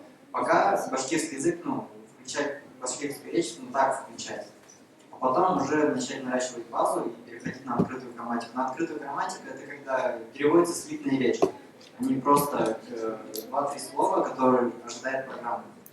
Вот. Слитная речь программа понимает, делит по структурам и уже как бы дает речь на башкирском или какое-то действие. Вот. У меня есть вопрос. Если кто-нибудь пользовался переводчиком башкирским, Яндекс.Переводчиком? Как зовут? Вот. А проблема на самом деле очень серьезная. То есть, не то, что у нас там распознавать речь, у нас нет переводчиков, статистических переводчиков. Есть такие интеллектуальные переводчики, которые не то, что умеют понимать речь, но с помощью специальных технологий умеют как бы возвращать более-менее адекватный перевод. Вот. Нету их пока. И на самом деле технология не самая простая. Чтобы этот переводчик нормально заработал, учитывая сложность башкирского языка, реально большую сложность, в отличие даже от многих тюркских языков, это потребует где-то в районе 5 миллионов параллельных фраз, которые затрагивают большое словарное. Вот. Сейчас, к сожалению, этого нет. Что касается любых систем распознавания речи, они практически все очень сложные. Любую, чтобы реализовать, даже вот если сесть там и какую-нибудь серьезную компанию учить этому делу, пройдет как минимум несколько лет. И стоит это очень больших денег, к сожалению. Поэтому это вспомнить. То есть, мне кажется, если бы была возможность, даже правительство республики давно бы уже заказало, к сожалению, пока этого нет. Почему? Наверное, потому что они считают, что эта разработка может не оправдать предложение. Что количество людей, которые пользуются, не так далеко, и даже как бы, степень информатизации башкирского общества, она очень низкая. То есть эта разработка потребует миллионов долларов на нынешнем этапе. Потому что, если что, проблемы есть даже с распознаванием русской речи. А я уж не буду говорить, насколько велика разница в ресурсах. В Сирии русский язык попал буквально совсем недавно. Вот. И действительно есть такая проблема. Что касается тюркских языков, если для сравнения, единственный язык, который распознается сейчас, это шурецкий. Больше, сколько многочисленных, намного более многочисленных народов, И ни у кого нет распознавания речи, ни у кого. Есть, у кого есть переводчики? Переводчики, по сути, есть только несколько языков. Азербайджанского, казахского и туркменского. Вот три языка, в которых частично есть киргизского и узбекского. Но качество там очень низкое. То есть, представляете, да, население страны с несколькими миллионами населения не способны создать себе такие не самые сложные вещи. Не говоря уже о распознавании речи, это очень сложная технология. Если то, ну, серьезно, если за это возьмутся там сразу все вместе, там, Российская академия наук, Академия наук, и все вместе возьмутся за это делать, и правительство выделит там хотя бы там несколько миллионов долларов на это дело, то тогда мы это увидим. Но реально это очень сложно.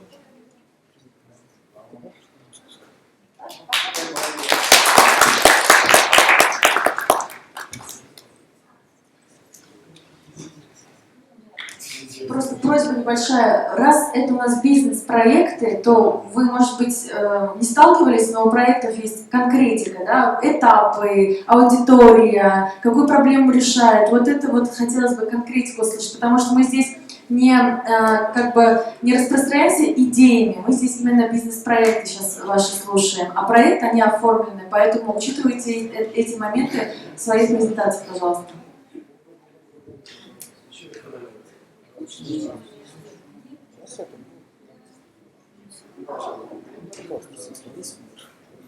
Так, следующая команда у нас Башар. Сердце. Хард. Конкуренты.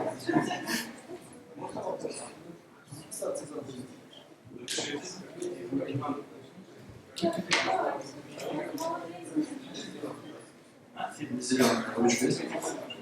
И зеленый фломастер. Так,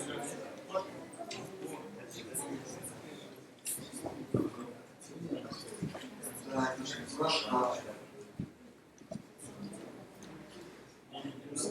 Республику.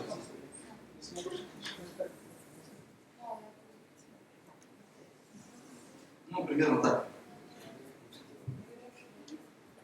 Это наша республика. Значит, у нас есть информационный портал с мобильным приложением, называется Башкат.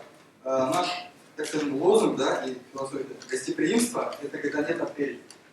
То есть человек, турист, приезжающий в Башкирию, например, вот он указывает место, куда он приехал.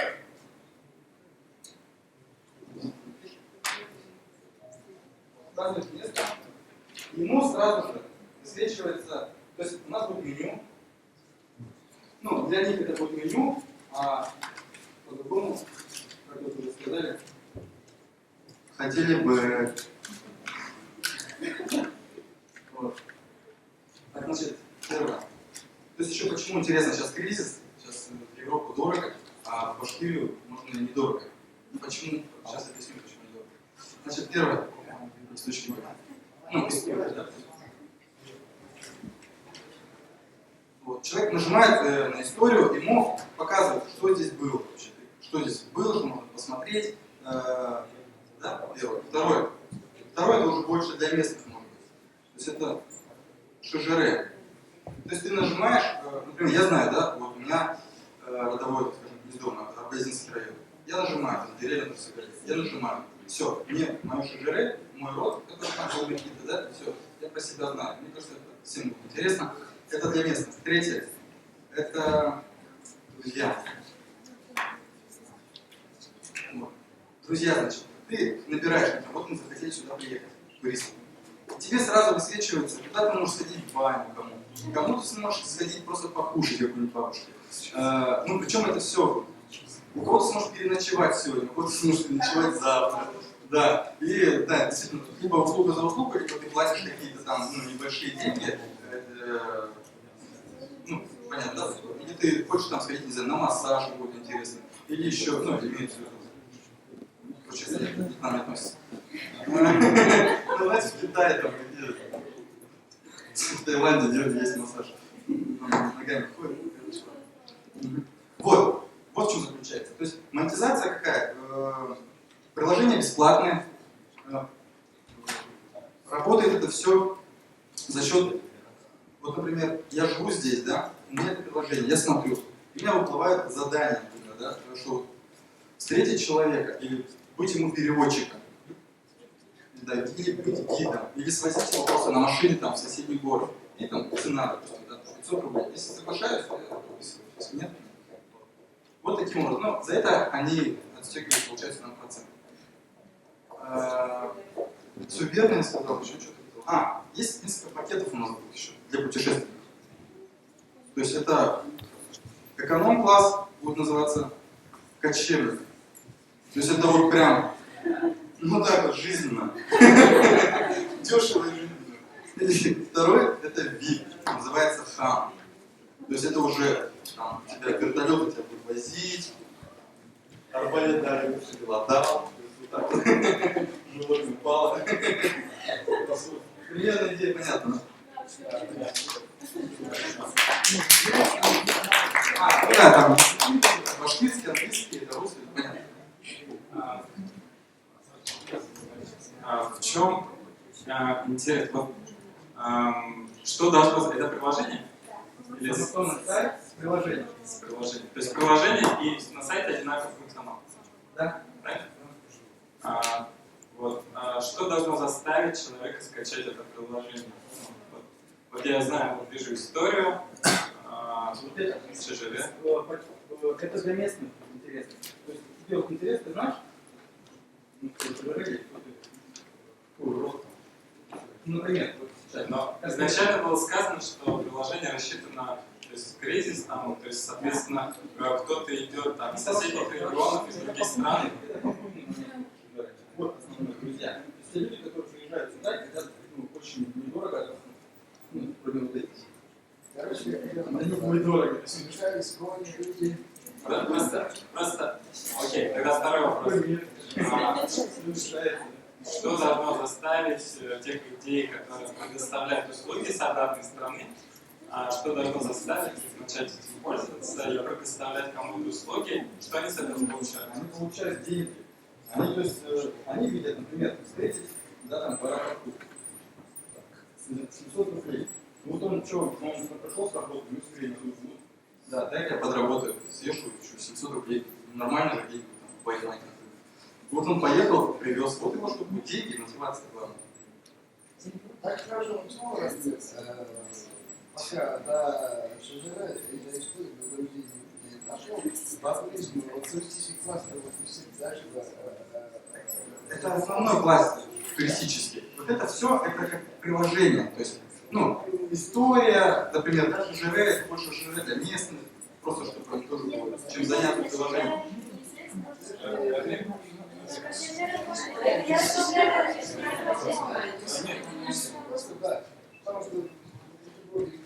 Ну, это основное. Я же вот почему все это описываю.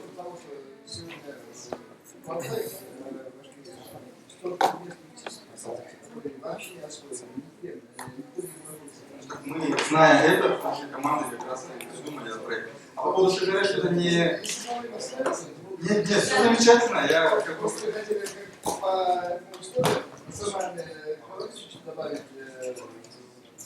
Я не понимаю, я не вижу проблем. То есть ШЖР обычно невыполнимо. Ну хорошо, все-таки вот я сказал про ШЖР. То есть узнать, какой род, где будет в какой точке, сейчас можно. То есть это не обязательно там, все поколения. Я так назвал, друзья, понимаете? Вы поедете, смотрите, у вас есть друзья где-нибудь, ну, я не знаю, там, в Канаде, есть вот, или там в Испании где-нибудь, в каком-нибудь селении? Есть, если будет вот такое предложение. Вы заходите, друзья! Все, убедил вас, нет? Нормально. Все, отлично. Какие-нибудь примеры сайтов, которыми сейчас люди пользуются, вот, мне действительно одно непонятно, почему они должны обратить на это. Но я, ну, как бы, надо отвечать на этот вопрос. Зачем вы задаете? Может быть, чего-то еще не хватает в этом приложении? Это главное, Просто Аскаман там все больше и больше, заказчик с вопросами будет. На самом деле, просто что еще можно было добавить, учитывая, вот кто путешествовал по Башкирии, чего не хватает? Тут много чего можно, я же не могу все описывать, все наши богатства нашей республики. Да, само собой, подоить корову, сыграть на курае, поездить на лошади, я же это не описываю, я же это знаю. А побегать от бурзянских пчел, то есть это все будет включено. Еще плюс там благотворительные помочь, то есть хотите помочь тому определенному парню. Это можно сделать не только. Конечно, мы же Ты сейчас сабзаим, да? Не, Точно сайта, не помню название точно сайта, за рубежом как Sky Surfers, или как это называется? Нет. Вот эта идея с друзьями. Как? Сейчас смотри. Каучсерфинг. Вот эта идея, я просто увидела аналогию, поэтому я думаю, очень прикольно. Просто Азамат иногда по всему Башкортостану друзья. Вот, например, студенту там, да, хочется куда-то съездить, значит, с кем-то связаться, кто сдаст ему дом, кто сдаст что-то, комнату и так далее. Поэтому вот эта идея мне понравилась. Я именно вот эту часть хотела поставить. Так, следующий. Следующий проект называется Тарпан. Тарпан.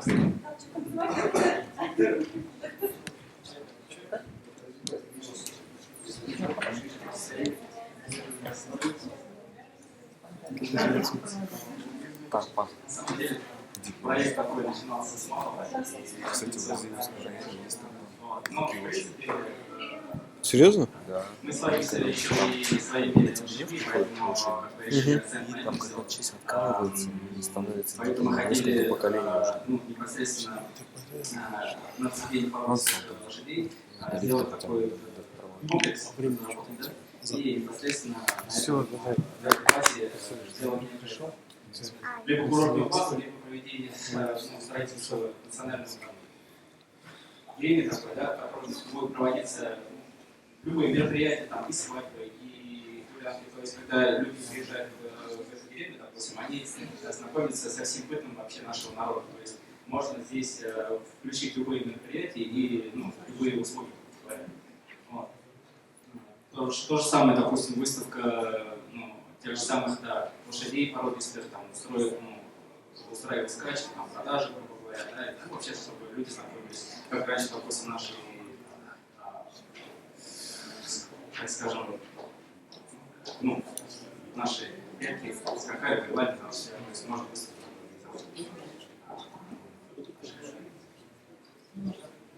Да, я хочу добавить, что на самом деле такая идея, она позволяет развивать все новые какие-то придумывать виды услуг. Например, можно сделать акцент на проведении, скажем, свадеб. Я знаю, что сейчас есть такая, хорошая, в моем понимании, мода проведения таких свадеб без алкоголя, таких национальных традиций. Можно вот на этой базе как раз организовать проведение таких торжеств, мероприятий. Допустим, летом был форум «Прорыв», тест. Вот. Почему бы его не сделать на фоне с привязкой к лошадям? Можно покататься, да, какие-то вот такие вещи. А как использовать эти технологии, мы тут, наверное, не будем.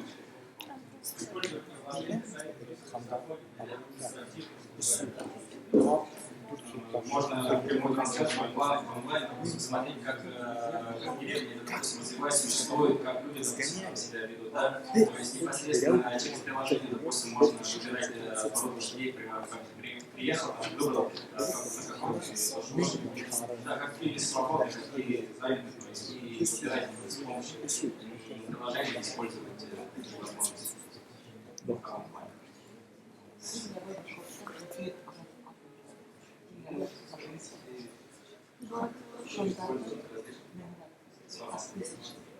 Я хочу в общем еще раз предложить, что это будет такая некая площадка для проведения каких-то форумов, встреч, там, не только свадьбы, да, может быть, да, мне кажется, это будет интересно.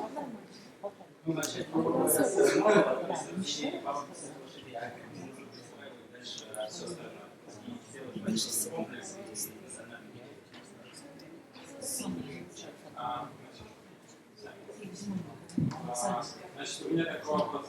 Я летом прилетал в Киев, и мы сначала я на прошлый год бывал, потом дальше на этот форум поехал. И проходило это действие, которое называется технокомплекс Яндекс.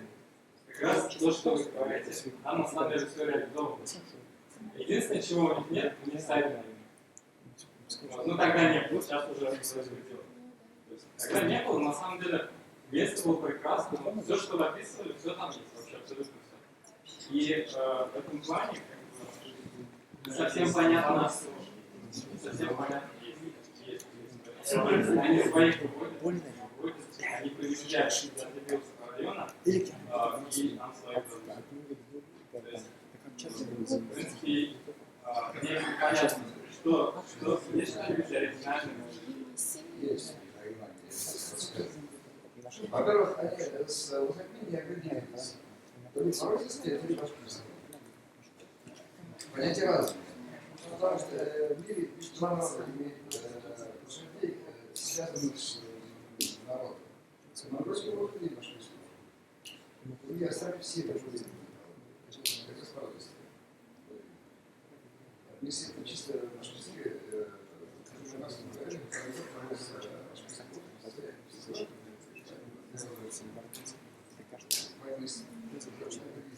сходите, посмотрите. И второй момент, фишка, чем можно сделать? Понимаете, вот в этом можно сделать фишку. Потому что фишка, когда мы дома, одна, и она понимает, что жена дальше разговаривает с дочерью, взять и сам попеременно, она этим не пользуется. И у нее не удалось, потому что все мы находились в таком положении. Потому что это спать, потому что это вышли, эколеризм, они везде есть. Эколеризм везде есть. Фактически можно сказать, что каждый, заезжая сюда, оставляет все свои гаджеты, все свои вещи, оставляет за порогом и за пользованием. Вот семья, заезжая в это заведение, могла увидеть свои лечения, свои родители, могли пообщаться с родителями. Реально, конечно. Все, фотоаппараты, все, там не будет телевизор, там не большая библиотека, там ничего нет, не связано. Единственное, что печатная смесь связана. Вот если так можно сделать, то вроде и а сайт зачем нужен будет? Сайт зачем нужен будет? Там есть свой оператор, потому что и там видео, все это скидывается на сайт, посмотреть, где они были. После того, как они выйдут на свободу, могут посмотреть. Вы должны его взять как партнера. Потому что идея действительно стоящая. На мой взгляд, то, что предложено. Действительно, есть такая проблема, особенно в России, именно вот сегодня про Германию говорили, я просто видел, как люди живут в Швейцарии, в Германии. Действительно, они читают больше газет. И они не сидят вот так далеко в телефоне. Я практически не видел. А вот в Москве только в Москве так и сидят. Ну не только в Москве, в России часто это можно видеть. Поэтому я думаю, что действительно нам не хватает иногда моментов, когда мы можем отвлечься от этого цифрового мира, как-то немножко от него отдохнуть. Потому что вы должны понимать, что постоянное нахождение в этом информационном пространстве, оно нас деформирует, и мы должны от него отдыхать. Это как медитация, но это должно быть дольше. Просто отпуска, как правило, не хватает. И если вот эту штуку продать как отдельный какой-то тур, который ты вот просто сначала у тебя все отбирают, ты такой вообще без ничего, никак, там тебя переодевают, там еще что-то его возят, и ты какие-то горы, ты даже не знаешь, куда ты можешь там добраться, там ничего нет, и ты живешь по тем обычаям, которые тебе предлагают гиды, это на самом деле будет очень круто. Пока тоже не всегда не начала.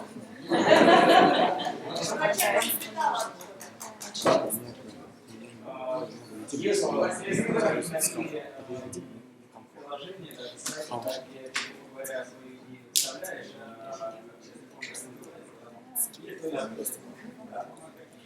набираешь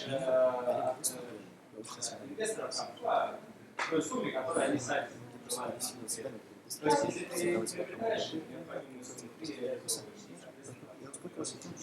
Если ты же У меня маленькое дополнение. Вот, на мой взгляд, вот то, что сейчас было сказано, это на самом деле нереалистичный сценарий, потому что действительно очень таких комплексов на самом деле очень много. Нужно отделять площадку, которую предоставляют услуги. Это как отель. То есть, ты можешь пользоваться разными. Та организация, которая работает непосредственно с клиентами, это туристическое агентство. И оно может работать с разными комплексами, с кем угодно. И ему не нужен какой-то там большой капитал. И вот это, мне кажется, модель намного более разумная. То есть работать как агентство, а не как комплекс. То есть тогда можно работать с разными комплексами, с разными проектами. Какие находятся взаимосвязаны с IT-технологией, допустим, работал, например, на комплекс, да, а это представление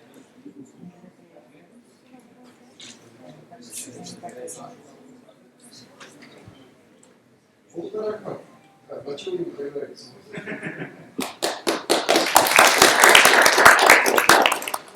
Так, следующая команда называется Bash Nuts Brand.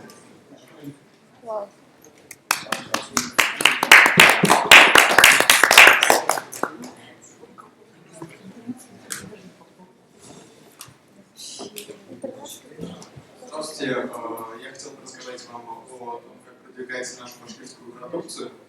Всем известно, что есть интернет-магазины, где мы можем купить то, что мы хотим. У нас возникла такая мысль о том, что нет определенного типа магазина, это продуктовый магазин.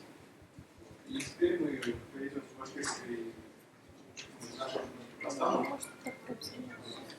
Суть в том, что в Башкирии есть бренд, называется башкирский мед. Что мы делаем? Мы создаем мобильное приложение башкирского меда, и человек, который хочет, например, в Москве купить натуральный свежий башкирский мед, он делает заказ, прямой заказ к тому, кто разводит пчел и производит мед. К примеру, известные гуржанские пчелы и гуржанский мед. Дальше они там сортируют его и отправляют прямо к нему, но через некоторое время, понятно, это из-за логистики, из-за большого расстояния. Собственно, в этом суть ядро идеи, в том, как бы нам продвигается этот. И дальше мы продвигаем идею при помощи отзывов, рекламы и прочих различных маркетинговых ходов.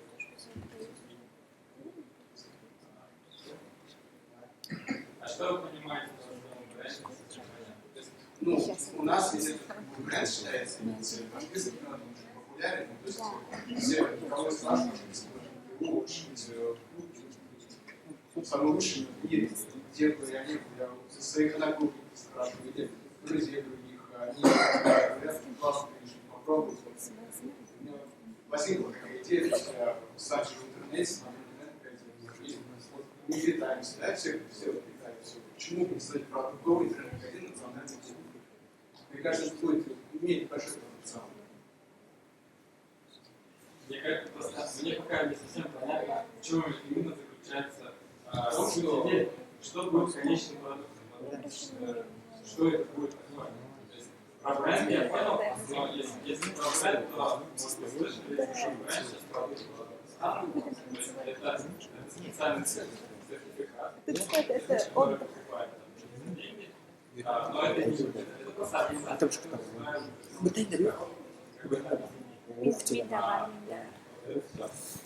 Музыка сразу. Что представляет из себя ваш продукт, что это? Мегаполисов мало натуральных продуктов. Без сбор, без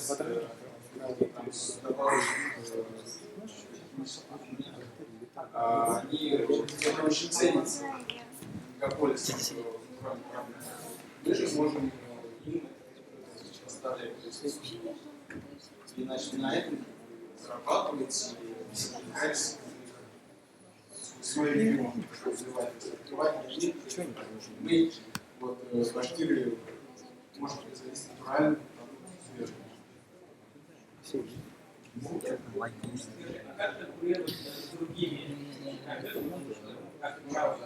Чат есть какой-то, где-то полсотни зрителей, 10 докладчиков.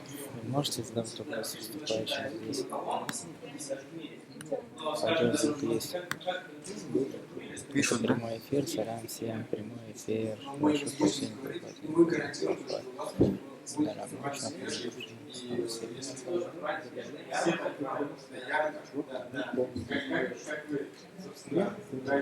привет Азамату, я тоже.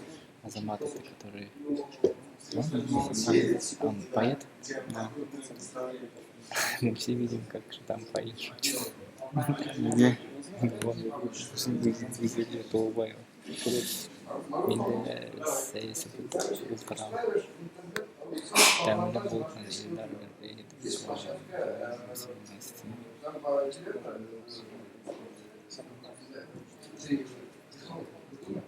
Где видео, на видео, прямо производитель мяса показывает, рассказывает, и контролирует на лицо. Я уже попробовался, там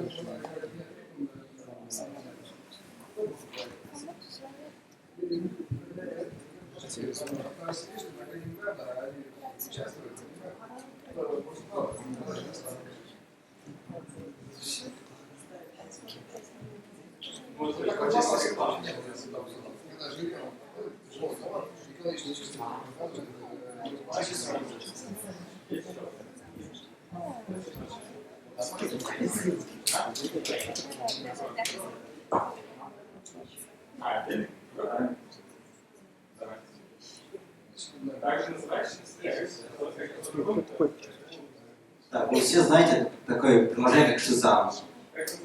Шазам. Да. Шазам? Ну, башкирский Шазам, учитесь просто. Это такое приложение, в котором ты прослушал какую-то песню, ты можешь определить с помощью смартфона. И проблема в чем? Например, я слушаю по радио или там на кассете какую-то песню, и я не знаю название этой песни. Я могу просто достать смартфон, включить эту программу и узнать название этой песни. Вот. А как будем реализовывать? Нужно, не знаю, там 3-4 программиста просто напишут там какое-то приложение, загрузим в Play Market, и люди будут скачивать. И когда они будут слушать песни, они просто достают смартфон, включают смартфон и определяют название песни. А как будем получить доход? Просто реклама и все. Почему нельзя использовать тот же штат? Почему? Не, ну там же нет. Туда в их базу, и это также будет работать, причем эта технология давно уже отработана, и работает она идеально. Нет, ну там же просто практически песни там нет, не знаю, как это загружается. Да. Ну, просто это очень сложная технология. То есть, чтобы ее сделать, требуется один супер разработчик, который на самом деле это была вторая идеальная команда, туристическое агентство БРБ. Вторая туристическая Можно агентство. прерву на секундочку? Ребята, у нас, короче, вот, когда мы сегодня собираемся, да, куда он ехать? То есть, это команда, и это хорошо. Мы предлагаем, чтобы быстрее доехать, заказать такси, он стоит недорого, скинемся, согласен? Чтобы мы заказали вам 500 рублей. Раз, два, три. Я на машине. Да. Раз, два, три. Еще поделитесь, я считала всех. Раз, два, три, четыре, пять, шесть, семь, восемь, девять, 10, 11, 12. Так, все считали? Да. Друзья, можно одно доказательство сказать? Одна фигня. Друзья, в этом году у нас в Санкт-Петербурге с 26 декабря, то есть с начала Рождества до 9 январе ожидается мировой Новый год, так называемый, с распродажей там в экспофоруме, с выставками и так далее. Если вот бизнесмены, кому есть что продать, кому есть что предложить, какие-то что-то, приезжайте. Места для распродажи будут предоставлены бесплатно. Только заранее надо заявить.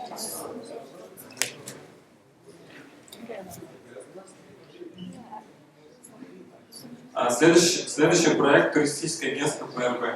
Что?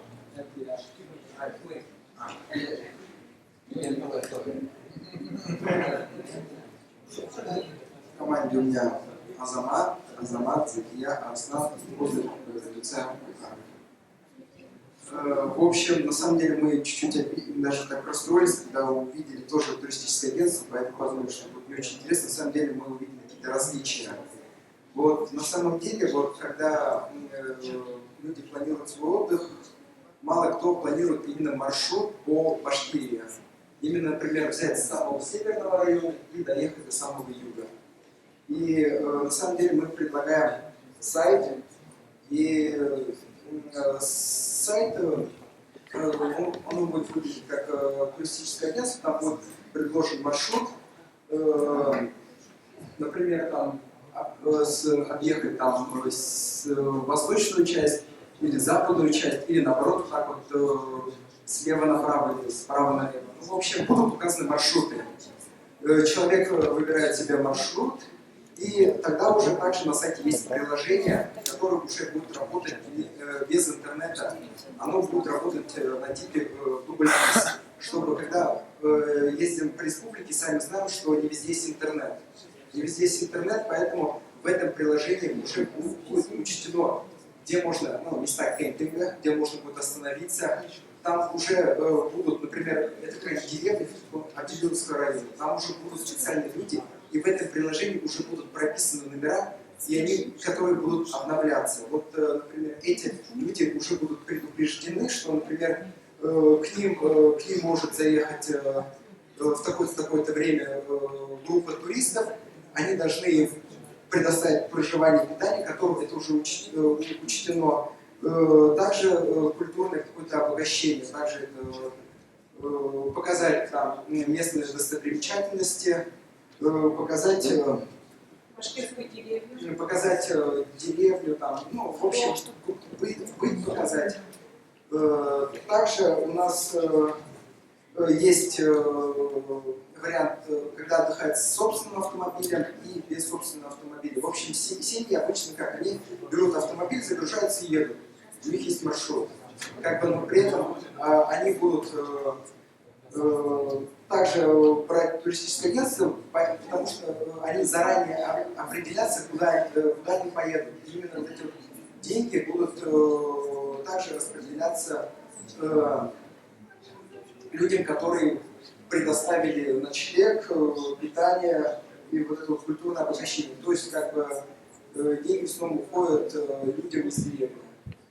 Так вот. Сейчас, что еще хотел сказать?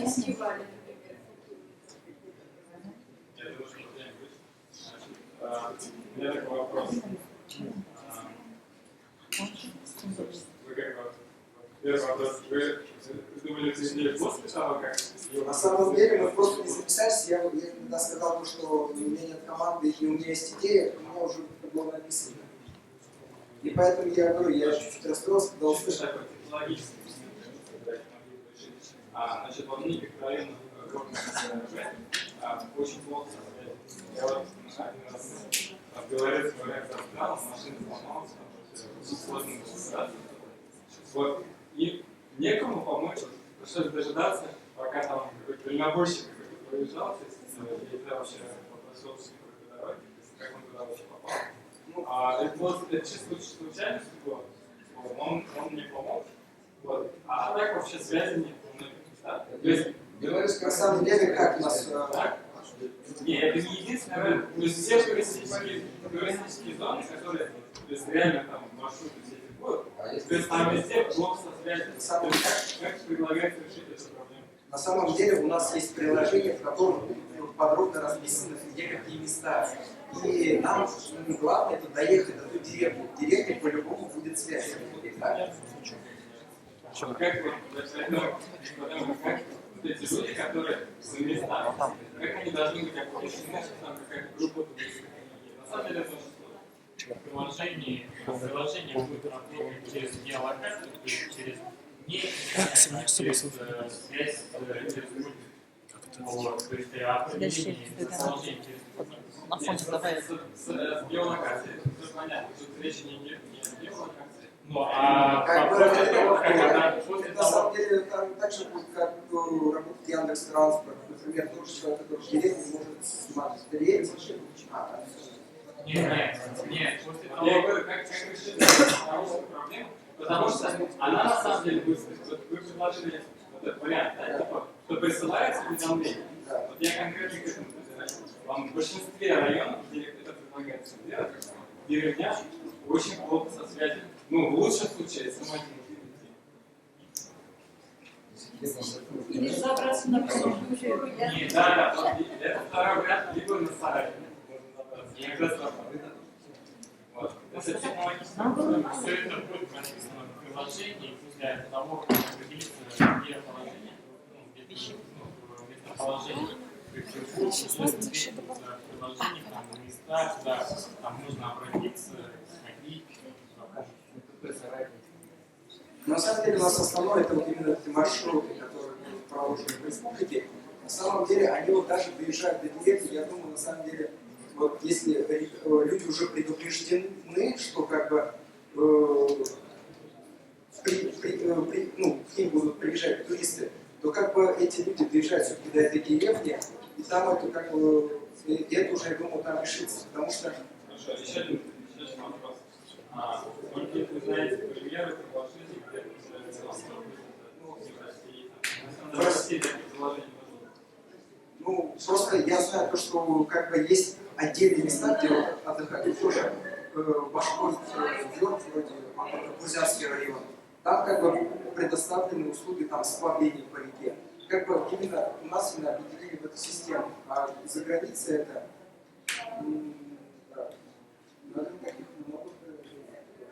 у них, я думаю, со связью получше будет.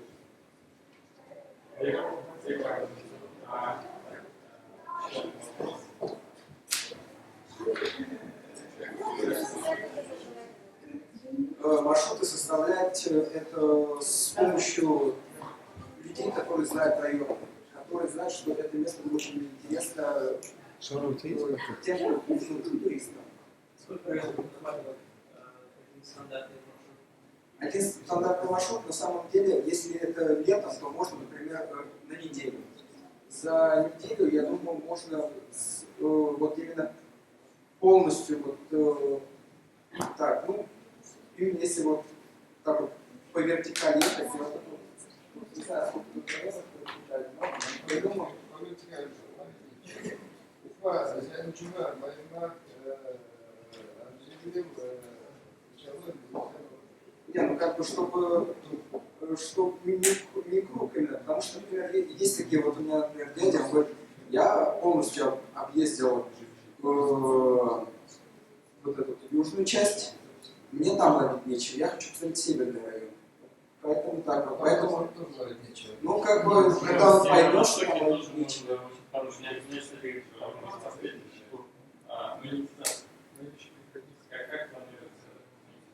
Как деньги зарабатывать, как туристическое агентство, которое предоставляет жилье, которое предоставляет жилье, питание, культурное обогащение. И также само приложение будет бесплатным, которое... Зачем ему обращаться к вам, если он может скачать приложение, там есть маршрут, он может спокойно... Если Яндекс.Карта просто Я же говорю, у нас будут учтены именно места, именно подписаны места, куда можно съездить именно. Про них будет даже какая-то минимальная какая-то история. Заряжем эти дома, услуги. Спасибо большое за выступление. Спасибо всем командам. Конечно, у нас все это затянулось. Давайте так. Нам нужно 5 минут на принятие решения. Судим. Да, пожалуйста, подождите, мы сейчас объявим результаты, и победители получат свои призы. Спасибо.